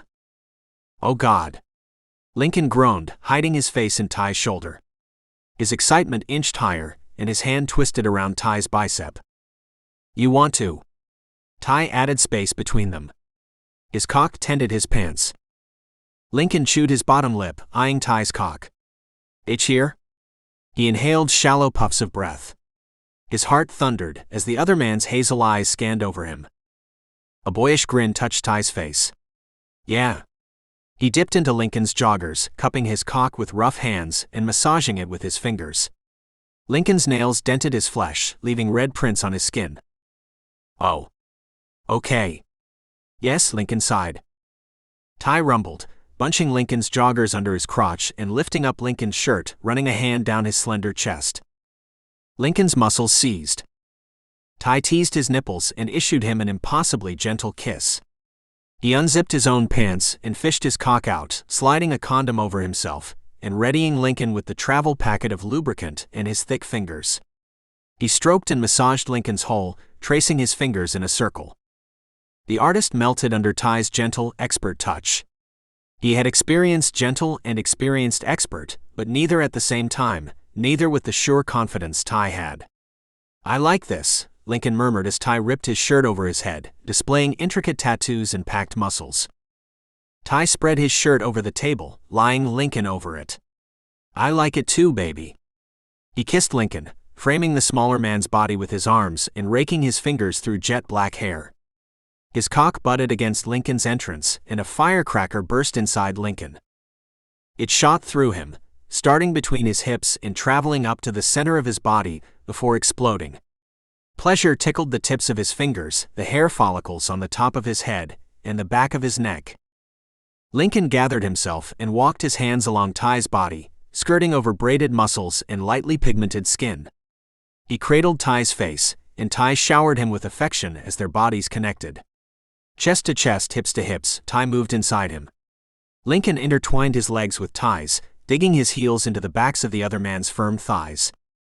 You're so sexy, he whispered, lips moving against Lincoln's jawline. He accented his words with a kiss. So beautiful. Lincoln turned his head to the side, exposing his neck, and Tai continued his saccharine words and genial touch down to Lincoln's collarbone, tasting his skin. Surrounded by Ty's heady scent and covered by his strong body, Lincoln was in heaven. He was safe and protected, and those facts thrilled him more. He closed his eyes, focusing his attention on Ty's cedar scent, the salty taste of his skin, and his harsh breaths. Ty's body rolled on top of Lincoln's. The thrust of his hips traveled through his torso. Their chests kissed. Ty's erect nipples brushed over Lincoln's skin, and his toned belly trapped Lincoln's cock between them. Tai bit his neck, and Lincoln's eyes snapped open. The sun shone through the cracks in the ceiling, sprinkling the floor with its brilliance. As it moved, the speckles warmed Lincoln's body and crawled over Ty's, washing them both in light. The beauty of their moment struck Lincoln, and he sobbed, squeezing his eyes shut again. Tai cradled his face, touching the corners of his eyes with the rough pad of his thumb. Babe. Lincoln's cock flexed between their bodies. See close. He curled his shoulders forward and arched his hips, pointing the bones to the sky. Tai captured his mouth, and he moaned against Tai as his orgasm spiraled through him. His abdominal muscles tightened, and his cock jumped with every burst of cum, slapping Tai's belly and wetting the hollow space between their bodies. Tai fucked him through his orgasm, but paused after with a low groan. Lincoln bubbled with moans. He clawed up and down Tai's arms, striping him with red as his muscles seized. Oh, Tai. His toes curled. Tai shuddered, lifting off of Lincoln and balling his hands into fists. His cheeks and shoulders flushed crimson, and his muscles flexed and released. His abdominals rippled, his cock kicked, and then they relaxed. Tai hissed. I love how you fuck me. Lincoln circled Tai's brown areolas, flicking his fingers over his nipples. Tai shuddered, but his hips didn't move. Close? Lincoln dragged him back down, roping his arms around his neck and devouring him with kisses as his hips started moving again. Deep moans accompanied Tai's light thrusts, and his firm cock pulsed inside Lincoln. He felt Tai's strength despite the barrier between them, and it excited him all over again. Lincoln's softening cock grew against his belly, rolling in his earlier orgasm and then sliding against Tai's torso. His cock smeared cum across Tai's tanned abdomen. Sorry. Lincoln wiggled as Tai straightened up and looked down at him, hazel eyes scanning over him and bristling the back of his neck. Don't be. You're amazing. He palmed Lincoln's cock. Lincoln's hips bucked. Ah. You have T2 condoms, Lincoln stammered as Tai slid out of him. Tai abandoned teasing Lincoln as he peeled the condom off and tied it, tucking it back in the leftover wrapper. I do. Tai's eyes sparkled. I need a second, though. Lincoln propped himself up on the table, elbows bunching Tai's shirt. You fuck so, Lincoln wet his lips sweet. What do you mean? I mean like it's intimate. Yeah? Lincoln nodded, grabbing the other condom and fondling it in his fingers. I wasn't expecting it, but I love it. Tai nodded and moved back in between Lincoln's legs, kissing his lips. Round 2, and then go in the city for lunch? Lincoln slid his hands down Tai's chest and nodded. Yeah, but you don't have to be soft on round 2. I want to feel your strength. All right, Tai obliged, tearing open the other condom with his teeth as his cock hardened again. He turned Lincoln over, bending him across the table as he fed his cock to him a second time. Tai crashed into the motel bed once they arrived back at the room, falling asleep as soon as his face hit the lumpy yellow-tinged pillows. He slept through the afternoon and into the evening, waking when his stomach fussed at him and rolling over. The morning had been perfect, but anything next to Lincoln was Tai's idea of perfect. He knuckled his eyes as he opened them and scanned the room, finding Lincoln sitting at the office desk with his laptop open on the counter. Tai grumbled. Come to bed. In a few, I'm still weeding out the pictures I liked and didn't like. There are a lot more shitty ones than good ones, as always. Lincoln quirked the corner of his lips as he glanced over his slim shoulder at Tai. How are you feeling? Tired. Hungry. Tai stretched and rolled to the edge of the bed, planting bare feet on the floor and curling his toes in the carpet. You should really put on socks at least. You'll catch something. I won't. Tai stifled a chuckle. What do you want for dinner? Lincoln dragged a selection of pictures from one folder to another. I'm not sure. We ate in town for lunch, so we could spend dinner here. We could. We could order pizza again. Tai lifted his eyebrows. Nope. You can't order the same takeout 2 days in a row. Why not? Because it takes the novelty out of it. We have to pick something different.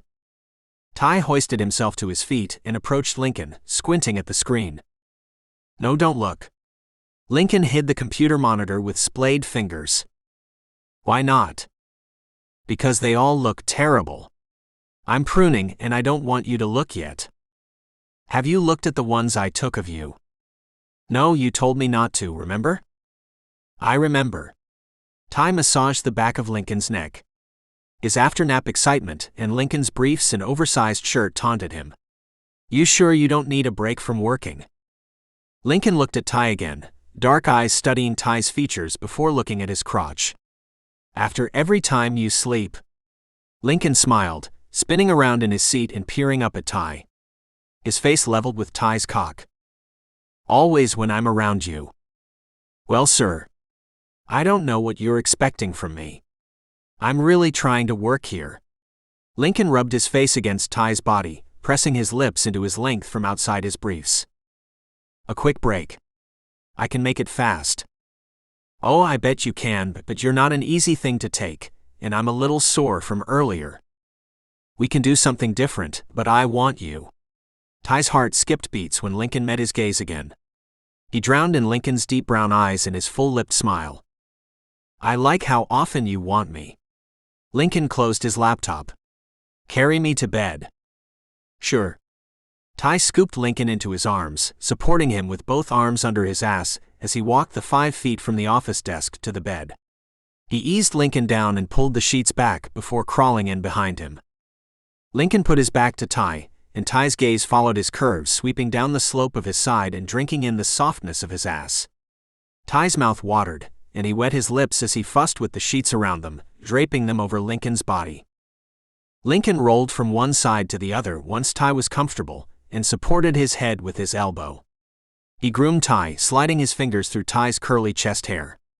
I want to know more about you. What do you want to know? He trapped Tai's nipple between his slender fingers, pinching it as he chewed his bottom lip. I want to know about your family. You said you were in love with someone before, right? I was. I want to hear about them and your sister. I would love to meet your sister, really. You've said. Tai cleared his throat, flexing his pectoral muscle under Lincoln's playful touch. Lincoln giggled. She runs a bed and breakfast with her husband some hours from here. Oh, we should go visit them. No. Somehow I knew you were going to say that. Lincoln sighed. You're going to meet my parents the night of the opening. Is it wrong of me to want to meet at least someone of your family? It's not wrong, but I can't let you. It's dangerous. How? Tai sealed his lips together and pulled Lincoln closer to him. My family is full of bad people. People who would dislike you because of your money. People who would steal from you or harm you without batting an eye. I feel like you're hiding me from them or something, like you're ashamed of me. Tai sighed and sat up, leaning against the headboard. He pulled Lincoln into his lap and wrapped his arms around him, kissing his shoulder. I'm not ashamed of you. You are the best thing to ever happen to me. I'm ashamed of them, of myself. He drummed his fingers. If you really want to, I can let you meet my sister. Lincoln tilted his head, touching Tai's cheek at his kisses. You shouldn't be ashamed of yourself. You're a good person. You don't know what kind of person I am. I do. Lincoln twisted in his arms, locking eyes with Tai. Tai. I see you. Maybe it's an artist thing, or maybe I'm crazy, but I know you're not a bad person. Tai's gaze lowered, eyes lidding as Lincoln browsed over his skin. I see you too, he whispered. What do you see? Lincoln smirked. I see someone who's passionate, excited, and creative, but scared. Lincoln rested his hands on Tai's shoulders. What am I scared of? Tai wet his lips, glimpsing his features before shrugging his shoulders up and planting a kiss on Lincoln's nose. You are scared of being too vulnerable, being completely open. So are you. No, I'm scared you will run away if you knew everything about me, and I don't want you to run away. I won't run away. Tai kissed Lincoln's nose again. The problem is you should. I won't. But you should. But I won't, so tell me everything. I will. Soon. I'm not ready yet. Lincoln clamped his bottom lip between his teeth and turned away from Tai, peering around the motel room before looking back at him. I could start guessing. I'd rather you not. Lincoln bounced in Tai's lap. Please? One guess a day. No. I'll tell you when I'm ready. I promise I will tell you when I'm ready. Tai studied him for a few quiet moments. You're scared if you're as passionate as you want to be, you will look desperate, yeah. Lincoln cast his eyes downward. It's a legitimate fear. It's happened before. People like the idea of dating an artist, but not the work of it. I'm passionate. I have lots of crazy ideas. I'm intimate. I'm sexual. I'm feminine sometimes and masculine other times. I'm not ashamed of it. It's just who I am. Then why are you afraid? Because, Lincoln stretched over him, kneading his fingers on Tai's shoulders and lengthening the vertebrae of his spine. Because people don't want passionate. When you get emotional during sunsets and always have projects waiting in the wings, people don't like it. People want to relax in front of the television and watch reruns. They want to be boring. True. Sometimes boring is nice. Comforting. I guess. Lincoln wrinkled his nose. I like you're emotional. Tai stroked Lincoln's cheek. It's refreshing. My family isn't very emotional. Military? Lincoln lifted his eyebrows. No. Stop guessing. Tai kissed Lincoln's forehead. I want to see the pictures I took of you. Lincoln slithered out of Tai's lap. I don't. So, I'm going to get food. What did you want again? Nope. Tai grabbed his arm. We're going to look through them together. I don't like seeing myself in photographs. Why not? Because I always critique the photos, and I don't want to be negative. You critique yourself. Tai slid a hand down Lincoln's arm, lacing his fingers with Lincoln's. For this, critique me. You're beautiful, and I was trying to capture it. The thing is, no one comments on the photographer in a bad picture, they comment on the subject. Lincoln sank down in the office chair and opened his laptop. The screen popped up immediately, flashing dozens of tiny squares on a gray program. No one will see these but you and me. Tai squeezed Lincoln's hand before releasing it and folding his arms on the back of the chair. Could I get your statement in writing? Lincoln scrolled through his landscape pictures until he saw his face, then he increased the size of the individual photographs. You have my word. It's better than anything I would write down. Tai reached over Lincoln, scrolling through the pictures using the trackpad. The first dozen photos were too dark, and Lincoln insisted on deleting them. The next collection was better, but Lincoln was still displeased with the subject matter. He folded his arms across his chest and leaned back in the office chair as Tai weeded through them. Tai scrolled for 10 minutes before he stopped on his favorite, a portrait. The vertical shot cut off at Lincoln's chest, and the sun haloed him from behind. He glowed. His bright eyes stared straight into the lens, and a little smirk played on his lips. Tai's heart pounded as he met eyes with the photograph of Lincoln. This one? Tai rumbled, enlarging it. Lincoln studied his selection. It's not bad. Why do you like it? Because this is what I see when I look at you. You see the sun backlighting me? Tai bit Lincoln's neck, growling. Yeah. I see the sun backlighting you. I see your gorgeous eyes and your full lips, almost always smiling. When you look at me, Tai shook his head, warmth rising to the apples of his cheeks. When I look at you, what? Lincoln twisted around in the office chair and blinked. Tai. Are you blushing? Fuck you, blushing is so sexy. I like this shot. Tai's cheeks warmed more and his muscles twitched. He gripped the back of the office chair as Lincoln stared at his profile. I like how you see me. Lincoln tapped his finger against his chin. How many condoms did you bring with you?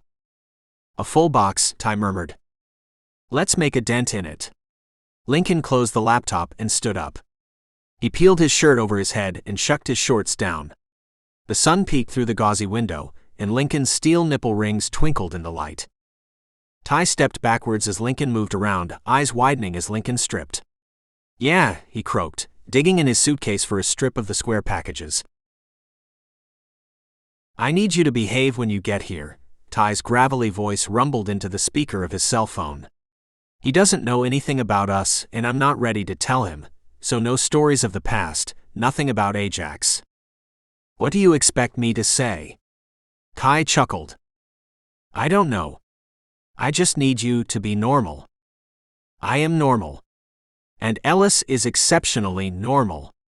You need to stop worrying. I have reason to worry. You really don't. You know, when I told Ricky Ellis and I were dating, I was freaked out too.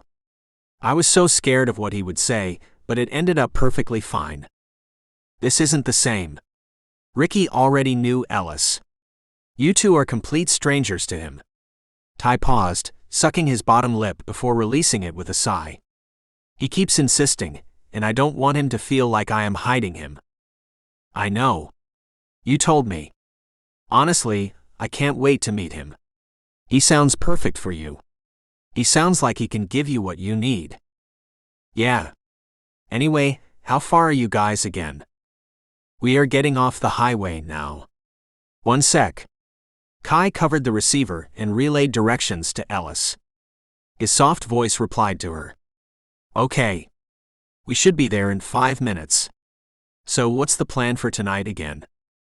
We're going to dinner, and then we're going to this movie night thing with his art friends. Have you met his art friends before? Yeah, they're always around. They're good too. It'll probably go on into the night.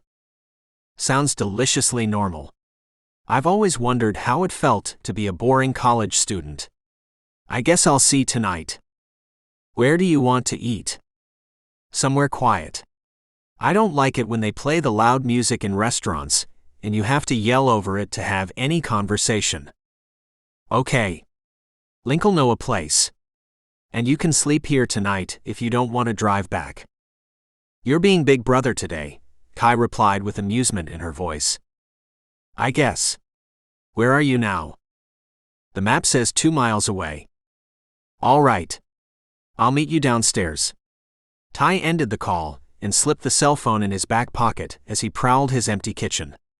He poked his head in his bedroom where Lincoln lay sprawled across the bed with blushing cheeks. My sister will be here in 5 minutes. Meaning you have 3 minutes to nut inside me again before we start our night. Lincoln's folded legs dipped to the side and his torso twisted. The sheets pulled away from his body, revealing the curve of his ass and a peak of his balls and manhood between his slender legs. Tai's eyelids fluttered as he cleared his throat. No. You should probably get dressed. Then you owe me one later. Tai shivered as Lincoln cast off the sheets and stood. The artist stretched on his toes and padded past Tai to the bathroom, pulling his inky black hair into a topknot on the way. Lincoln left the door slightly ajar as he pissed and wiped dried cum off his belly and excess lubricant off his thighs. Should I knock when we come back up? Tai asked. I'll meet you guys down there. I'm almost done anyway. Okay. Tai ran his palms over his jeans as his eyes roamed over Lincoln's body, drinking in his warm brown skin and his subtle curves. Lincoln finished at the sink and then slid on a pair of briefs before looking at Tai. You're stalling. He smiled. Yeah. Sorry. Going now. Tai ducked his head, shoving his feet in heavy work boots and leaving the room. He paced the stairwell with his thumbs hooked in his jeans until Ellis' truck pulled into the parking lot, squeezing into a space next to his motorcycle. Kai hopped out of the passenger seat and ran through the parking lot, dark hair dancing behind her. She jumped into her brother's arms, squeezing him around his shoulders and burying her face in his neck. Oh my God, I missed you. Tai rubbed his sister's back. Ellis eased out of the truck, boots clicking on the ground. Nice bike. He hiked his thumb towards it as he joined them. Kai kissed her brother's cheek as she loosened her grip on him, running her hands down his bulging muscles. You got big in jail. Thanks.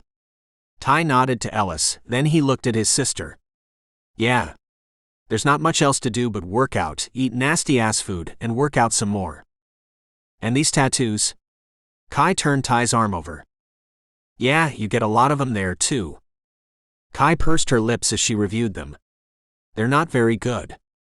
Yeah, my love, I don't think they have professional tattoo artists in prison.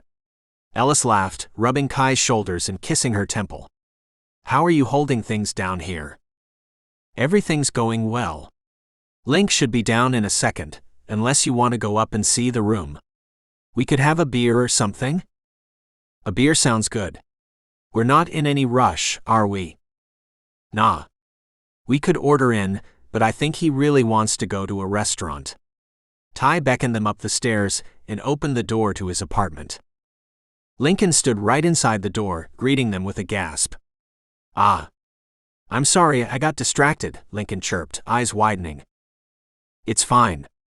My family's here, Tai rumbled, motioning to Kai and Ellis. Kai wiggled her fingers. Lincoln pressed his lips together and ducked his head. Hi. Kai is my sister and Ellis is her husband. Tai pointed to them and massaged Lincoln's shoulder. Guys. This is Lincoln. It's nice to meet you, Lincoln. I heard you're an artist. Ellis lifted his eyebrows. Thanks for taking care of my brother. Kai's smile softened, and she wrapped her arms around Lincoln in a gentle, brief hug. Why yeah, I am. I'm a professor and graduate student at the local university, the one right next to Tai's welding program. Lincoln's cheeks reddened at the hug. Thanks. It's a hard job. Aha. I promised them beers. Tai folded his arms across his chest.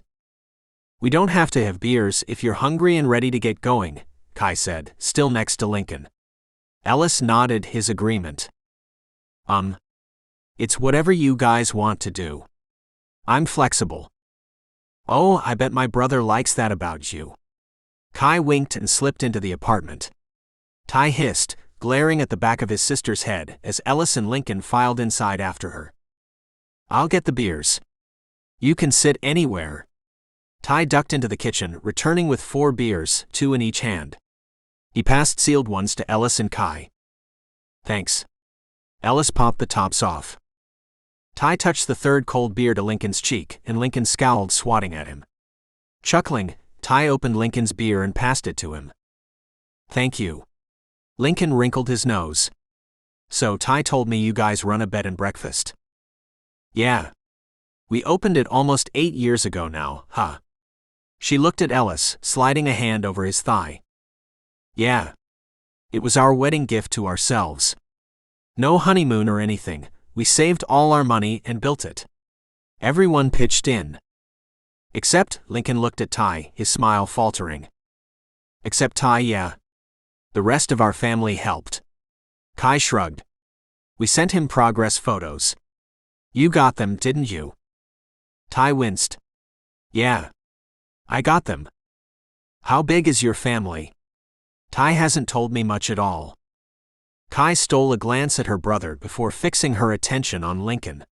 "Well, it's a little complicated. It's more like a hodgepodge of people. We're not all related by blood, but we call ourselves family." "Ah. How did you all meet?" Lincoln looked at Tai. Tai gulped his beer, curling his lips away from his teeth at the taste. "We were homeless together, grew up alongside each other." "You were homeless? Why didn't you tell me?" "Because it's not a big deal. I told you I didn't have parents. I thought maybe you lived with a relative or something." Lincoln's face fell, and he set the beer on the counter. "Can you guys excuse me for a second? I have to, I need a moment." He jumped to his feet and slipped into Tai's bedroom, closing the door behind him. Kai eyed Lincoln as he retreated and then looked back at Tai. "Is he okay? You should go see about him." Ellis sank back in his chair. "He's fine, I think." Tai sipped his beer. "He's probably putting a lot of pressure on himself, built meeting you guys up in his head, and doesn't want to say anything dumb. He's cute. Should I go talk to him?" "No." "Oh, come on. You know, I found some old baby pictures of you at Ricky's house. I could show him those. There's even one of you in the bath with AJ and Trav." Kai dug in her pocket, pulling out frayed photographs. "You should burn it." Tai took another gulp of his beer, and a rumble vibrated his chest. "I'll be right back." He placed his beer on the table next to Lincoln's and moved down the hall to his bedroom, knocking before opening the door. "Babe? I'm making a fool of myself in front of your perfect sister and her perfect husband." Lincoln looked up from his seat on the edge of the bed, tears welling in his eyes. "No, you're not." "I am. We've been dating for how long, and I didn't even know you were an orphan." "Well, I didn't tell you." "You should've. I wish you would have told me." Lincoln grabbed a pillow from the bed and threw it at Tai. Tai caught it and rumbled. "I feel so trivial and I don't know, young in front of you and your family." "Why?" Tai sat down next to Lincoln, sweeping his lips along his jawline and bumping his shoulder. "Because? You guys have been through so much, and here I am. My biggest problem this week has been what to do about Grayson pestering me." "He's still calling?" "No, not really. You should get a no-contact order." "I don't want to make him angrier. I mean, I have to see him to get the order." Lincoln shook his head. "Anyway, this is my point. You're so accommodating to all my problems, and I had no idea you were orphaned as a child." "Because it's not a problem." Tai kissed Lincoln's temple. "I love hearing about your life. Nothing you do or say is trivial to me, and I want my family to meet the charming man I fell in love with." Lincoln chewed his bottom lip, wringing his hands. "The man who kissed me the first time he saw me and forced his way into my life. The man who thinks a good time is taking pictures at 5 in the morning on Saturday," Tai continued. "Okay, I get it. I'll try. I just really want to make a good impression with them. I love you, so they already love you too. Now come on, let's go hang out with my family. With another kiss, Tai guided Lincoln back into the living room, and they sat back down in their previous seats. Oh hey. Kai smiled when they returned. Is everything all right? Yeah. Everything's fine. Lincoln returned her smile and slipped his hands in his pockets, shrugging his shoulders up. I was thinking. I said I'm an artist, so you want to see some of my work? Oh yes, absolutely. Kai clapped her hands. I thought you'd never ask. You could have asked yourself. Ellis teased, hooking arms with Kai. Lincoln glimpsed Tai, who tugged his lips into an easy smile, then looked back at the married couple. And you should have. Asking an artist to show his work is like opening Pandora's box. It's hard as hell to shut it. Lincoln smiled, walking across the hall to his apartment. Did Tai tell you how we met? He said he came over and fixed the plumbing for you, right? Well, and I pretended he was my new boyfriend to get my old one to go away. The old fake relationship trick, huh? Kai nursed her beer. Exactly. Always works. Of course, then I couldn't get him out of my head. He annoyed the hell out of me, Tai added. No, I didn't. I gave you company. You were too alone in here. And so quiet and mysterious. He's always been quiet and mysterious. Kai rolled her eyes. We've learned it basically means he's either hungry, sleepy, or horny. Really? So you can tell the difference between all his stoic expressions? Absolutely. It's a twin skill. Here's the thing. If he's hungry, his eyebrow twitches. If he's sleepy, his voice is a little more growly. What about the last one? It's basically everything else, Kai giggled. Don't let him fool you. Tai shook his head. This isn't appropriate conversation. Lincoln smiled. I like it. I like your sister. She tells the truth. Tai grunted and hung back with Ellis as Kai and Lincoln breezed through Lincoln's apartment, looking through all of his art. Ellis looked at Tai. So, how are you really? His puppy dog eyes studied Tai. I'm good. I'm happy. Ellis nodded. Kai told me you didn't want to come back to the life. Correct? Tai slipped his hands in his pockets. I don't want it here. I have the money saved, and I'm getting this welding thing. I'm done with the life. I respect it. After what happened, I don't blame you. We miss you though. Yeah. I miss you guys too. It's good seeing you, and I think Kai and Lincoln are really hitting it off. Ellis looked towards Kai and Lincoln. They now were linked at the elbow, and were animatedly talking about the future. They had planned a photography date, and Lincoln had extended an invitation to his upcoming gallery show. Yeah. I'd think so. We'll probably be around again. Kai and Lincoln breezed past the two men, dipping out of Lincoln's apartment and chatting animatedly as they descended the stairs. Ellis and Tai followed. Yeah. That's cool. Just let me know when you're coming. Tai chewed the inside of his cheek. Thanks. For keeping up with everything for me. No problem. Your family. Ellis squeezed Tai's shoulder as they reached Lincoln's hatchback and piled inside. Lincoln drove them to a local burger place, and they sat outside around a bright-colored table, eating through a stack of burgers. Kai and Lincoln continued their conversation, leaving Ellis and Tai in silence. Once their bellies were full of greasy burgers, they ordered a round of beer, presenting their identification cards to the server.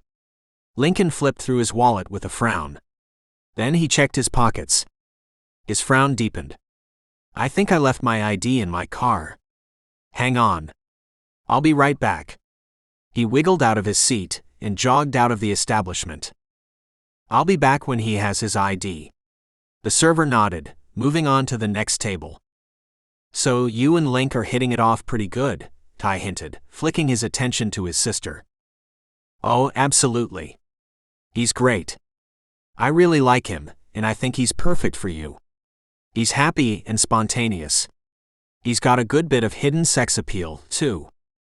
You can tell he has sex appeal. I I can tell by the way you look at him that he's got you hooked. You didn't even look at AJ like you look at him, but it makes sense. He's the opposite of you. Ellis tilted his head. He's like you, Kai. It's why you two get along so well. You both are outspoken. Maybe so. He wants to take me to the abandoned theme park they have here.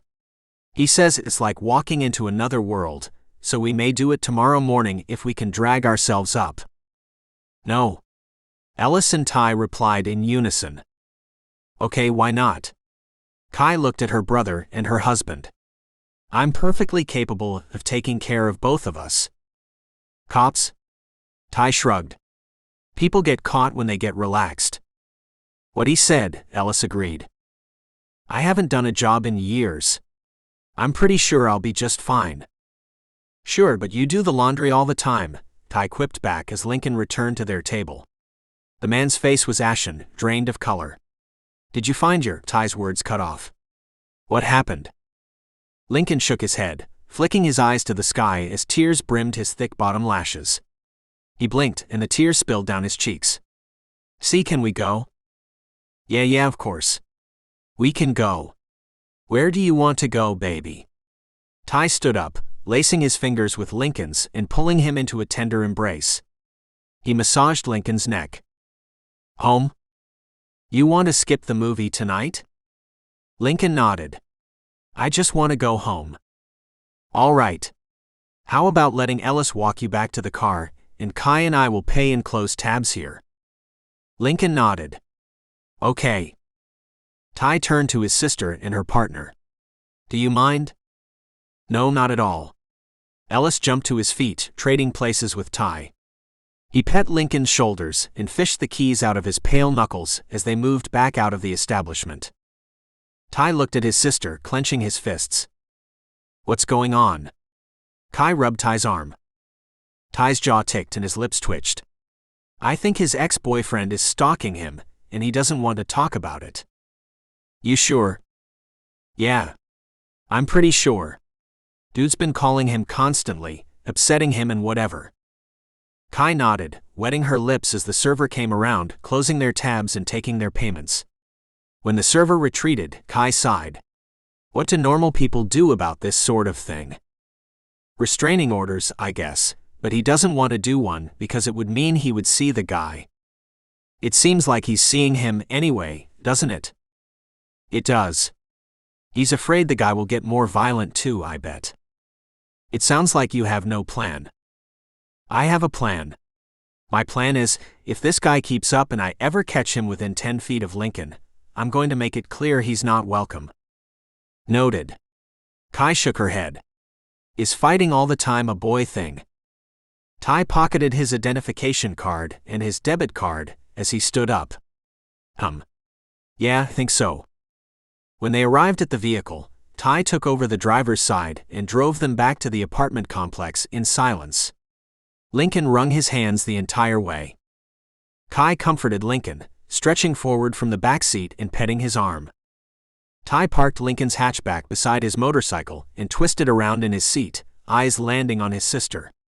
You guys want to go up to my place? He handed Kai the key to his apartment. Sure. Kai rubbed Lincoln's shoulder. You can feel safe around Tai, around all of us. I promise. She kissed his cheek and dipped out of the vehicle, following Ellis up the stairs. Lincoln tipped his head down, studying his lap. Tai stared out the window for a few long minutes before turning to Lincoln, watching him instead. He drank in his profile, eyes roaming over his mahogany skin. He reached across the seat, smoothing fine baby hairs at Lincoln's temple. What happened? Lincoln teased the threads of his jeans, flinching under Tai's touch. I almost got ran over, Lincoln whispered, turning his face away from Tai. Baby. Tai unbuckled their seatbelts and coaxed Lincoln from the passenger seat into the driver's seat with him. He wedged Lincoln between his bulky body and the steering wheel and wrapped his arms around his torso. I think he's stalking me. Grayson.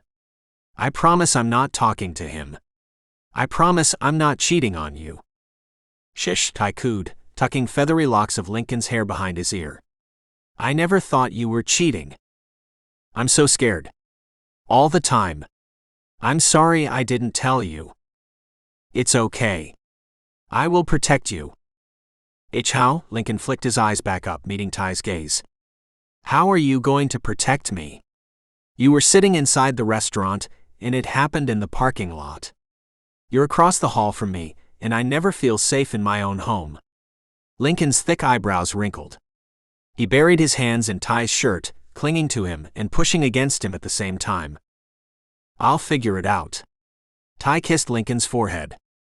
I promise you. I'll figure it out. Lincoln nodded. Okay. He nibbled his bottom lip and collapsed into Tai, curling into his chest as a long sigh sailed from him. Okay. Tai cradled Lincoln in his arms until the smaller man wiggled free of his grasp and climbed back over to the passenger side. Lincoln stepped out of the hatchback and called his friends, pacing the length of the car while Tai watched. He explained the situation. Tai studied the surrounding area. His senses sharpened once he eased himself out of the hatchback, and he smelled the air. Tai was unmoving as he cased their surroundings, charting vehicles in the parking lot, filing their license plates, makes, and models into the back of his brain. He kicked at the tires of Lincoln's hatchback as he strolled around the vehicle, rubbing his fingers over small dents. You need air in your tires, he grunted. Lincoln ended the call and slipped his cell phone back in his pocket, giggling. Really? Yeah. What's funny? You are. Why? Tai rumbled. Because? First you're broody and protective, and now you're telling me I need more air in my tires. You do need more air in your tires. You probably need a tune-up too. When's the last time you got your oil changed? Oh God, you sound like my grandpa. Let's go up to my place. Were your friends okay with us canceling? Yeah. They were a little disappointed, but they understand. I'm just not interested in trying to socialize and pretend I'm happy. Understandable. Tai walked Lincoln to the stairs, following him up them. Do you need to talk to your family? Why? Lincoln shrugged. To tell them good night or anything. I'll text them. Let's get ready for bed. Tai thumbed through Lincoln's keys, unlocking his apartment. The chilled air greeted them, and Lincoln flicked on the living room light. So, Lincoln bit his bottom lip, twisting on his toes, is Kai right? About your faces and saying you're basically always horny. Lincoln ripped his shirt over his head and pulled the hair tie from his hair. A cascade of black locks fell over his shoulders, hiding the shaved sides of his head. Tai groaned as warmth crawled over his skin. His lips curled away from his teeth as Lincoln exposed his pierced nipples, and his mind reminded him of more. For you, yeah, I'm always horny. Lincoln kicked his shoes off and stepped out of his jeans. His cock hung between his thighs, and he arched himself on his toes, displaying his whole body for Tai. Tai rumbled, a dark smirk touching his face. Go get in the shower. I'll join you in a minute. Lincoln visibly shivered, bracing himself on the edge of the couch as he nodded. His cock hardened, and the muscles in his stomach clenched. Why yeah, okay. He breathed and moved through the apartment on shaking legs. When he disappeared in the hallway, Tai slipped off his shoes, texted his sister, and prowled the living room. Light steps carried him through the room as he inspected it, swiping the bookshelves for dust, and observing every minute trinket. The living room exploration yielded nothing, and so did the kitchen. He moved into Lincoln's workroom, rolling his eyes around the dimly lit bedroom and weeding through Lincoln's paintings. They were normal too. Calculated steps carried him to the window, and he lifted it. The newly installed screen snagged and loosened, and Tai rumbled. His jaw tightened. Of course. He adjusted the screen and latched the window for the night before moving through Lincoln's bedroom to the bathroom, yanking off his shirt and stepping out of his pants. Lincoln peeked out from behind the shower curtain. What took you so long? Had to talk to my sister, Tai replied, stepping into the steamy water. Tai's family left after breakfast the following Sunday morning, and Tai hung around Lincoln's apartment as he buzzed from room to room, collecting art for the gallery opening in a week. Lincoln showed Tai painting after painting, as he narrowed down his selection. His Japanese heritage was incomplete, so he stashed those paintings in the corner and reviewed the photographs he took at the abandoned theme park and the ghost town. He laid them across the living room floor and then looked at Tai, placing his hands on his hips. Here's the thing. I need you to pick out 10 of these because I have to have them printed on a large scale, matted and framed by Thursday. In 4 days. Exactly, and I know Genesis is doing her fiber art thing. Lincoln raked his fingers through his hair, scratching his head as he switched pictures around. I need your favorites first, and then we'll play with the order of them. The order is just as important as the ones you select. Right? I grunted from the couch. He folded his arms and stood up, circling the sample photographs and studying each with brooding hazel eyes. Lincoln bounced from one foot to the other. So much to do. So much to do. Can you cut mat board? Do you think you could do it if I showed you? He dug a stack of bright white board from a cardboard box behind his bookshelf. I am sure I could figure it out. Okay, it's a little finicky though. Lincoln laid a flexible cutting board on the ground and then placed the mat board on top. He added a metal ruler and a half-sized pencil to the mix and crouched in front of it. So the deal with this is the sides are straight and the opening is beveled. You could do the sides beveled, but it wouldn't matter, they won't be seen. Okay. Lincoln traced out the size of the mat board and then the opening, measuring diligently as he worked. You also want to weight the bottom a little bit more than the top. It makes everything look better. The math is the hardest part, because basically say you have an 8x10 photograph. You would use 7x9 as your starting measurement, because if we use 8x10, the art will fall through the opening. Then you want to add 3 inches on 3 sides and 4 inches on one side, Lincoln explained as he mapped out the information in light pencil. Since these pieces are horizontal, we're going to add the 4-inch side to the 7-inch width. Does this make any sense at all? The total top to bottom measurement is 14. The side-to-side measurement is 15. Right. The weighted bottom will be on the long end. Lincoln adjusted his measurements.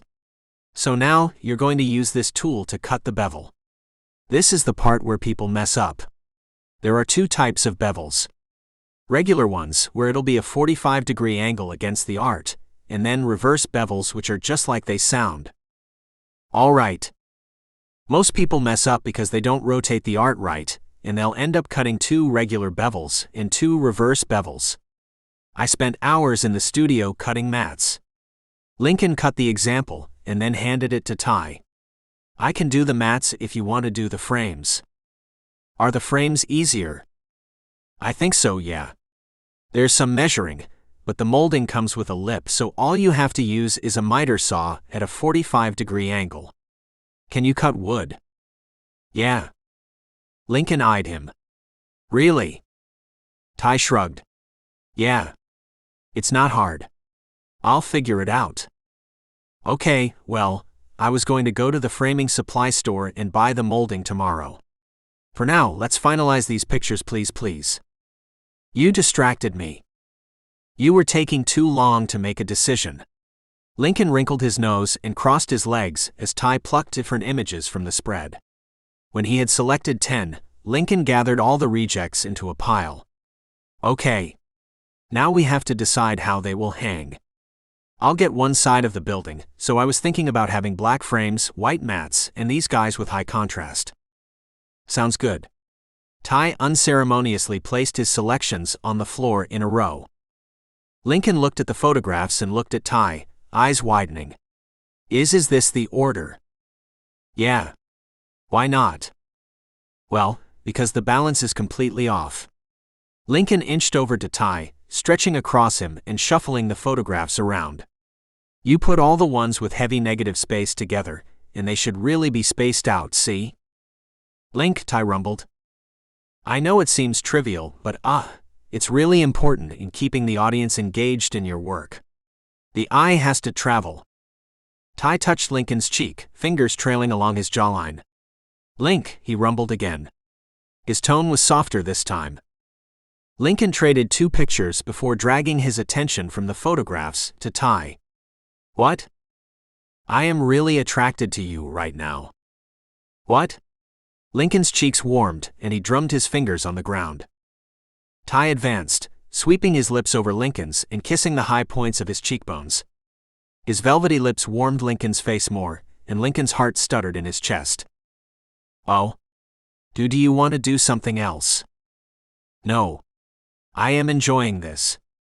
Lincoln bit his lip over a smile, turning his head to the side. Okay. I want something else then. No. Tai nibbled his neck. I'm enjoying this. I can't concentrate while you're teasing me. Tai retreated and turned from Lincoln to the photographs. How big are you going to make them? Lincoln sucked in his breath, rolling his shoulders back. His arousal grew at Tai's denial, and it clouded his thoughts. And maybe 11 by 14, Lincoln murmured. The frames would be 17 by 21. Lincoln shook his head. Close. 17 by 19, but if I do 11 by 14, I will make the matte margin bigger. 4 inches and 5 inches instead of 3 and 4.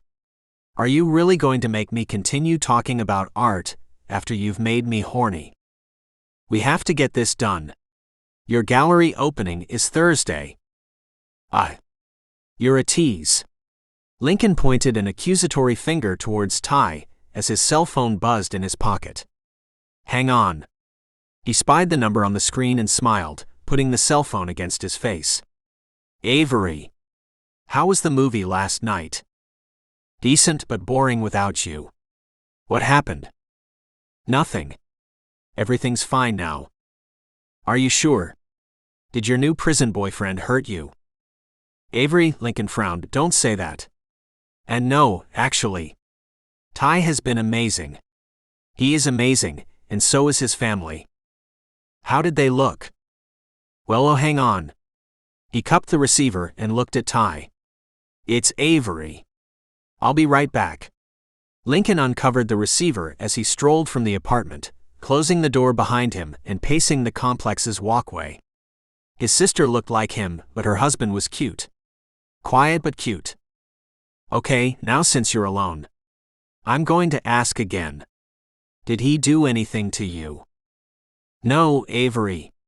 Stop assuming he's going to do something just because of his history. His best friend groaned.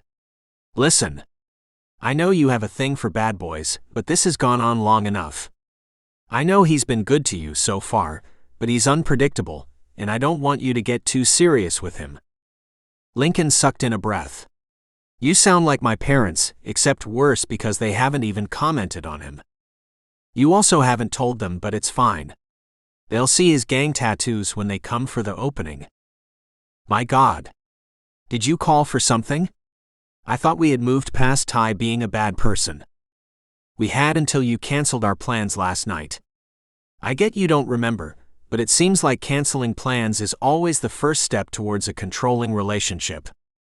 Tai isn't controlling me. I wanted to cancel. Like I said, something happened. I'm going to believe that something was Tai being a jackass until you tell me otherwise. Lincoln snarled. You know what? Fine. Fine. The truth is, I'm pretty sure Grayson is stalking me, and I'm scared. That's the truth. I didn't want to come last night because someone tried to run me over in their car while we were at dinner, and I was scared. Where was Tai? Oh my God. He was inside with his family. Avery grunted. Fine. He spent the night with me, and today we've been working on selecting photographs for the gallery opening this week. Okay, fine. I'm sorry for accusing him of being abusive. Thank you. So what's going on? Nothing. Benny was wondering if you guys wanted to do something today since you missed yesterday. Then why didn't Benny call me? You know how he is. He doesn't want to bother you with your boyfriend. So, he sent you to do his dirty work? Lincoln laughed. I mean, you know he's interested in you. Yeah, except we work in the same department. He's not my type, and I thought he started going on some dates. He has, but it doesn't stop him from liking you at the same time. Besides, he always goes along with your crazy schemes. He's not my type. What does he want to do, though? See a movie, what else? Avery laughed. There's an afternoon showing of the film you guys missed last night, if you'd like to see it. Yeah, I guess sure. It's a historical film, right? Supposedly. Benny says it's inaccurate but entertaining. He would know. I'm sure Tai would be down for it. Where is the showing? The old Britannia Theater, of course. Of course. Lincoln laughed. Okay. Tai and I will meet you guys there. Who all is coming? It'll just be us this time. Like Benny and whoever he wants to bring, you and Tai and me and my boyfriend. Lincoln eased back into his apartment as the conversation winded down. How are you and your boyfriend? You know, we're doing great. I think he might propose. He's been saving money, and we've been talking about the future a lot. What do you think? I don't know. I mean, possibly. I'm not a good judge of whether a guy is going to propose or not. Ask Tai. He would know. Oh, now he has a name, huh? Tai looked up from the couch. Is everything all right? He mouthed, dark eyebrows knitting together on his forehead. Sure. But you could ask him, right? He'd know. Lincoln nodded to Tai, smiling. Yeah, I guess he would. I'll ask. Anyway, we'll see you guys at the theater in a few hours. Cool. Benny will be looking forward to it. Yeah. Bye. Lincoln rolled his eyes and slipped his cell phone back into his pocket as he slithered into Tai's lap. I told Avery we would go see a movie at the old theater with her boyfriend Benny, and Benny's friend. All right. And she also wanted me to ask you what men do before they propose. She thinks her boyfriend might. Lincoln traced the outlines of Tai's body through his clothes. Don't know. Start talking about the future, I guess. Talk about babies. Tai shrugged. He'd want to make sure she'll say yes before he goes for it, so he'd hint. Would you do that? Hint before proposing? Can't say. Do you want to get married at all? Tai smirked and kissed Lincoln's nose. Maybe. What time are we going to the movie? Lincoln pouted. You're not going to answer my question. No. How soon is the movie? Like 3 hours. Ah. Well, I'm going to shower. Tai lifted Lincoln from his lap and set him on his feet, kissing the corner of his lips. Join me, he rumbled, rubbing Lincoln's back and lifting up the hems of his shirt. Okay. Lincoln forgot about his protest and chewed his bottom lip as Tai peeled his shirt over his head. His eyes roamed over Tai's rippling muscles and faded tattoos, and Avery's dumb words floated into his brain. Tai, can I ask you a quick question? The man paused at the entrance to the hallway and glanced over his bulky shoulder. Yeah? You weren't in a gang in jail, were you? Or before jail? No. Tai shook his head. Your tattoos aren't like gang-related tattoos or anything? I wouldn't have gang tattoos and not be in a gang. Okay. Why? Lincoln frowned. I don't know. Honestly, I shouldn't have asked. I'm sorry. You're fine. Tai's lips tugged into an easy smile, then he strolled down the hall, disappearing into the bathroom. Lincoln wrung his fingers and looked down at the photographs he set out. He rearranged the order again before joining Tai, stepping into the steamy shower water behind the larger man and kissing his shoulder. Love you, Lincoln whispered. I love you too. Tai backed Lincoln into the wall. I am excited to meet your parents. Are you really? Lincoln ran his fingers along Tai's corded shoulders, down his meaty biceps, and resting his hands at the crook of his elbows. Yeah. They're going to ask you questions about the penal system, and how we met, and about your education. Tai smiled. I'm excited about it. You're going to have to wear a button-down shirt and a nice pair of jeans. Dark wash. I'll let you wear your boots, though. Ah, thank you, Tai teased, kissing Lincoln's neck. One day I want to be married, but the marriage isn't important. Love is more important to me than a piece of paper and the legal system. Tai ran his lips along Lincoln's collarbone, and Lincoln melted against the clammy shower tiles. "Oh," Lincoln moaned. "Why, yeah." He kissed the ball of Lincoln's shoulder, then sank to the floor of the bathtub, crouching level with Lincoln's half-mast cock. It grew when Tai flicked his hazel eyes up at him, and pressed a kiss into the crease between his torso and his thigh. Lincoln's hips arched, and his back peeled away from the tiles. "Can I suck you?" Lincoln groaned. His cock jerked. "Oh yes. Please." Tai devoured him, and a quick fellatio turned into a hungry fuck. Lincoln striped the shower tiles with cum, and sweat mingled with the steamy water, cooling his blazing skin as Tai panted behind him. His ragged breath tickled Lincoln's shoulder, and a fluid smile touched Lincoln's face. "Oh. I'm barely standing. I think you broke my legs," Lincoln sighed. "No."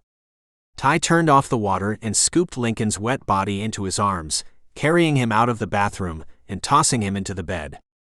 He laid down next to him. Lincoln closed his eyes, basking in his postcoital afterglow as the cold air dried his skin. He woke an hour and a half later, cracking his eyes open and glancing at his bedside alarm clock before watching Tai move around the room. "You're cute when you sleep," Tai rumbled. "Sorry. I didn't mean to fall asleep." Lincoln knuckled his eyes. "It's fine." Tai smirked. "If you slept, you needed the rest."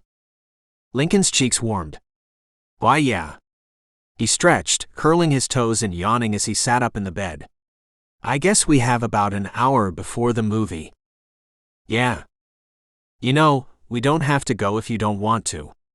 I didn't even ask if you wanted to go." "We're going." "I'm just saying, we could stay here and have fun together." Lincoln leaned forward, stretching his lean body across his bed. Tai eyed him. His smirk grew into a smile. "I bet. I'm saying we could stay and have sex again. You always leave me wanting more." Tai tossed Lincoln a pair of jeans and a fitted shirt. "Get dressed." "Fine," Lincoln drawled, easing to his feet and stretching his hands over his head. He arched on his toes, joints popping and muscles clenching. They left after Lincoln had dressed, adding boots and a leather jacket to his attire. He sank down on the back of Tai's motorcycle, wrapping his arms around Tai's waist and nestling his head on Tai's shoulder as they rode across town to the old theater. Tai parked the motorcycle on the street and locked their helmets under the seat. Lincoln tucked his leather jacket in the small storage compartment of the motorcycle and took Tai's hand, lacing their fingers together as he led Tai to the building. Avery and a tall, skinny man stood outside the front door. Her eyes brightened when they landed on Lincoln. "There you are. I was getting worried you wouldn't come." She hugged Lincoln, rubbing her hands down his shoulders and scanning her eyes over his form. "Oh, I almost didn't," but Tai insisted. He flicked his eyes to Avery's boyfriend, offering a smile. "Hey, Sam." Sam offered a lazy up nod to Lincoln, and tipped his head down in a nod to Tai, who returned the same simple gesture. Lincoln glanced at them both, sighed, and returned his attention to Avery. "So where's Benny?" "He's inside already getting popcorn, candy and drinks for his new friend." "Oh, so this is a close new friend?" "Very close. Anyway, let's get inside and find seats before the movie starts." Avery traded her boyfriend for Lincoln, hooking arms with him and strutting inside. Tai and Sam followed, purchasing tickets and drinks and flanking the pair as they filed into the dim theater. Benny waved from his seat next to a rainbow-haired woman with thick, round glasses resting on her nose. "Is she a student?" Lincoln arched an eyebrow, waving back at Benny and ascending the carpeted stairs. I'm really not sure. I think she may be going to school for biology, but she's definitely not an art major," Avery whispered, leaning into Lincoln's side. "Huh." He filed into the aisle, hugging Benny around the shoulders. "Hey. Sorry about last night." Benny slid a hand down Lincoln's back, pausing before his ass. He massaged him gently. "It's all right. I'm glad you could join us today. This movie's going to be good." A smile dimpled his features. "Who's your friend?" "Oh, right. This is Mackenzie." He motioned to the woman beside him, and she shuffled her popcorn and candy around, popping out of her seat. It barely improved her height. All of them towered over her, but she flashed a smile and waved anyway, unbothered by the height discrepancies. "Hi. You must be Lincoln. I've heard so much about you. My Benny loves your art." "Your Benny?" "Ah." Lincoln's dark eyes sparkled as he looked at his friend. "You didn't tell me you had a girlfriend." "It's recent." Benny's cheeks filled with color, darkening in the theater light. "We kind of made it official last night." "Ah. I'm happy for you both." "Yeah." Benny cleared his throat and looked around at everyone else. So Mackenzie, you met Avery and Sam yesterday. And that's Tai, Lincoln's boyfriend." Tai nodded, stuffing his hands in his pocket and focusing his attention on Lincoln. "I remember." "Oh, hi there." Mackenzie looked Tai over before settling in her seat again, hiding her flushed cheeks behind a container of popcorn. Lincoln sat down next to Benny, and Tai sat beside Lincoln. Avery and Sam sat on the other side. Tai passed Lincoln a medium-sized container of popcorn and an oversized soft drink. "You wanted this?" "Ooh, yes. I only ever eat popcorn at the movies, so it's an extra special treat," Lincoln explained, popping buttery kernels past his lips. "Can't believe you guys didn't invite Genesis." Tai smirked, flicking hazel eyes to the big screen as they sparkled with mischief. "Really?" Lincoln slapped Tai's shoulder. "You really want Genesis here, so she can grab your ass and try to show you her tits?" Tai shrugged. "I mean..." "Tai..." Lincoln gasped, slapping his shoulder again. Tai laughed. "She's amusing." "She really isn't. Forgive me if I want a break from hearing about her Native American heritage and her newest fiber arts project. Plus, don't get too bummed about not seeing Genesis. You have to help us with the gallery on Thursday. You'll see more than enough of her then." Oh, speaking of the gallery, we have to buy refreshments and drinks too. Do you mind going to the store for me? I can give you the money, and you can borrow my car. I'm just going to be pulling a lot of late nights at the studio and at home. I can get what you need from the store." Tai kissed Lincoln's temple. "Anything you need, my love." Lincoln smiled. "Say that again." Tai smiled, color rushing to his cheeks as he glanced down at his lap. It had been a while since his cheeks had bloomed with color, but it still excited Lincoln. "Anything you need," he rumbled, voice growing husky. "I might need you in the bathroom before we get out of here," Lincoln whispered, shifting in his seat as his jeans tightened with his excitement. "We'll see." Lincoln stroked Tai's stubbled cheek. "You said anything." "You're insatiable." Tai shook his head as the theater room darkened to pitch black and the sound volume increased.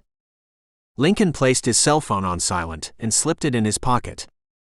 The theater had filled a little more since their arrival, but the viewership for this movie was still sparse. A collection of people sat in the very front rows, and Lincoln and his friends sat in the middle of the back section.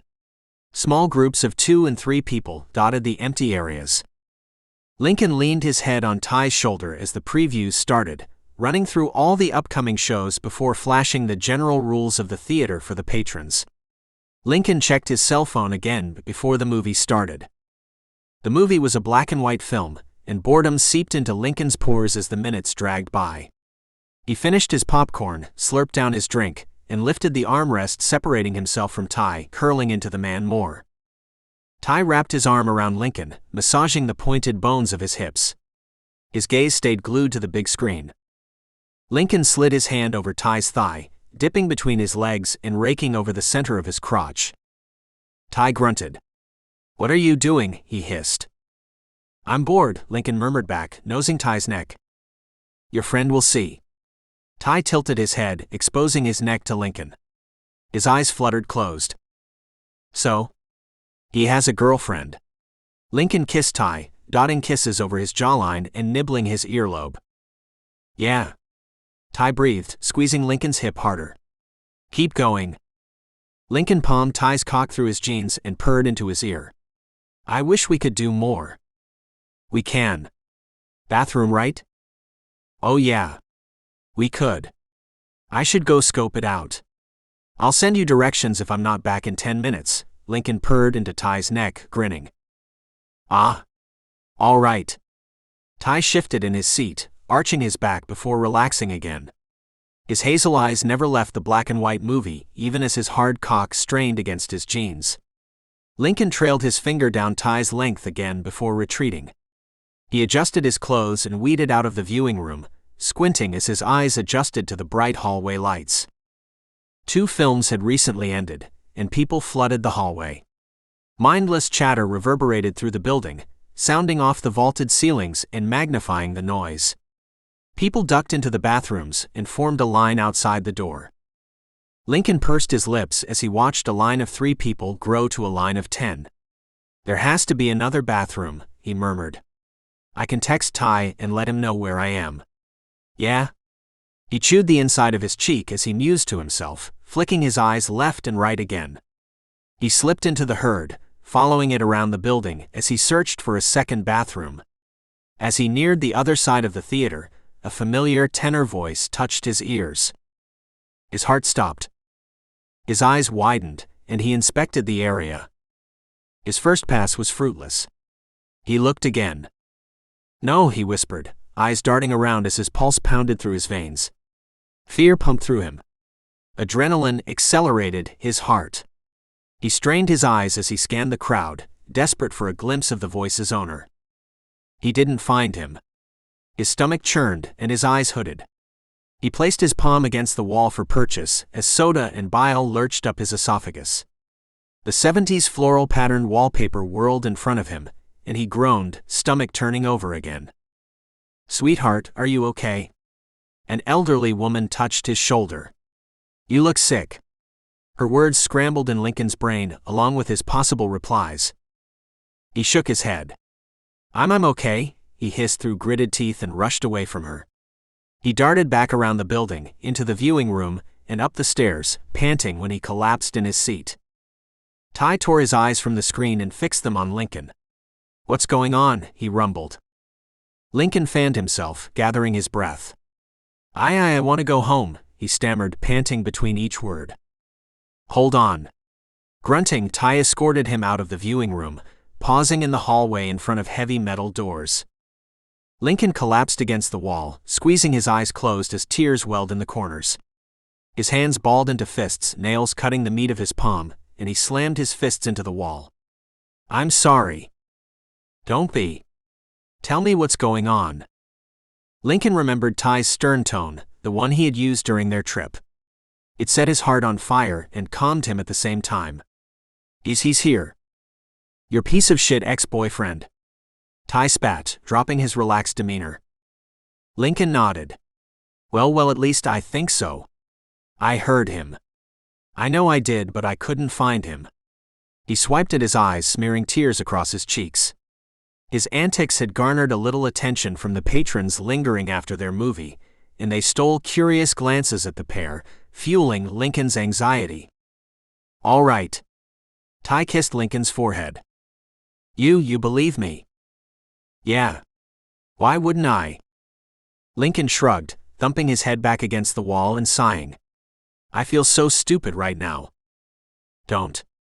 Tai cradled his chin. Always use your intuition. If you think you heard him or saw him, you did. Tai glanced around. You want to leave? Yeah. I don't want to ruin the rest of the day for my friends. Tai sealed his lips, hanging his head and curling his own fingers into a fist.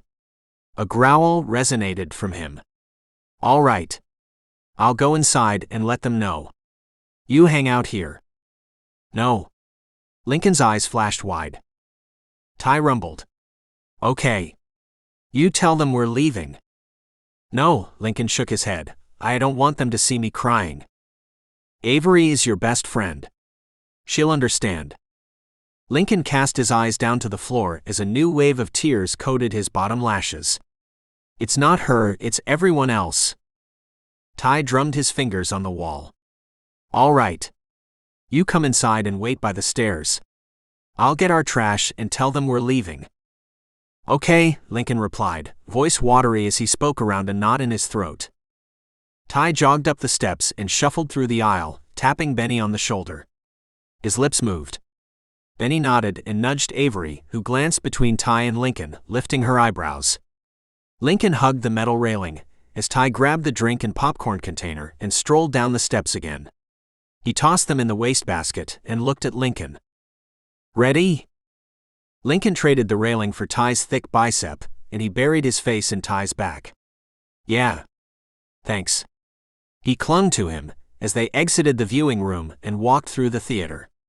They garnered looks both because their skin tone didn't match and because the image of them together didn't make sense. It was Tai. He was too big and burly for a gay man. People are staring at us, Lincoln whispered, especially because I'm upset right now. Yeah. Tai shrugged. I'm not concerned about them. As long as you're safe, I'm happy. He opened the heavy exit doors, guiding Lincoln out of the establishment. The evening light greeted them, and Lincoln squinted as his pupils adjusted. Thanks, he said again. I got so freaked out. I probably didn't hear him. I probably overreacted. No. You did the right thing. Tai unlatched their helmets and sat down on the seat of the motorcycle, fitting Lincoln in between his thighs and threading a finger through one of Lincoln's empty belt loops. I'm scared. Tai lifted his eyebrows. Lincoln peered around the parking lot. They were alone except for a few girls chatting by their parents' vehicles. He wet his lips and rested his hands on Tai's shoulders. I'm scared all the time. I can't even go to the grocery store without being worried. I want to do something, but I don't want to make him angrier either. Tai rumbled, grabbing Lincoln's helmet and putting it on for him. He latched it under Lincoln's chin, stroking his lips with the pad of his thumb. I told you I would keep you safe. I know you said you would, but how? Every time something happens, you're not there. You're nearby, but you're not right there. And I feel like I'm losing my mind. Lincoln's features distorted as tears brimmed his eyes again. I don't want to be this complicated. You shouldn't have to deal with it. I want to protect you. Tai kissed Lincoln's forehead. You're the only thing I have worth protecting. Lincoln shivered. What if you can't? I can. I know, but... Tai rumbled, kissing him again. I can. He fit his helmet on his head and kicked his leg over the motorcycle. Home? Why yeah, home. Lincoln sat behind him, trailing his hands down Tai's muscular shoulders. They shuddered under his touch, and Tai cleared his throat. All right.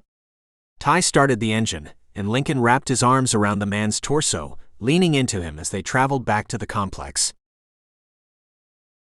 After the incident on Sunday, Lincoln and Tai shadowed each other. If Lincoln went somewhere, Tai followed behind him, and vice versa. The only time they parted ways was when Lincoln had classes at the university, and Tai had his class at the community college right beside it. However, as soon as classes were over, Tai waited in the hallway for the artist, and they walked through the campus together, driving home in Lincoln's hatchback. Preparing for the gallery occupied all of Lincoln's free time.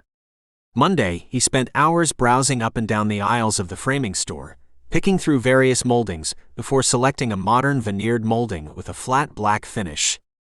He purchased several sheets of bright white matboard as well. Together, they completed the 10 frames and the 10 matboards before Tai's class on Tuesday.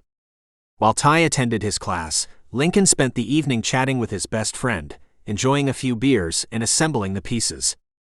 He sandwiched the art pieces between matboard and foam board backing, placed a thin sheet of plexiglass over it, and placed the frame on top. Then he flipped all of the pieces over and secured them with staple points. These look really nice. Avery finished the backs, running double-sided tape along the edges, covering it with brown paper, and securing hanging rings on the vertical sides. Thanks. Tai helped me pick out the pieces, and he also cut all the mats too. Lincoln smiled. You let him cut the mats? Avery winced and squinted, eyeing the corner openings of the boards. Actually they look pretty damn good. They almost look machine done. I know, right? He did flub a few, but he really got it together after he messed up the first ones. Oh. Okay, I'm a little jealous now. Sam would never spend this much time working on my art stuff with me. He doesn't have the patience for it. Lincoln sighed. Yeah. Tai's pretty amazing. He bit his lip over a smile. But something still bothers me though. I mean, I love that he's been going everywhere with me since what happened at the theater, but he's adamant he can protect me if anything should really happen. Okay? He's a guy, of course he's going to say he can protect you. Lincoln hummed, flipping another piece over and stapling the contents inside the frame. I know, but the way he says it, it's darker than just being a guy. What do you mean? She stacked the finished pieces with sheets of cardboard in between them. I mean, like, I really think he can. Okay, so he can. Are you really complaining? My God, I'd love to see him in a fight with Grayson. Love it. Grayson needs someone to hand him his ass. Lincoln smirked. Yeah, I wouldn't mind seeing Tai take Grayson, but I don't want him to get in trouble protecting me. Trouble like how? Do you think Grayson would really call the cops after losing a fight? I don't know. Maybe? Lincoln finished the fifth piece and sat back, stretching his fingers and rubbing his palms. Anyway. It's fine. Are you coming over tomorrow to help me finish these guys? Of course. Avery finished the wire on her current piece and stacked it aside. Are you going to finish these two up? Yeah, I'll do them. He stood up, stretching his hands over his head. He escorted Avery out of his apartment, giving her a hug and a kiss before closing the door, bolting the lock behind him. By the time Tai returned from his class, Lincoln had finished the last two pieces, stacked them off to the side, and reheated leftovers from the previous day. He greeted Tai with a warm meal in one hand and a cold beer in the other. Tai greeted him with a kiss. Wednesday and Thursday breezed by. Lincoln finished the last 5 pieces and stashed them in his office. With no incident for a few days and at Lincoln's insistence, the two men drove separately on Thursday. Tai worked at a construction site in the morning, and Lincoln holed up on campus, helping Genesis make final decisions on her pieces. They narrowed 20 rustic wall hangings down to 12 before dragging Avery and Benny into Lincoln's office for the final decision. After hours of debate, they nixed 2 more pieces. With Genesis' pieces finalized, they inspected the gallery space. It had been scrubbed clean from top to bottom and sported crisp white walls and a sparkling concrete floor. The head of department greeted them at the gallery entrance, bony arms hugging them both around the shoulders. I am so excited for your joint show. Her voice was as wispy as her arms. Is there anything I can do to assist you guys? Oh no. We're good. I have my boyfriend coming to help as soon as he gets out of his classes. Lincoln smiled. Genesis nodded in agreement. He's agreed to help both of us hang our pieces. How sweet. The older woman adjusted Genesis' shirt on her shoulders and leaned back, crossing one arm over her torso and supporting her chin with her hand. And what is his major? Oh, he doesn't go to the university. He goes to the community college. He's in welding. Her pencil-thin eyebrows lifted. Ah. Has he ever hung a gallery before? Skepticism dripped from her tone. No, but he's incredibly good at following directions. She puckered her lips, lipstick congealing in the corners. I see. Don't worry, Professor Steinham, he'll be fine.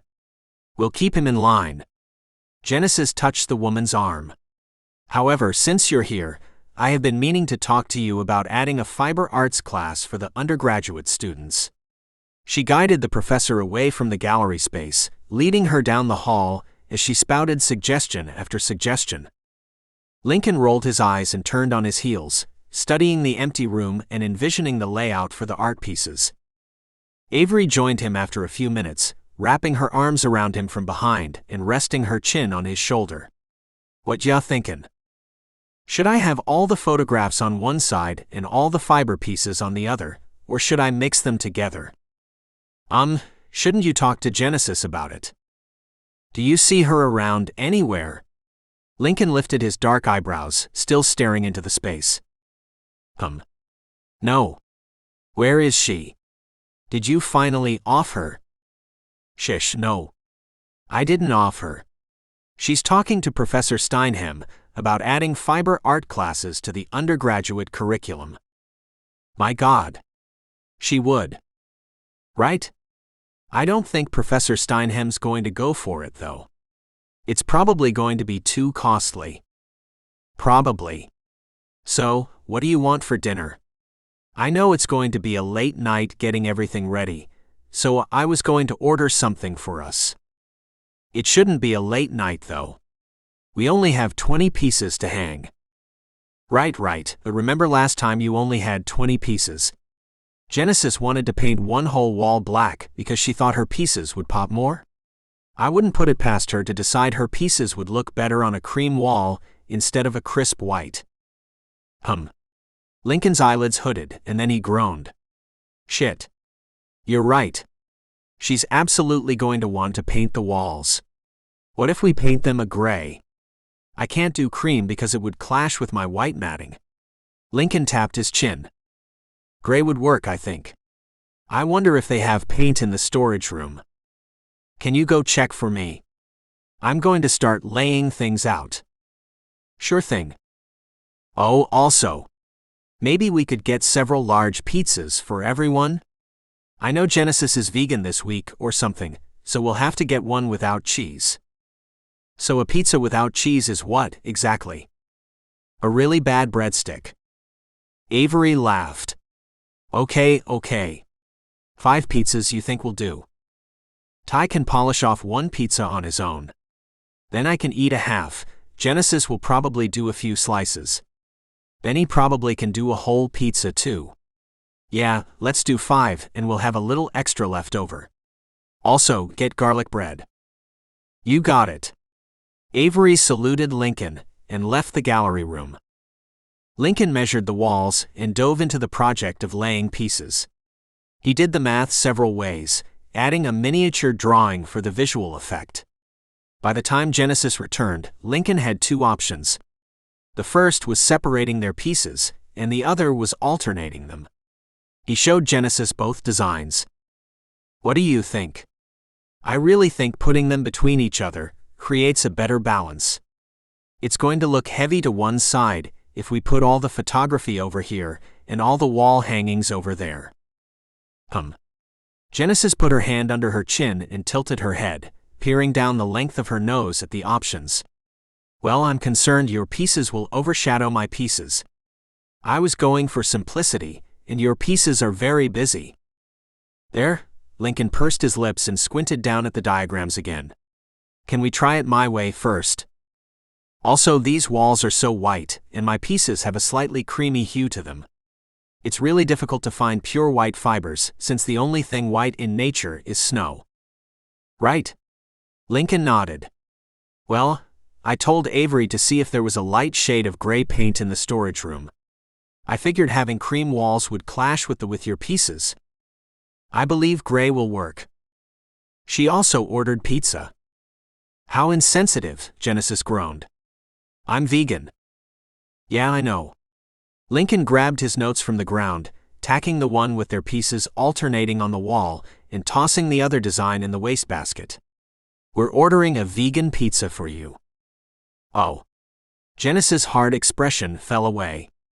Her features softened, blonde eyes curving around deep-set eyes and lips relaxing into a classic downturned slope. She was almost pretty. Yeah, so anyway. Let's get to work. We've got to paint these walls like now. Right. If we start now, by the time your boyfriend gets here tonight, we'll be ready to hang things. It's very early, and we can open the windows and get the box fans from the painting studio. Genesis clapped her hands together. Ah, this will be amazing. Lincoln's lips tugged into a smirk as he watched her prance around the room. Yeah, it will. They dragged paint buckets, painter's tape, a ladder, and various paint rollers from the storage room. Genesis taped the perimeter of the walls, and Lincoln mixed the wall paint, stirring it with a wooden spoon until the separated chemicals had mixed again. He poured the paint into a tray and rolled a sponge paintbrush in it, coating the middle of the wall in a thin coat of gray paint and rolling the paint as high up as he could go without interfering with Genesis' task. Avery and Benny did the same with the other walls. When the bulk of the walls had been painted and the perimeters had been taped off, they went back over the walls, using a smaller brush for the edges. They finished in 2 hours and collapsed on the gallery floor, staring at the white ceiling. Lincoln closed his eyes as his stomach rattled. "When's the pizza getting here, Avery?" Avery groaned. "I remember why I hate gallery openings. The pain. My body parts." Genesis shielded her face with her forearm, showing a line of crescent moon tattoos. "Do you think we should have spotlights on the pieces?" "No."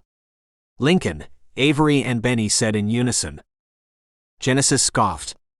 "I was just asking." "Yeah, and the answer is absolutely not. Entirely too much work and expense. We already have the overheads, and we can direct them wherever we want them to shine." "Fair." Lincoln's stomach rumbled again. "Okay, my hunger is winning against my exhaustion. Let's take a break and eat pizza while the room dries." "The pizza is in the employee break room."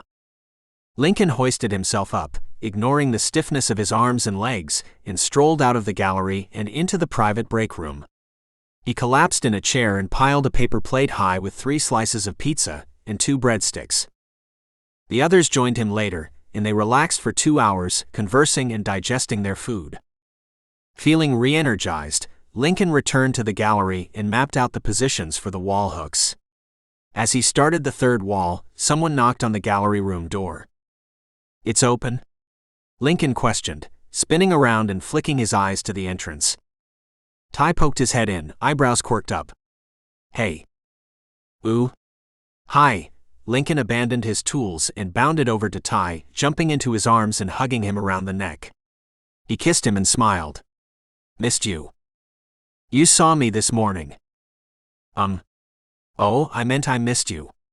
Lincoln's tone dropped, and he pressed himself into Tai's front, connecting their hips and gazing into Tai's hazel eyes. Tai cleared his throat. "Ah. Tonight? If you're not too tired after helping me with all this." "I'm never too tired." Tai rumbled, nibbling Lincoln's neck and wrapping his arms around his body. Exploring hands slid down Lincoln's hips, and he cupped Lincoln's ass, pressing a firm kiss into his neck. "Let's focus." "Ah," Lincoln moaned, arching on his toes. He slapped Lincoln's ass and broke their bodies apart. "What do I need to do?" "Well, right now Genesis is preparing her hooks for her pieces, and I'm mapping out where I want the hooks for my photographs. We're alternating them. So, instead of putting all of the photography pieces together, and all of the wall hangings together, we're going to do one and the other. I think it'll look better this way, because I don't want to overshadow anyone." "You mean Genesis?" Lincoln bobbed his head, a smile spreading across his lips. "I'm trying." "I see. I think it'll be easier to hang Genesis pieces first, because we just need to make sure they're centered with a little extra height on the bottom. Then we can fit my pieces between hers. I've got a rough measurement, but nothing is ever exact." Tai nodded. "Yeah. Do you mind checking her office to see if any of her pieces are ready? Her office is 3 doors down from mine." "No problem." Tai squeezed Lincoln's hand and left the room, taking the stairs to the upper levels of the building. Lincoln turned back to his work. He finished mapping the general locations of the hooks for Genesis pieces and stepped back from the wall, tilting his head back and forth. Tai returned to the gallery with 3 long pieces in his hands and approached Lincoln. "These are the feature pieces," she says. "Oh." Lincoln pressed his lips together, forcing a smile to his face. "They look great." "Sure. Where do you want them?" "If they're the feature pieces, then I want them on the back wall coming out of the center. She has 7 more pieces for sure, but we may need to add 1 more. So what's going to happen is both ends will start with a fiber piece, and the center will also be a fiber piece, and I'll have 5 photographs on either side. It'll look the best." Lincoln shifted into work mode, directing Tai with simple instructions and hand motions. Hanging the first piece took the longest, and after several minutes of inching the piece up and to the right, it was in place. Tai tacked it on the wall. "Is this good?" He rested his hands on his hips. Lincoln walked to the entrance and faced the piece. He squinted one eye, then the other, then opened them both. "Yeah. It looks good. Okay, now I think we should hang the second two pieces a few inches from the end of the wall." "Sure." Tai grabbed the next piece and approached the wall, holding it up and looking back towards Lincoln. "Tell me where." Hanging the next two pieces occupied a full 60 minutes, and by the time they finished, the crew joined them again. Benny and Avery returned, nibbling slices of pizza. Genesis clutched wall hangings in her slender arms. A headband held her hair out of her face. She deposited the fiber art pieces in front of the wall she wanted them on, laying them in order of largest to smallest. They cascaded nicely. Lincoln sandwiched his pieces between them, shuffling them around as he worked with the perfect order. "The good news is, since all of my photographs are the same size, I can shift them around until I feel like they're in the right place." He stood up after laying them all down in tentative positions. "Okay," he rubbed his hands on his thighs, "I'm going to take a quick break." "Me too," Tai grunted, following Lincoln out of the gallery and into the employee break room. Lincoln perched on the table, snagging the last slice of pizza in one box. "So how do you like gallery work?" Lincoln bit into the slice, beaming up at Tai. "It's tedious." Tai moved the empty box and opened the next one. A half-eaten pizza rested inside, and he stole a slice as he grabbed a paper plate at the same time. He bit into it and rested it on his plate. "You got a plate for one slice of pizza?" Lincoln giggled.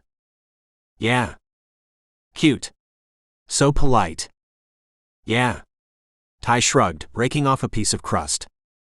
"I think at the rate we're going, we'll be done before midnight. I'm hoping Genesis is working on things right now. Then we can go home and prepare for my parents' arrival tomorrow. They're getting here in the morning, so I want everything taken care of tonight." "All right." Tai finished his pizza and stretched his arms over his head before he began collecting trash. The wastebasket overflowed with papers, dirty plates, and used cups. One empty pizza box and one empty box of breadsticks cluttered the table. He grabbed them and tucked them into the trash can, before pulling the bag out and tying it. "Where's the dumpster?" "It's around back. I'll take this out so you can get back to work with everyone else. Just ask Genesis what she needs from you." Lincoln took the black trash bag and kissed Tai's cheek. "Thanks again for all your help." "It's no problem. Be careful outside." Lincoln flicked his eyes to the ceiling. "I'll be fine. The dumpster's only a few yards away from the building." Tai grunted, hesitation in his eyes. He pressed his lips together and wet them before nodding. "Okay." The burly man walked Lincoln to the building's back door and opened it for him, peering outside as Lincoln stepped into the chilled air. "I'll wait here with the door open." No. It'll be like 5 minutes. Go inside and help Genesis." Tai stared at Lincoln, working his jaws. "All right." He sighed, letting the door swing closed. Lincoln shook his head, smiling as Tai retreated into the building. When the door closed, he gave a quick glance around and shouldered the bag of trash. The art building had 3 dumpsters, and they all sat on the far side of the building. The only exit that led directly to the dumpsters came from the printmaking studio, which had been locked after the last undergraduate student left. So instead, he walked around the building. Lincoln reached the dumpsters and sat the bag down, then hoisted the bin open. After 3 tries, the heavy black lid reached its midpoint and swung down on the other side, clattering against the metal frame of the large container. He turned back to his trash, and as his fingers wrapped around the knot, something rammed into him, throwing him back against the side of the dumpster. The trash flew backwards, landing with a muffled thud several feet away from Lincoln. Pain spidered through his back. His head spun and his mouth moved, but the force had stolen his breath. "I told you I'd get you, slut." Lincoln's heart dropped to his toes, and he expelled a gasp. Stomach acid burned his throat, settling in the back of his mouth, and he trembled. Uncontrollable shivers racked his body. "Grayson." Lincoln knew his voice. "You don't," he croaked, sealing his lips closed as his stomach threatened him, contracting around the pizza, breadsticks, and soda he had eaten. The man moved in front of him, slamming a fist into the metal dumpster. Lincoln jumped and recoiled, folding into himself. He smelled liquor on Grayson's breath, and woman's perfume clung to Grayson's clothes. "Don't what? You brought this on yourself, you cheating sack of shit," Grayson spat. His fist connected with Lincoln's face, slamming into the bridge of his nose. Needles shot through him. His eyes burned, and blood rushed to the surface of impact. Grayson punched him again, and tears welled in his eyes. Pain coursed through him, throbbing from his face through the rest of his body. Lincoln's eyes drooped closed. Grayson was nose to nose with him when he opened his eyes again. His menacing green eyes taunted Lincoln, and the spread of freckles over his cheeks formed constellations on his skin. "Please," Lincoln froze. His mind panicked, firing signals to all of his nerve endings, but it was futile. The shock had stunned them. "Shut the fuck up." Tai adjusted a photograph on the wall hooks, shifting it slightly up and to the left, before releasing it and stepping backwards. He tucked his hands in his pockets and looked at the willowy woman standing a few feet farther back. Perfect. She made an O shape with her first finger and thumb, pointing the other 3 fingers to the ceiling. Now for the next one. Lincoln had been outside for a solid 10 minutes, and each continuing second accelerated Tai's heart. His hair stood on end, and his muscles shuddered as he grabbed the next piece of art. Something was off. The air tasted different on his tongue. "Hang on," he groused. "Why?" "We're so close to being done." "We're on the roll here," Genesis pouted, squeezing Tai's shoulder. "I need to check on Lincoln." "Why?" He took out the trash. He probably got distracted taking pictures of the moon with his cell phone. Genesis rolled her eyes. "He's such an artist." Tai quirked his eyebrows and set the painting down. "Yeah," he mumbled. "Be right back." "Are you serious?" Without another word, he dipped out of the gallery room and down the halls. His casual stride accelerated to a run, as his own worries bubbled to the surface. As he neared the back doors, his anxiety spiked, but when he opened them, everything went red. His sense of smell clued him in first. He tasted iron in the air, and it was silky. Metallic. Muffled voices filled his ears as he stumbled out of the building. His pulse throbbed at the corners of his eyes, and his hands balled into fists. He stalked around the building, eyes resting on his prey before he flew into action. Tai yanked Grayson away from Lincoln and slammed him against the side of the dumpster, twining his fist in Grayson's shirt. He snarled, and his eyes narrowed to slits. At his first punch, he blacked out. When his vision returned, blood coated his fist. His knuckles burned. And they were no longer alone. Screaming, yelling, and crying surrounded him, and he scanned the area for Lincoln. He met Lincoln's swollen eyes and looked over his tattered, bloody clothes. Lincoln shivered. Fear and disgust filtered through the artist's eyes, and a swirl of anger filled Tai's stomach.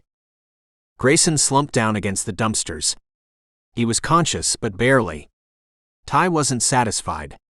Everything in him begged for one more punch. His predator wanted to see the light leave Grayson's eyes.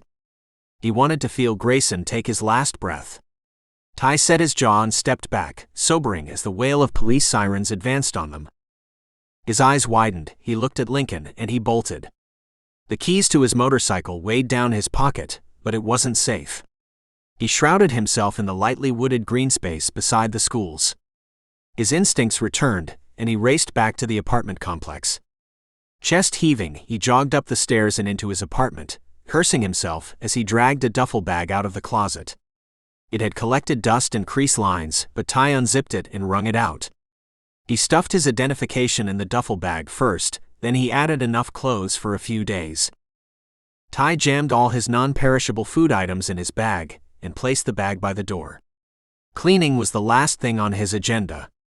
He wiped down every surface, buffing old fingerprints from them. He drowned his couch and bed in sodium percarbonate and water. The apartment reeked of chemicals, and an odd sense of comfort washed over Tai. When he was satisfied with his job, he grabbed his duffel bag and opened the front door. What's going on?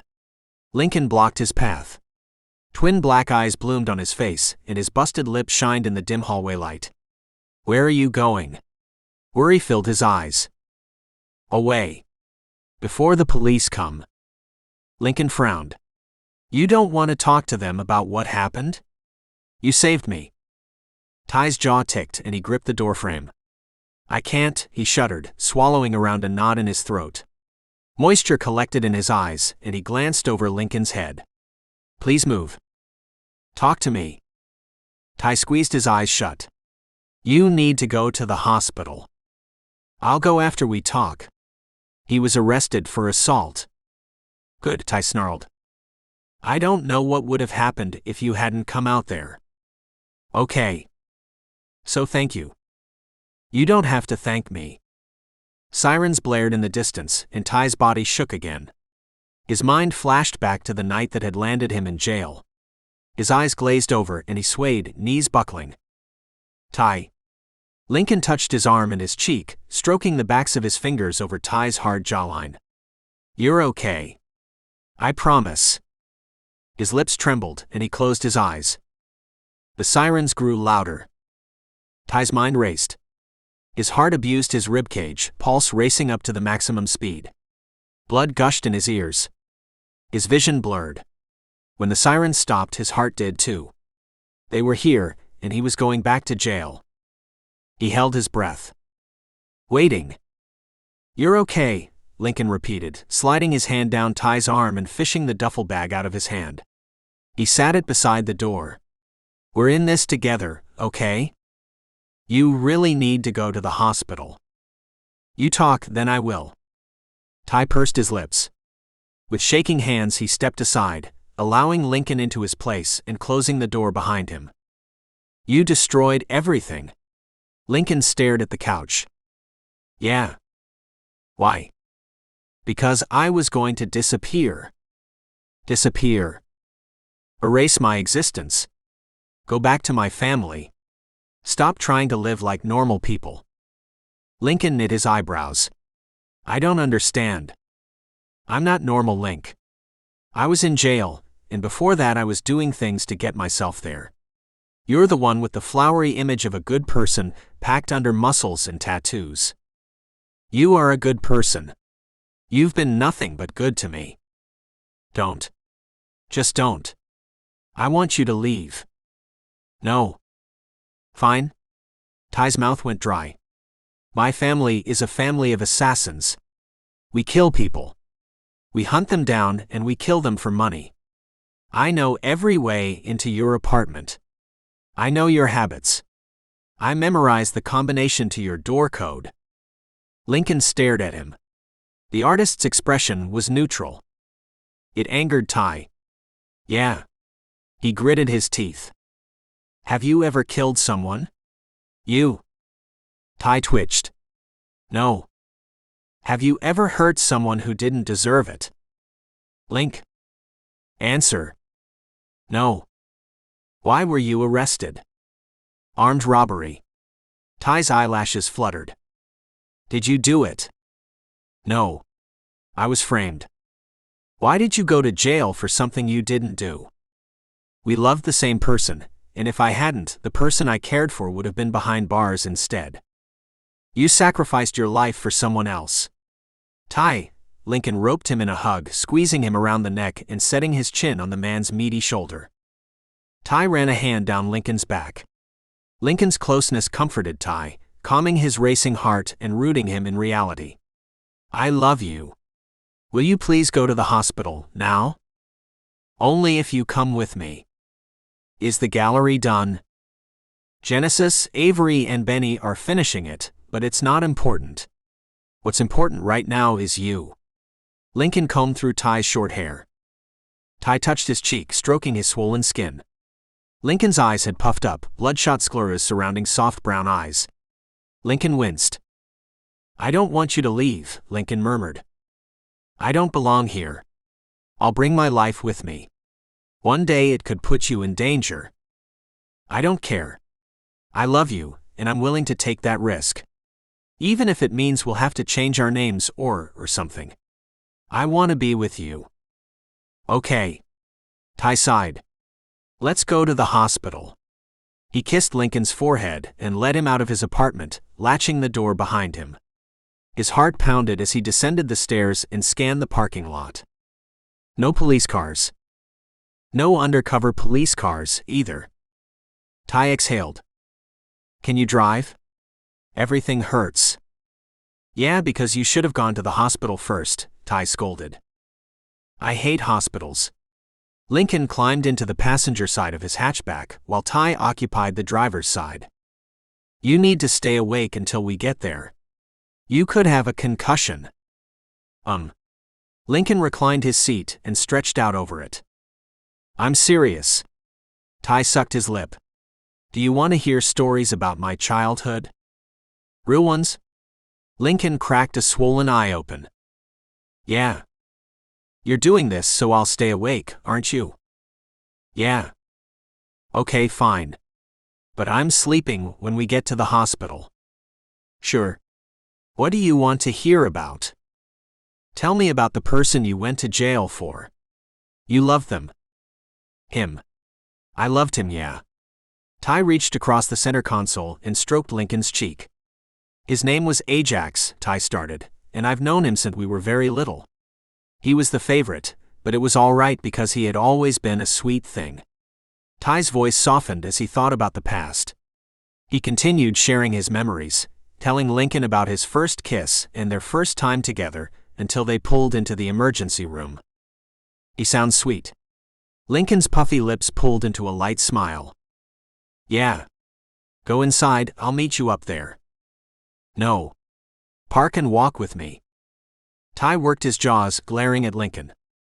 Park and walk with me, Lincoln repeated. With a tight expression, Tai wheeled the vehicle away from the entrance, parking in the lot. He jammed his hands in his pockets as he guided Lincoln to the entrance. The intake form was brief, and they escorted Lincoln to a private room where they took his vitals and asked him more questions about what happened. As he recounted the events, Tai ground his teeth and squeezed his fists at his side. Anger bubbled in him all over again when images of Grayson over Lincoln replayed in his mind. When the nurse left, Lincoln looked at Tai. Sorry. Don't be. I'm glad I found you in time. I shouldn't have let you walk out there by yourself at all. Tai. What? This isn't your fault. I'm just glad you were there, okay? Tai's shoulders shrugged and he rolled his head, popping his neck. Fine.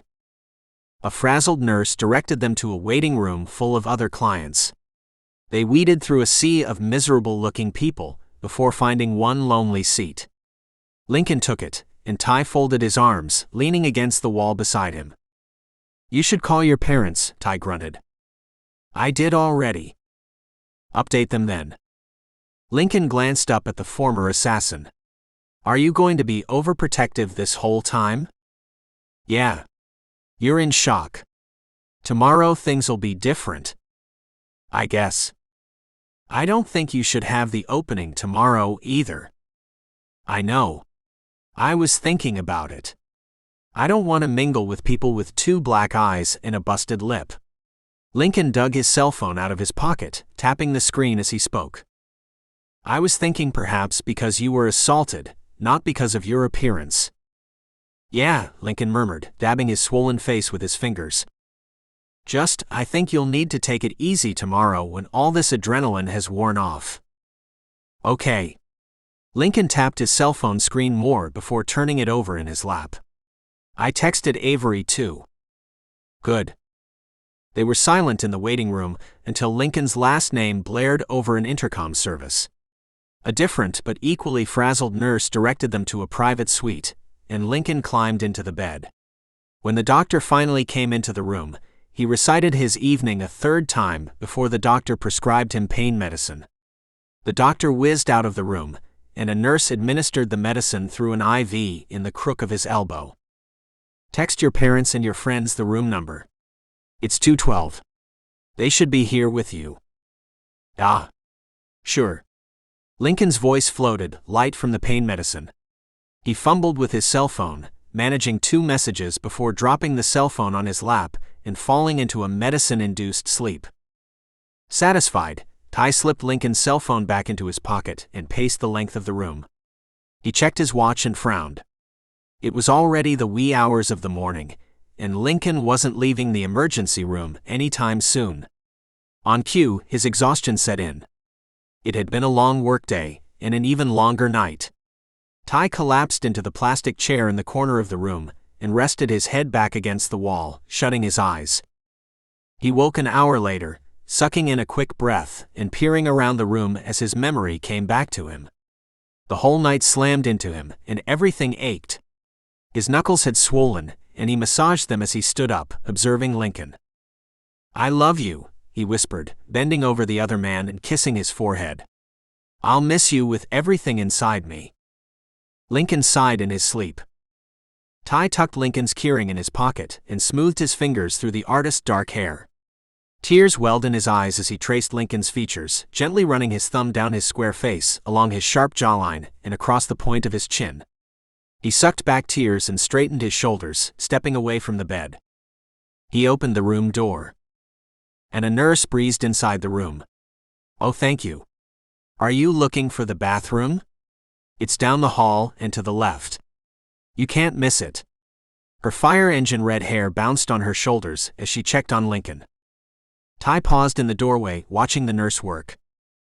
"He's looking good." She smiled. "We can prescribe some painkillers for the next couple days, but otherwise he's fine." "Yeah." The nurse reviewed the monitors again, and while she worked, 2 more people filed into the room. "This must be the one," a short, stocky man said. His monolithed eyes and straight black hair matched Lincoln's. The message said 212, a woman with Lincoln's slender build replied to the man. A mane of frizzy black hair framed her face. Tai cleared his throat. "Oh." The woman spun on her heels and looked at Tai. "I'm sorry. We didn't see you there. You must be Tai? Lincoln's told us so much about you." "Why, yeah. I'm Tai." He extended a hand to her. She shook it with both of hers. "I'm Maud, and my husband is Stephen. Thank you for sitting with him." She beamed. The husband nodded and hooked his thumbs in the pocket of his slacks. No problem. How's he doing?" Maud moved over to the bed, rubbing Lincoln's arm. "He's been asleep since we got here." Tai scrubbed warm cheeks as Stephen studied him, scanning over his body. His eyesight lingering on Tai's tattooed arms. "They gave him pain medicine. Would you like to sit?" He cleared his throat and touched the back of a plastic chair, pushing it forward for Lincoln's mother. "Thank you." She beamed. Lincoln's smile touched her lips, and her eyes squinted, wrinkling at the corners. The family resemblance shone through them. Lincoln was half his father and half his mother. After glancing between them again, Tai stared at the grungy tiles. "I wish we could have met on better circumstances." Stephen patted his son's leg. He was so excited about tomorrow. He had been talking about it for weeks. Especially us meeting you. I heard you're in the community college's welding program." "Yes, sir." Tai nodded. "Good career. A lot of professionals look down on trades, but they're the only jobs that will never go out of fashion. Even the richest of men still need to go to a mechanic for their vehicles." "This is true, sir." "So tell me more about yourself." Stephen lifted dark eyebrows. There's not much more to say, honestly. I love your son and I'll always do right by him." Stephen Tanaka nodded. "Good. Yeah, so I should get going." Tai stepped to the door, then turned on his heels. "Keys." He fished them out of Lincoln's pocket gingerly, as his cheeks warmed.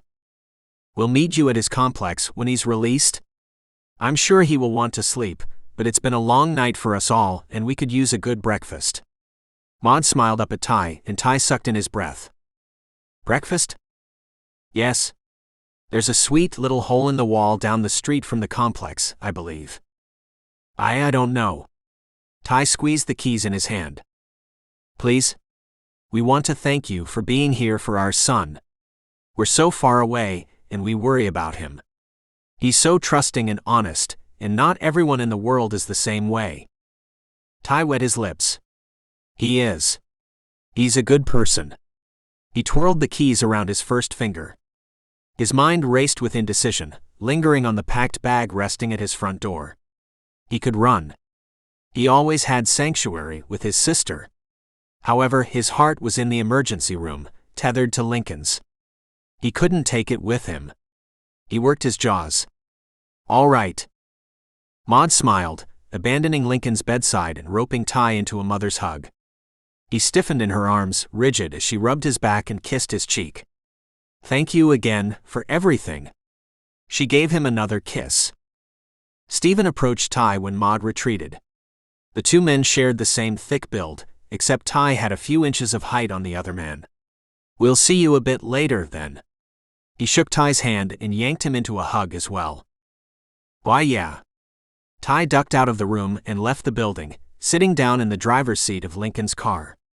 He traced the leather steering wheel as he fit the key in the ignition and drove back to the apartment complex. The emergency room discharged Lincoln several hours later, and he trudged to his parents' SUV, stretching across the back seat. The sun peeked over the horizon, and Lincoln's head throbbed. His parents spoke in hushed voices as he tucked his hands between his thighs and curled up. He drifted in and out of sleep on the short drive back to his apartment and through the morning and afternoon, waking up for painkillers, ice packs, and meals. By the evening, the swelling in his face had gone down significantly, but every bone in his body screamed. Purple bruises marred his torso, and the hardwood floor of his bedroom was needles under his feet. He moved into the bathroom, showering the shame and sweat from the previous night off his body and dressing in a pair of jeans and a loose-fitting shirt. Aching fingers eased the front of the shirt into his jeans and secured it with a belt. Lincoln met his parents in the living room. Where's Tai? His mother looked up. Oh? I haven't seen him since he left the emergency room this morning. Honey, do you really think you should go to the gallery opening tonight?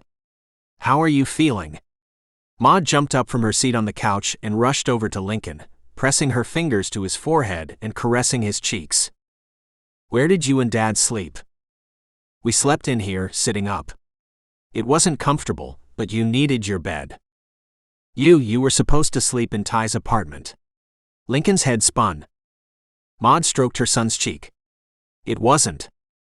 Lincoln brushed her hand away and stormed out of his apartment. He dashed across the hall, gripping Tai's doorframe before knocking. After 5 minutes, he knocked again. Tears burned his already bloodshot eyes. Tai, he called, answer the door. His demand turned to a plea, and he rested his forehead on the wooden surface. He knocked a third time. No answer. Tears streamed down his face. You're looking for that sweet young man? Mrs. Lebedeva had poked her head out of her room. She sported her usual nightgown and rollers in her thin white hair. He left early this morning with a bag over his shoulders. Don't know where he got to, but he hasn't been around all day.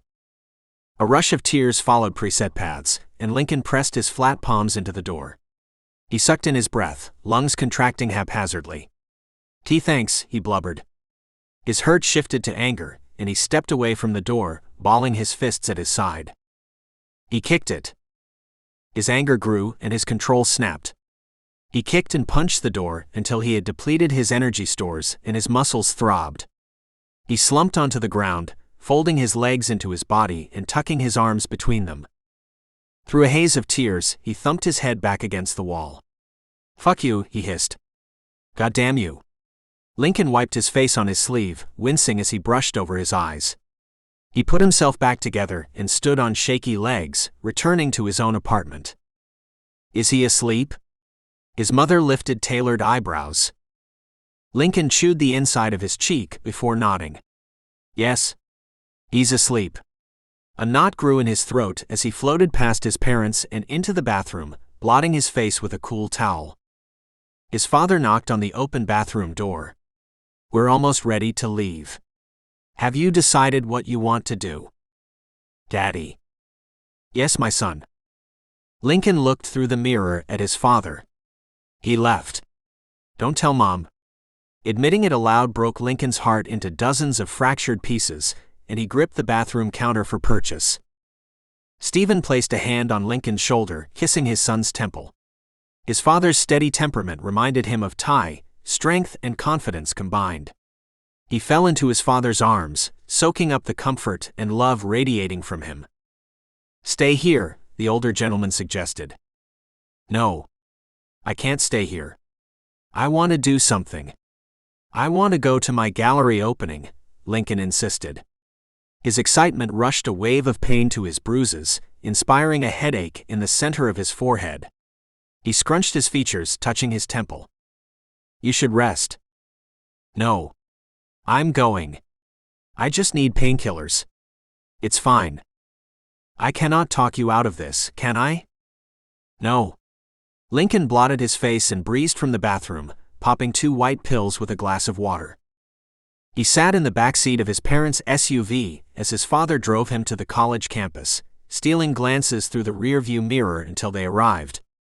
Lincoln peered at the community college, searching the parking lot for Tai's motorcycle, but coming up empty. With a sigh, he led his parents to the art building and prepared himself for the night. The gallery was bustling when they arrived. Students, faculty, and friends spilled out of the building, and everyone greeted Lincoln when he arrived, ignoring his swollen features. His students wrapped him up in tight hugs, and his fellow faculty members gently lectured him on his unerring work ethic. He could have stayed home, they said. He lost his parents in the crowd, swimming through it and moving inside the building. Genesis greeted him with a flute of champagne. "I wasn't sure if you were coming, but I didn't want to pester you, either. Here." Lincoln shook his head, pushing it away. "I can't. I'm on serious painkillers." "Oh." She lifted her eyebrows. "If you have the time. I've heard painkillers are great for the creative process." Her eyes trailed over his face, lingering on his still-present bruises. His cheeks flushed. "Yeah. I mostly sleep when I'm on them, though. You know, because my face hurts." He wrinkled his nose. "Do we have any water?" She sipped her champagne. "I think so. Let me get you a bottle. Do you want one for your man, too?" He's not here. He's not coming tonight." Lincoln's lips twitched. He filtered the heartbreak from his eyes and offered Genesis a stony expression. "Ah." Genesis nodded. "Well then, one water coming right up." She downed her champagne and moved into the crowd. As soon as she left, Avery and Sam approached. "Oh my God, I can't believe you're here right now." Avery squeezed Lincoln around the middle. "Oh honey. You look so rough." "Careful. Sore." Right. Avery released him, and Sam gave him a light hug. "Glad you're okay, man." "Thanks." Lincoln ducked his head. "So, what happened after you left? Where's Tai?" "I talked to him, then I went to the hospital. He insisted." Lincoln picked at the threads of his shirt. His dizziness returned, and the room shifted in front of him. "Oh? He's not here." "I know, but where is he? Is he on his way, or like tired and napping or something?" Avery rubbed Lincoln's arms, showering her best friend with affection. I don't know. I don't want to talk about it." Lincoln frowned. "Anyway, thanks for finishing up last night." "Yeah." Avery mirrored his somber expression, glancing at Sam before returning her attention to Lincoln. Her mouth opened and closed as she formulated her thoughts. "Well, I'm glad you made it, but no one would have been upset if you had stayed home." "I know. I didn't want to miss my gallery opening. I'm the artist. I have to be here." Genesis could have handled it on her own. Avery squeezed Lincoln's hand. "Just take it easy, okay? If you start feeling dizzy or tired, don't feel bad about sitting down." "I won't. I promise." Lincoln squeezed Avery's hand back. "I'm going to take a look around. You guys enjoy, okay?" "Sure." Lincoln passed Avery and Sam, following the wall as he glanced at all the pieces. The gallery looked different in the evening hours than it did in the middle of the night, and Lincoln saw their setup with fresh eyes. He liked it. He had been right about alternating the pieces. The gray background highlighted Genesis fiber pieces. Someone had tacked information cards next to each piece, labeling Lincoln's photography 1 through 10, while Genesis pieces had real though obnoxious names. Benny and his girlfriend, Mackenzie, met Lincoln at the center of the gallery, and they embraced him in a hug in front of Genesis' most impressive piece. Mackenzie searched Lincoln's features, staring wide-eyed at his face. I know I look rough. If it's any consolation, I feel much better than I look." Lincoln forced a smile to his lips. "How are you guys?" "We're good." "Damn, I'm sorry about last night." "I wish I could have done more," Benny said. "I know you do. It's okay. You helped finish the gallery, so you did plenty." "How are you liking the pieces, Mackenzie?" "Yeah." Benny's lips tugged in a gentle smile, and he latticed his fingers between Mackenzie's, kissing her temple. "I really like the fiber ones, actually. I didn't think I would from just hearing about them, but they have a lot of life to them, and they go really well with the grunge landscapes. It's a dichotomy of hard and soft." Mackenzie touched the fibers of the piece she was closest to. "They're really nice." "You think so?" "They're really special to her." "Really?" Mackenzie's eyes brightened. "Yeah. She has a story, but I'm dreadful at telling it. Anyway, since we're all friends and Benny spent all night helping us out, I bet she'd be willing to part with one of her smaller pieces. If you asked her." "Really? Are you serious?" Mackenzie bounced with excitement, releasing Benny's hand and clapping her palms together. "Definitely. She was over there getting me a water, but she got distracted." Lincoln chuckled. "She never misses a chance to talk about her art." "True." Benny smirked, eyeing Genesis fondly. "Anyway, I'm still making my rounds. I'll see you guys again before I leave for the night. I'll probably leave soon. I feel the painkillers starting to wear off and a headache coming on." "Yeah, you really didn't have to come tonight, dude. You should have stayed in bed." Lincoln sighed. I know. Just another 30 minutes and I promise I'll go home." Benny nodded. "You promised. I'm holding you to it." Okay. Lincoln flounced away from the couple, rubbing his temple as the bright lights and the roar of voices tore down his medicine's barrier. He circled the room, greeting anyone he had missed the first time. After a deep conversation with the painting faculty members, Lincoln floated away, leaning against the wall and looking around the room again. There was one person he hadn't greeted. An unfamiliar, long-haired man had browsed along the walls since his arrival, a few minutes after Lincoln. When he had reached the end of the pieces, he turned back and looked again, lingering in front of the fiber art pieces 3 times as long as he looked at the photographs. Lincoln checked the puffiness of his face before he approached the man. "Hi." The man turned around, snapping his attention to Lincoln and balking when he laid eyes on him. The stranger cleared his throat. "Sorry.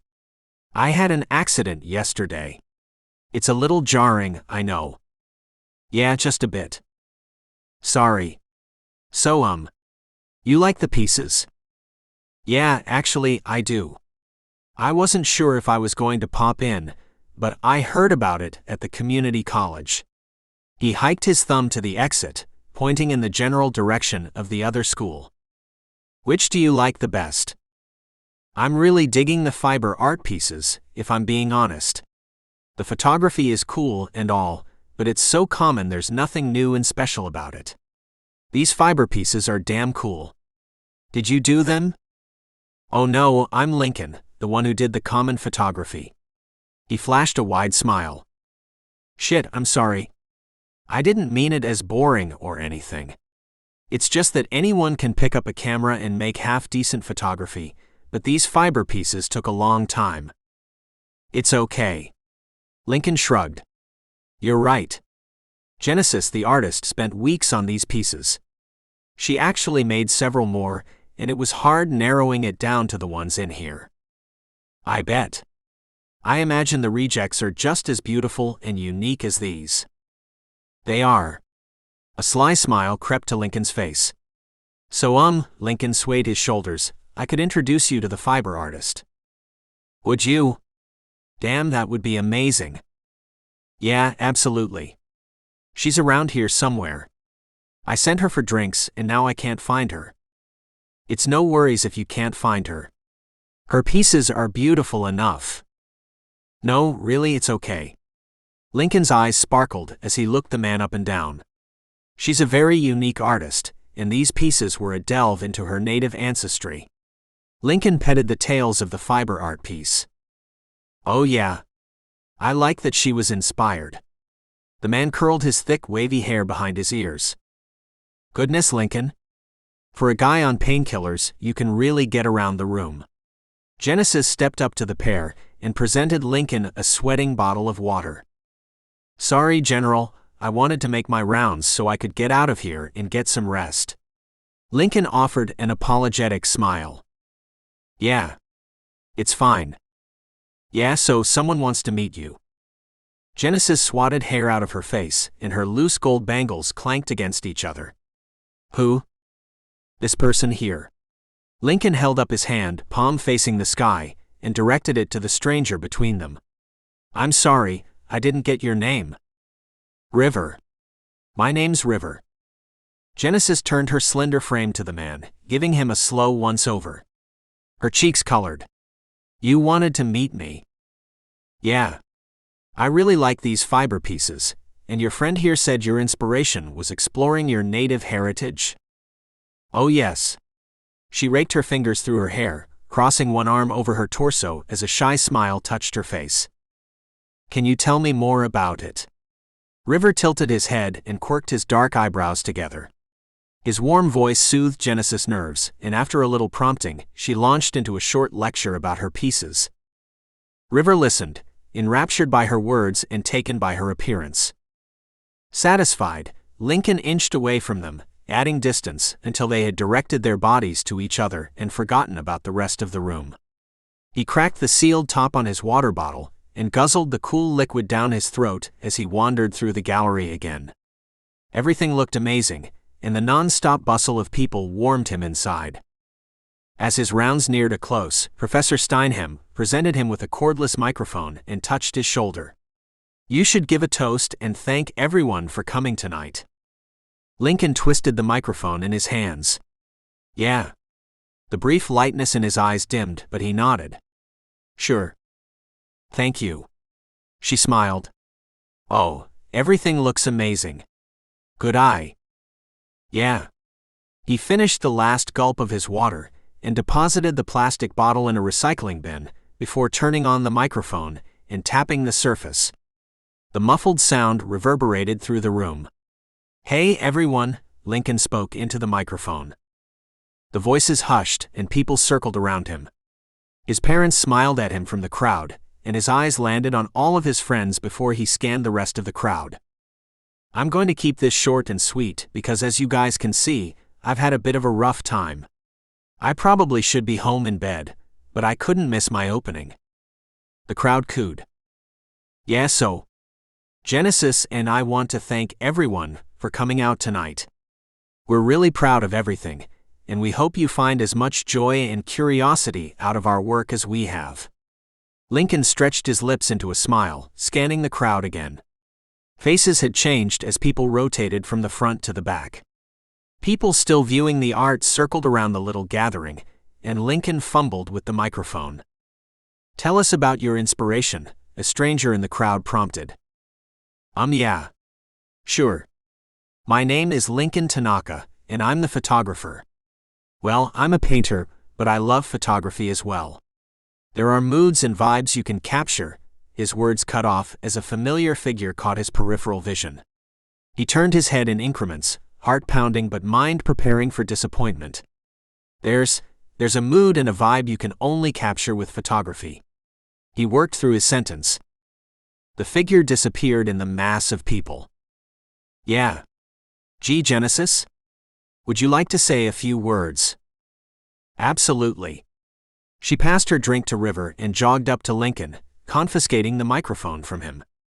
"I want to thank everyone for coming out as well," she started.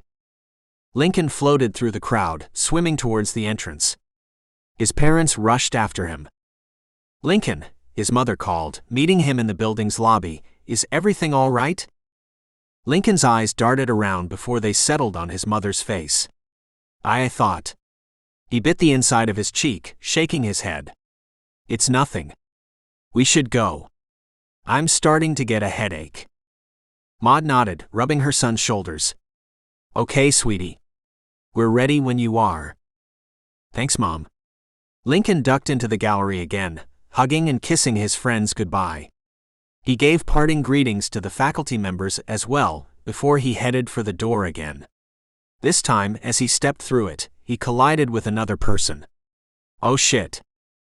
He flicked his eyes up. "Hi." Sorry," Lincoln choked. "How do you feel?" Tai's warm, buttery voice touched his ears. "I good."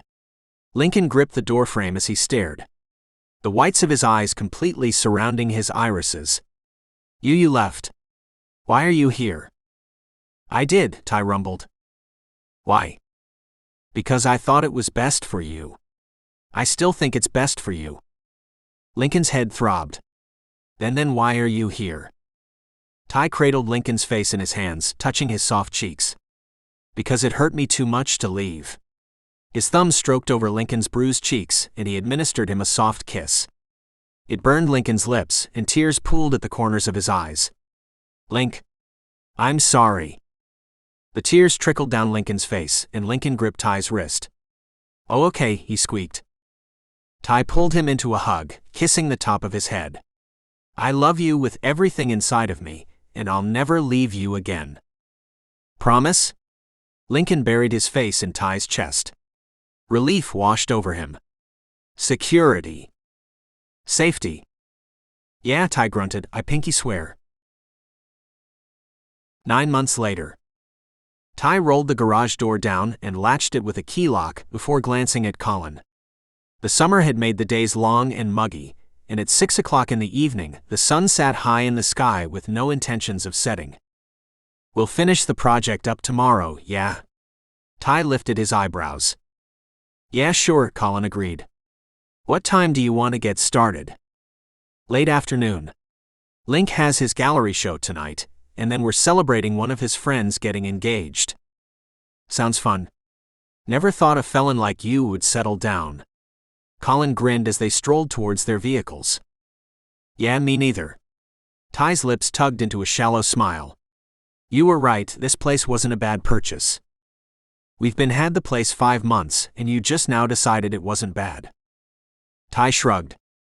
"We're starting to get some money flowing through. It's paying for itself." "Fair. Anyway, the old lady's expecting me home any minute." "Stay out of trouble, why here? I'm not interested in finding a new business partner anytime soon." "Yeah. I'll see you tomorrow." Tai waved him off and climbed on the back of his motorcycle, cruising down the city streets. He passed his old apartment building and turned into a developing subdivision, winding through it until he stopped in front of a modest, single-level home. The motorcycle whipped into the driveway, stopping next to a hatchback. Tai climbed off. He stomped in through the front door, kicking his boots off, removing his helmet, and hanging his keys on the keyring. "Link," he called. "Bedroom." Tai rumbled, slipping his hand in his pocket and thumbing a custom-made ring. He had it made weeks ago after careful investigation led him to Lincoln's ring size. "Yeah," he replied, releasing the ring and wandering down the hall. He posted himself in the doorframe, crossing his arms over his chest as Lincoln buzzed around their shared bedroom. "What are you doing?" Lincoln scowled as he shrugged a button-down shirt over his shoulders. A growing mane of thick black hair tickled the shirt's collar. "Watching you." "Okay, but why?" Lincoln dug a patterned tie out of the dresser. "Because I love you, and you are adorable when you're nervous." Tai moved inside the room, plucking the tie from Lincoln's hands and roping it around his neck. He lifted the collar of Lincoln's shirt and looped the tie. "Great. Thanks." Adorable is what I want to be right now. Your pieces are perfect, my love. You are perfect. Tai tightened the tie around Lincoln's neck and folded his shirt collar down over it. Thanks. You need to get ready, too. We're going to be late if you don't jump in the shower. I may have to leave without you, and you can meet me there later. Link. Tai rolled his head on his shoulders and eased down to one knee. Lincoln rushed around him. Oh, and don't forget we have drinks this evening with Genesis and River. I can't believe they got engaged so fast, but when you know, I guess. Lincoln combed gel through his hair. Why are you on the floor? Did you drop something? Concerned, the frantic artist approached Tai. No, I didn't drop anything. Before Lincoln rushed off again, Tai grabbed his hand, fingers stroking over his knuckles and tickling his palm. His eyes scanned up Lincoln's body. Okay, then what? Give me a second. Tai stroked his fingers again. He had rehearsed his actions in his mind, but on his knees in front of Lincoln, he forgot it all.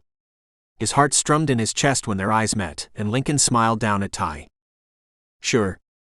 I love seeing you on your knees in front of me. Tai's cheeks burned. Yeah, maybe later. Right now He wrinkled his eyebrows. Will you marry me? He dug the ring out of his pocket and presented it to Lincoln. Lincoln blinked. Well, yeah. Yes. He stared at the ring. Wait, you're proposing. Okay. Oh fuck. He took the ring into his hand and studied it, before smiling. I love it. Yeah? Lincoln nodded. And you? He handed the ring back and stretched out his left hand. What now? Damn. Have you never seen a proposal before? You're supposed to put it on me. With beet-red cheeks, Tai slid the ring on Lincoln's finger. Lincoln dragged him to his feet and planted a kiss on his lips. Tai cursed under his breath, frowning and wrinkling his forehead. I should have made it more special. No. This was definitely you. Lincoln kissed Tai again, sucking Tai's bottom lip and squaring his hips against the other man's. Do you think we can squeeze in something quick before my opening? I thought we were late. We were until you proposed. Lincoln cupped Tai's cock outside his work jeans, and Tai hardened in the trap of his hands. Tai rumbled. Something quick, he promised, and hooked his arm around Lincoln's body, lifting him and setting him on the top of the dresser. He yanked at Lincoln's slacks, unbuttoning them, and fishing his cock out as he dropped to his knees again. I hope you enjoyed Lincoln and Tai's story, and I just wanted to remind you of your homework. Let me know down in the comment box if you think I should do a 2024 re-edit of this story, or if I should just leave it alone and focus on my rodeo series that I am currently working on. I also would like for you to give this video a thumbs up if you enjoyed it, and subscribe to my channel for weekly stories if you are into that. And that's it. I'll see you next week.